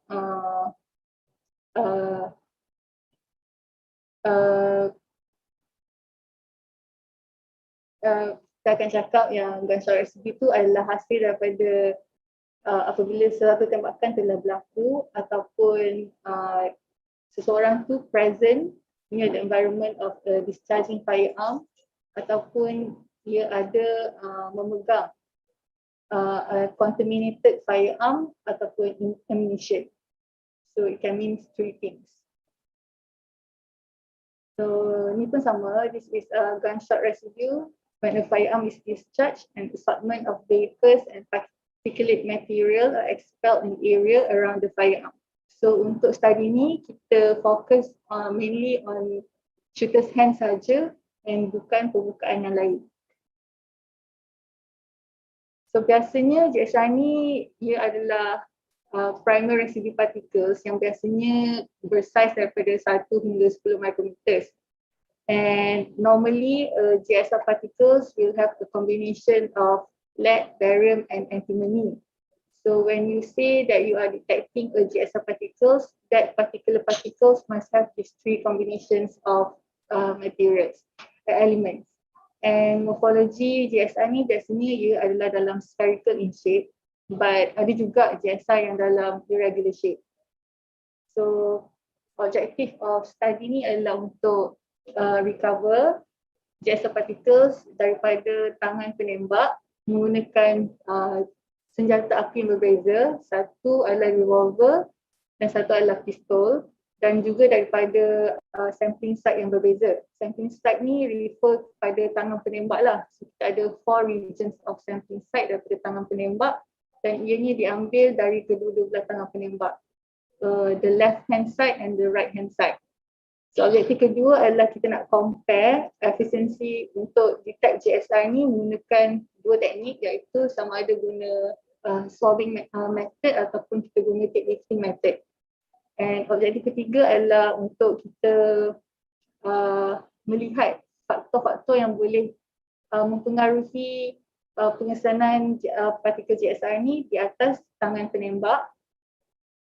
Dan objektif keempat adalah kita nak analyse inorganic components of GSR daripada ammunition yang berbeza. Okay, so kita ada 4 objektif yang kita nak capai kat sini. So significance of study dia adalah supaya kita boleh tahulah apakah faktor yang boleh efek dalam pengesanan GSR ni. Okay, biasanya journals yang banyak biasanya menggunakan ammunition yang diproduce di negara-negara luar. So untuk study ni kita fokus on ammunition yang diproduce sendiri di Malaysia by SME Ordnance Neighbourhood. So ammunition ni memang locally manufactured di Malaysia lah. Dia punya syarikat tu ada di Batu Arang, Gombak. So metodologi dia first kita kena menembak dulu. So kita telah limitkan kepada seorang shooter je, iaitu seorang, lepas tu kita akan collect sampel daripada tangan penembak, kedua-dua belah tangan penembak, left hand, right hand, dan juga di left hand kita ada left palm and left back, while on the right hand kita ada right back dan right palm. Okay, ketiga adalah kita kena buat sample preparation sebelum kita boleh analyse guna SEM-EDX. Tapi untuk kalau kita guna method tape lifting atau kita menggunakan stub, kita dah tak perlu, kita can just direct analyse the samples, whereas kalau kita menggunakan salt stick samples, kita perlu melakukan speed extraction lah untuk kita dapatkan particles tu. Then followed by physical examination, and then kita buat nombor 5, kita buat comparison untuk GSR particles yang kita detect. So kita ada 6 comparison yang kita buat berdasarkan GSR particles yang kita boleh detect. Pertama adalah kita tengok perbezaan GSR particles yang kita boleh dapat daripada dua jenis senjata api yang berbeza. Satu revolver, satu pistol. So and then kita tengok berlainan sampling sites, left palm, left back, right back. Lepas tu kita tengok dua sampling methods yang berbeza, swabbing and tape beating. Then kita tengok pula sampel yang kita ambil daripada bahagian dalam ammunition tersebut, dalam cartridge case, dan kita bezakan. And then after that kita tengok perbezaan daripada bilangan tembakan yang kita buat, and lastly kita buat elemental profiles untuk 6 ammunition types yang berbeza. So memandangkan mula-mula kita menggunakan SME brand, locally manufactured ammunition. So after that kita akan tengok kepada 6 ammunition yang daripada different brand. So this is the summary of the comparison yang saya buat lah. Mula kita akan start dengan jenis senjata api, sampling areas, then kita move to sampling method, recovery, recovery, then effect of number of shots from swabbing samples, and lastly the elemental profiling from the other 6 ammunition types. So dalam study ni kita guna statistical test. So this is the summary of the statistical test that I used for this study. Ini ada sikit gambar lah. So ini adalah SMEDX yang kita guna untuk analisis untuk projek ini. So sebelah kanan tu adalah macam mana kita do sampling on the shooter's hand, dan lastly yang benda macam benda plastik ni, actually itulah salah satu cara kita collect sample, which is by tape beating. Ini kita akan terus directly collect the samples, lift the particles from the shooter's hand, and particles akan melekat pada pelekat tersebut. So ini adalah senjata api yang kita gunalah. Satu adalah revolver dengan menggunakan .38 special ammunition, dan Walter P99 pistol menggunakan 9mm ammunition. So 2 different combination lah. So let's go to the result and discussion. Okay, ini adalah image backscatter electron yang kita perolehi daripada study ni. So biasanya kita biasanya macam orang akan cakap GSR particles mestilah spherical in shape. Tapi actually it doesn't have to be spherical in shape. Kalau kita tengok dalam ni, kita punya study mostly kita punya particles adalah irregular in shape. Tapi kita ada juga boleh dapat spherical shape.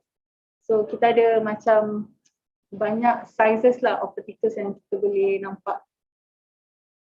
So bila kita guna SMEDX untuk jasa analisis, kita menggunakan backscattered electron. So that's why kita punya gambar ni dia background dia gelap dan gambar kita bercahaya, sebab dia adalah high elements punya particle. So okay, from this study kita dapat tengok yang majority of unit GSR particles demonstrated irregular shapes lah, regardless of the type of ammunition yang kita guna, sama ada 9mm ataupun .38 special, dan juga regardless of whether kita collect sampel tu menggunakan stub ataupun kita swab. So mostly memang banyak irregular. So bila kita punya study show macam ni, so kalau maknanya kita macam tak boleh rely on just spherical shape untuk menentukan ia adalah GSR particles. So irregular in shape should be considered as GSR particles as well, besides you detect the kehadiran ketiga-tiga elemen tersebut pada partikel itu. Okay, ini adalah typical EDX spectrum of a unique GSR particles. So dalam ni kita boleh tengoklah, kita boleh detect lambum, barium dan antimony, besides ada elemen-elemen yang lain. Okay, so ini adalah, so kalau kita tengok dalam previous slide, So selain daripada 3 elemen yang saya mention tu, kita ada juga kehadiran elemen macam ferrum, copper, chloride and so on. So these are the possible sources of the elements that kita detect selain daripada lead, barium dan antimony. So kalau kita tengok kat sini, dengan menekan 9mm dan 0.8 special, mostly kita detect elements yang sama, kecuali untuk ferrum, di mana pada 9mm emission kita tak dapat detect ferrum. Tapi dekat 0.8 special kita dapat detect ferrum. Tapi benda ni dia macam tak semestinya you akan detect lah ferrum, aluminium. Tapi yang mesti hadir adalah lead, barium dan antimony. So we move on untuk tengok comparison of GSR particles recovered from firing a pistol and a revolver using weightlifting method. So kalau kita tengok kat sini, the median for revolver is higher than pistol. And the p-value from these statistics pun is 0.024, which is a statistically significant value. So which means that GSR particles yang kita dapat detect daripada revolver adalah lagi tinggi daripada pistol apabila kita menggunakan pistol. This is because of the jinaan senjata api itu sendiri yang berbeza. Kalau kita tengok daripada jinaan pistol, dia tak ada gap in between the barrel dan juga dia punya tempat pemegang dia. Whereas revolver, there's actually a gap in between the barrel and also the cylindrical. I think I need to show you. Let me go to this slide. Okay, kalau tengok ni, revolver yang on the right hand side, so there's actually a gap lah in between this rotating cylinder dengan barrel. Tapi on the untuk pistol, there's no gap.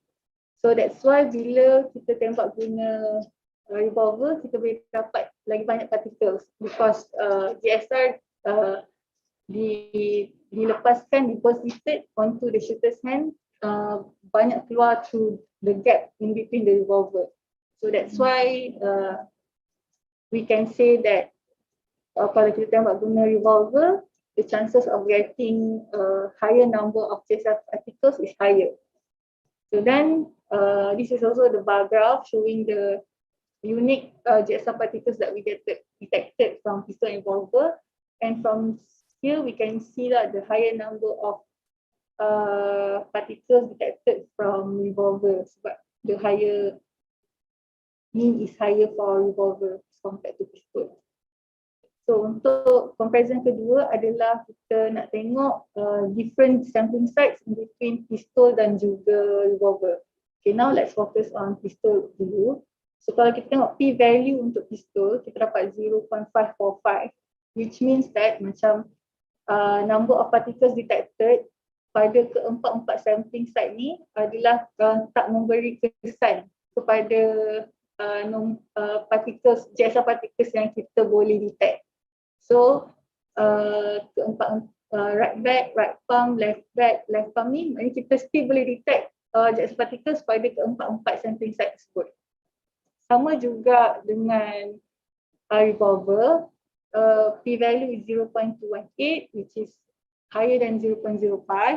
So sama juga, walaupun kita boleh dapat bilangan GSR particles yang tinggi kalau kita menembak menggunakan revolver, tapi untuk sampling site sama juga, macam sampling site tu tak memberi efek pada nombor of GSR particles yang kita nak cari. So which means it is better for us to collect the samples from many types, from many sampling sites. So macam it's better kita sample pada kesemua sampling site tu sebab untuk meningkatkan lagi possibility kita untuk mendapatkan unique GSR particles.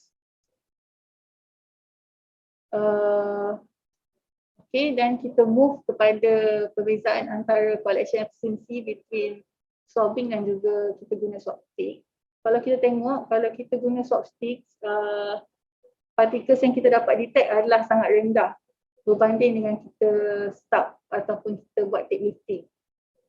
So bila kita tengok figure ni, so kita mungkin ada disebabkan beberapa faktor masa analisis tersebut dijalankan lah. Mungkin sebabnya kita masa kita buat tembakan tu kita buat one shot punya tembakan. Ini sekali tembakan kita collect sampel. Sekali tembakan kita collect sampel. Mungkin disebabkan itu ataupun mungkin disebabkan environmental factor semasa sesi tembakan dijalankan. Mungkin disebabkan itu. So bila kita tengok data ni, kita tengok macam maknanya menggunakan swab stick tu adalah bila kita guna swab stick kita tak dapat nak detect JSR particles dengan lebih tinggi berbanding kita guna take lifting. So untuk kita cuba lagi tengok kita punya penggunaan swab stick ni, kita cuba untuk try untuk swab pula, macam untuk yang ni kita swab pada tangan. So untuk kita kaji lagi sama ada penggunaan swab stick tu okey atau tidak, kita swab pula pada bahagian internal compartment cartridge yang kita telah tembak. So dalam eksperimen ni kita telah guna swab dalam bahagian dalam internal cartridge tu sebanyak 1 kali, 3 kali dan 5 kali. Sebab kita rasa bila kita swab dengan banyak kali kita boleh dapat lagi banyak particles. Tapi actually bila kita dah buat analisis tu, berapa banyak kali kita swab pada bahagian dalam cartridge case tu, dia tak memberi efek pada nombor pada JSR particles yang kita boleh detect. Disebabkan kalau kita tengok ni, p-value of number of swabbing adalah 0.561, which is a lot tinggi daripada 0.05. Sama juga dengan bila kita guna ammunition type yang berbeza, dia tidak memberi efek lah kepada number of JSR particles yang kita boleh dapat. So kita teruskan lagi, since kita kata maknanya daripada sini kita boleh cakap yang actually kita still boleh detect JSR particles apabila kita menggunakan swab stick. So kita nak teruskan lagi eksperimen ni dengan menggunakan swab stick, tapi kita tambah bilangan tembakan yang kita guna. Macam previously kita tembak sekali, collect sampel, tembak sekali, collect sampel. So kita teruskan pula dengan kita tembak 10 kali. Maknanya lepas 10 kali tembakan baru kita collect sampel, sebab kita rasa dia akan memberi pengaruh yang tinggi kepada bilangan sampel yang kita boleh detect. Oh, sorry. Tapi lepas kita analyse, lepas kita tembak dengan 10 kali, macam dia tak bagi much difference lah dalam bilangan particles yang kita boleh detect. So maknanya walaupun repeated firings tu doesn't necessarily give increasing number of JSR particles, because kita tak boleh nak produce the same amount of particles deposited on the shooter's hand every time kita tembak. Bilangan particles yang akan deposited tu tak akan sama setiap kali tembakan. So disebabkan oleh kita punya bila kita pakai swab stick, kita still boleh detect JSR particles, tapi eksperimen sebelum ni hanyalah menggunakan brand SME saja. So kita teruskan lagi, kita nak tengok sama ada swab stick tu boleh tak guna untuk different brands of ammunition. So we have 6 different brands of ammunition. Yang ammunition ni terdiri daripada konvensional menggunakan primer mixture yang konvensional, iaitu mempunyai kehadiran lead berylate antimony, dan juga ada juga yang lead free, menggunakan lead free primer mixture. So daripada ni kita boleh dapat lihat Okay, hanya 4 daripada 6 examination menunjukkan kehadiran lead, barium dan antimony, manakala lagi 2 tidak menunjukkan kehadiran lead, barium, antimony. So maknanya teknik swabbing tu actually kita still boleh nak dapat jasa particles selain daripada teknik tape lifting. So conclusion daripada sini adalah greater number of JSR particles was in revolver as compared to pistol, and for sampling sites equally allowed for JSR detection for both pistol and revolver, and then kesemua start sample memberikan positive detection for JSR particles, whereas only one swab sample showed the presence of such particles. And JSR particles could also be recovered through extraction procedure based on analysis from expanded cartridge. And 5 types of ammunition including SME showed presence of unique JSR particles, which is the lead, barium and antimony combination. And 2 types of ammunition showed absence of lead, barium and antimony. So with that, I think that's the end of my presentation. So,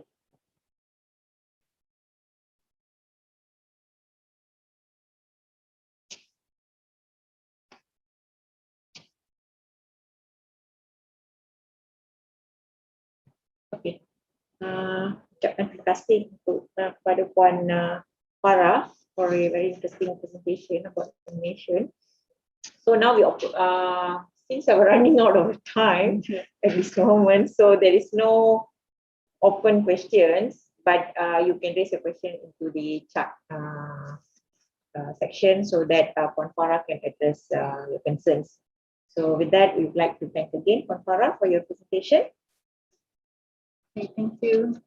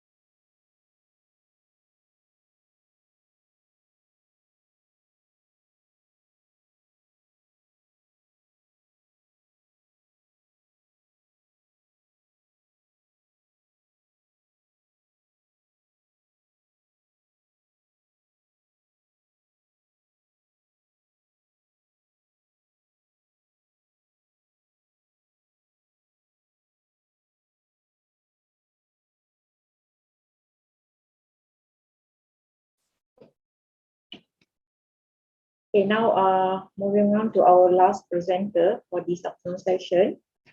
I would like to invite Cik Ana Syabana, anak perempuan Samuel Devadasan, for a presentation on determining the effectiveness of antibacterial functionalized textiles from pusat sekitaran. So we welcome Puan Syabana.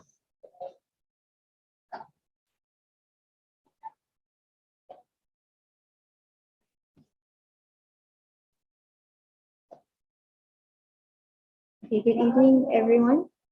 My name is Hannah Shabana, and I'll be presenting on the determination of antibacterial activity of textile products. So, what I'm about to present is, So what I'm about to present is a test we did based on an ISO method. So, mostly actually requested us to run a test on their textile sample to see if it really has antimicrobial properties. So our lab is actually more towards environmental food and testing, food and water testing actually. So this is actually something new for us that we can implement in the future. Okay, so I'll be sharing more on the introduction because the rest of it is actually quite straightforward and simple. Okay, so first of all, what is antimicrobial textile? It is basically any textile that offers protection against microorganisms. So I have a few examples here. So the first one is sportswear and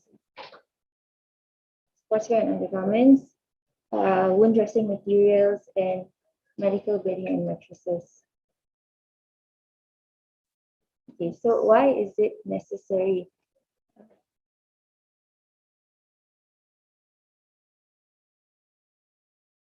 Okay, to arrest metabolism in microbes in order to reduce formation of odor. So this actually relates more to sports attire, where when people sweat, the bacteria is the one actually causing the formation of odor and sometimes infections as well in certain cases.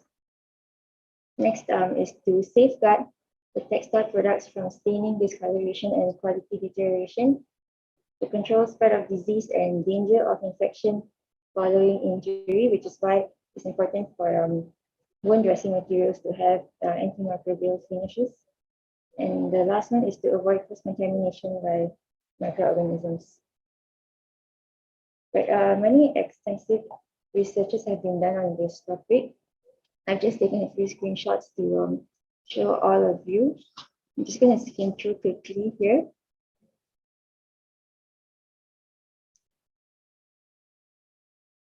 Okay, so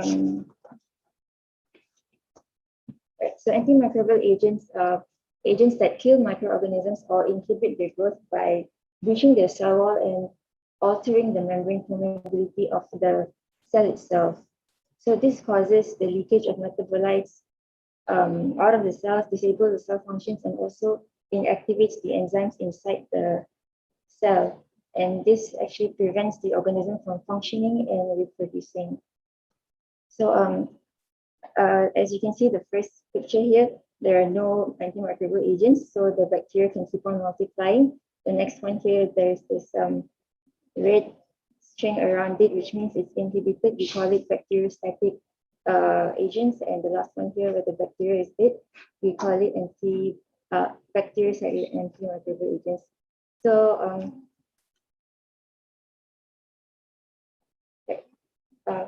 I actually can't see the bottom part because of this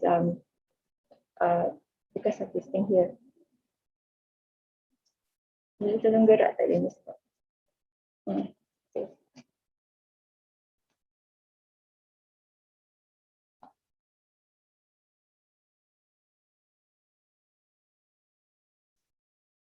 Yeah. Okay. Thank you. Okay. So antimicrobial activity is a measure of effectiveness of an antimicrobial agent.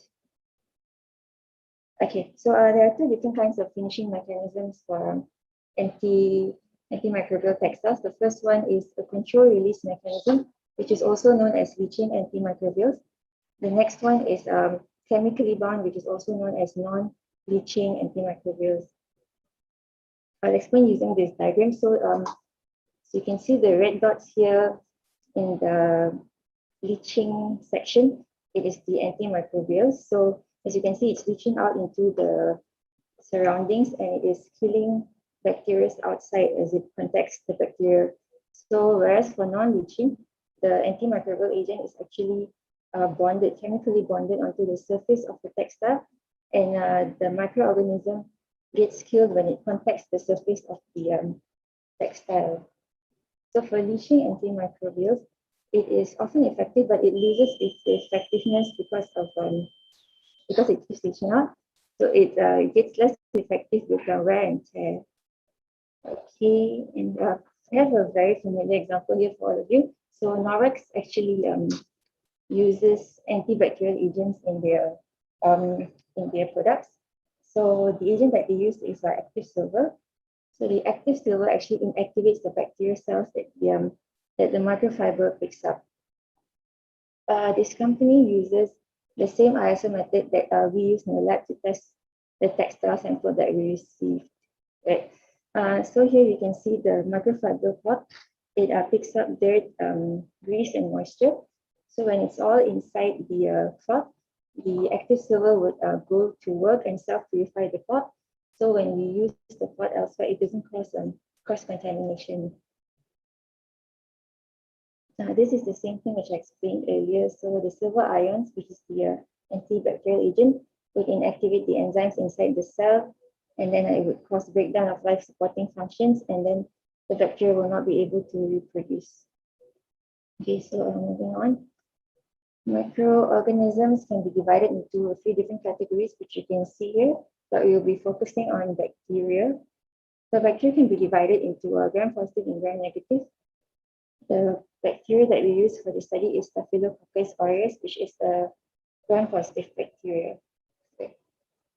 So this is how it looks like under the microscope. It's purple because it's stained using gram staining is done. So when it's gram-positive, it usually appears purple under the microscope.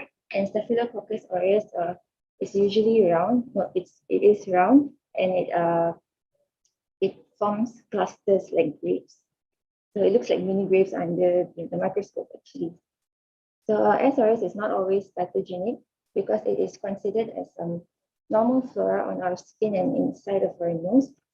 However, it can cause diseases by producing toxic proteins, and it's also dangerous when it gets into our bloodstream. So that is when it causes life-threatening diseases such as pneumonia and meningitis.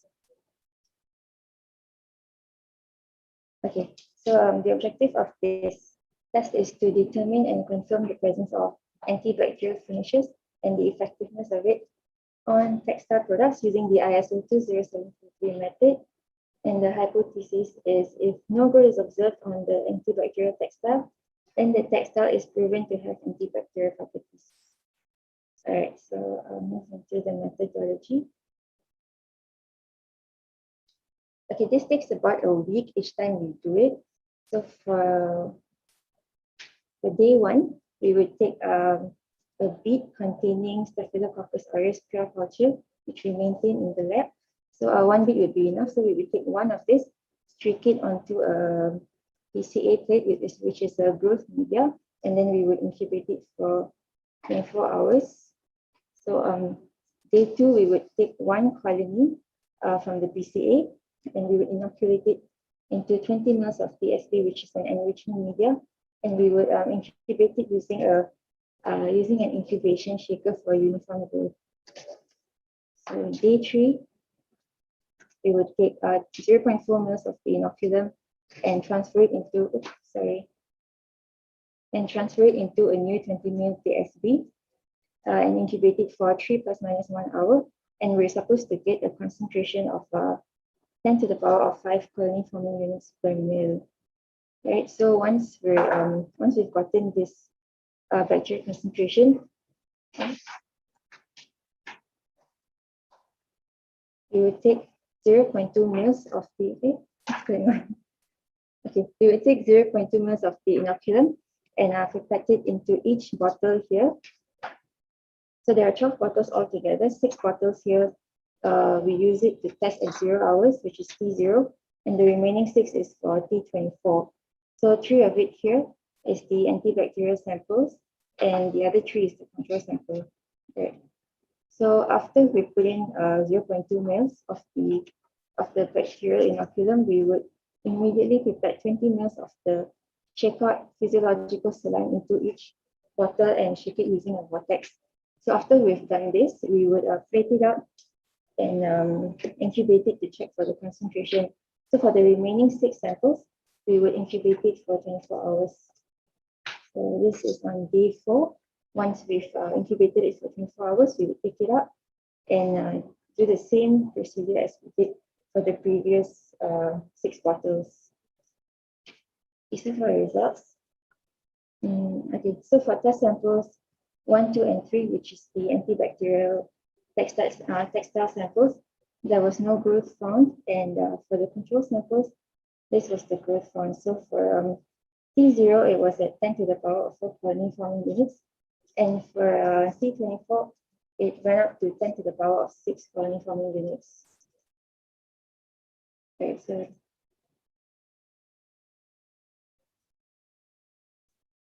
this is what I mentioned earlier, and for test samples, the results were maintained at 0 count for both 0 hours and 24 hours, which actually implies immediate killing action.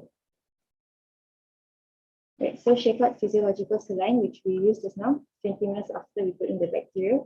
This is a neutralizing solution to stop further bacterial growth. And just now when we were supposed to get, in day 3, we were supposed to get 10 to the power of 5. So after our numerous trials, we found out that 2 hours is the most ideal incubation time to get this specific concentration. So the conclusion is the presence of antimicrobial finishes and its effectiveness is confirmed on the textile product using the ISO 20743 method. We're actually currently still doing some tests using a gram-negative organism, Klebsiella pneumoniae, because gram-negative organisms and gram-positive actually react differently to certain antimicrobial agents. Gram-positive bacteria is usually easier to kill compared to gram-negative organisms.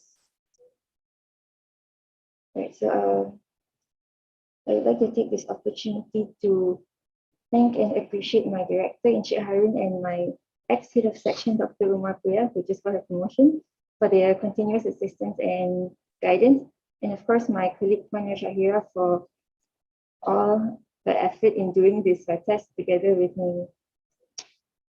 Right, so, and also this was actually a collaboration between ITK and microbiology.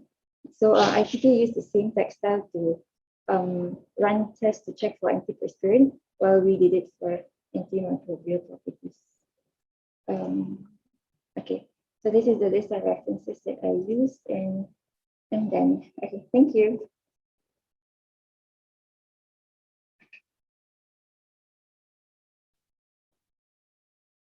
Okay, terima kasih kepada Cik Hana atas pembentangan beliau sebentar tadi.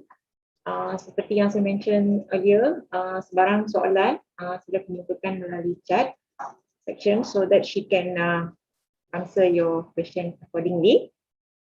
With that, I think we are coming to end of our presentation session today. So I would like to thank Prof. Basha for the opening keynote speech just now.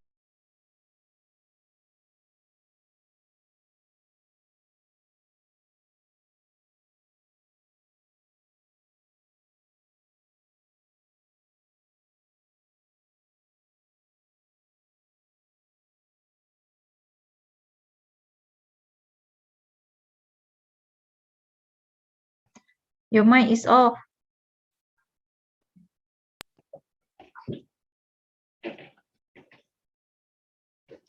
Okay, we are okay. Would like to thank Puan Hana for a presentation. Thank you, Puan Hana. Thank you. All right.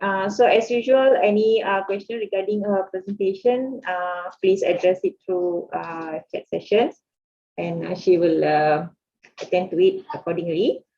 And then with this, I would like to say that we are coming to end our presentation today, and I would like to thank Prof. Basha for his keynote address this morning, and also to all our presenters for your valuable time, and also for your kindness to share the knowledge with us. And with that, I would like to end over this session to our pengacara majlis.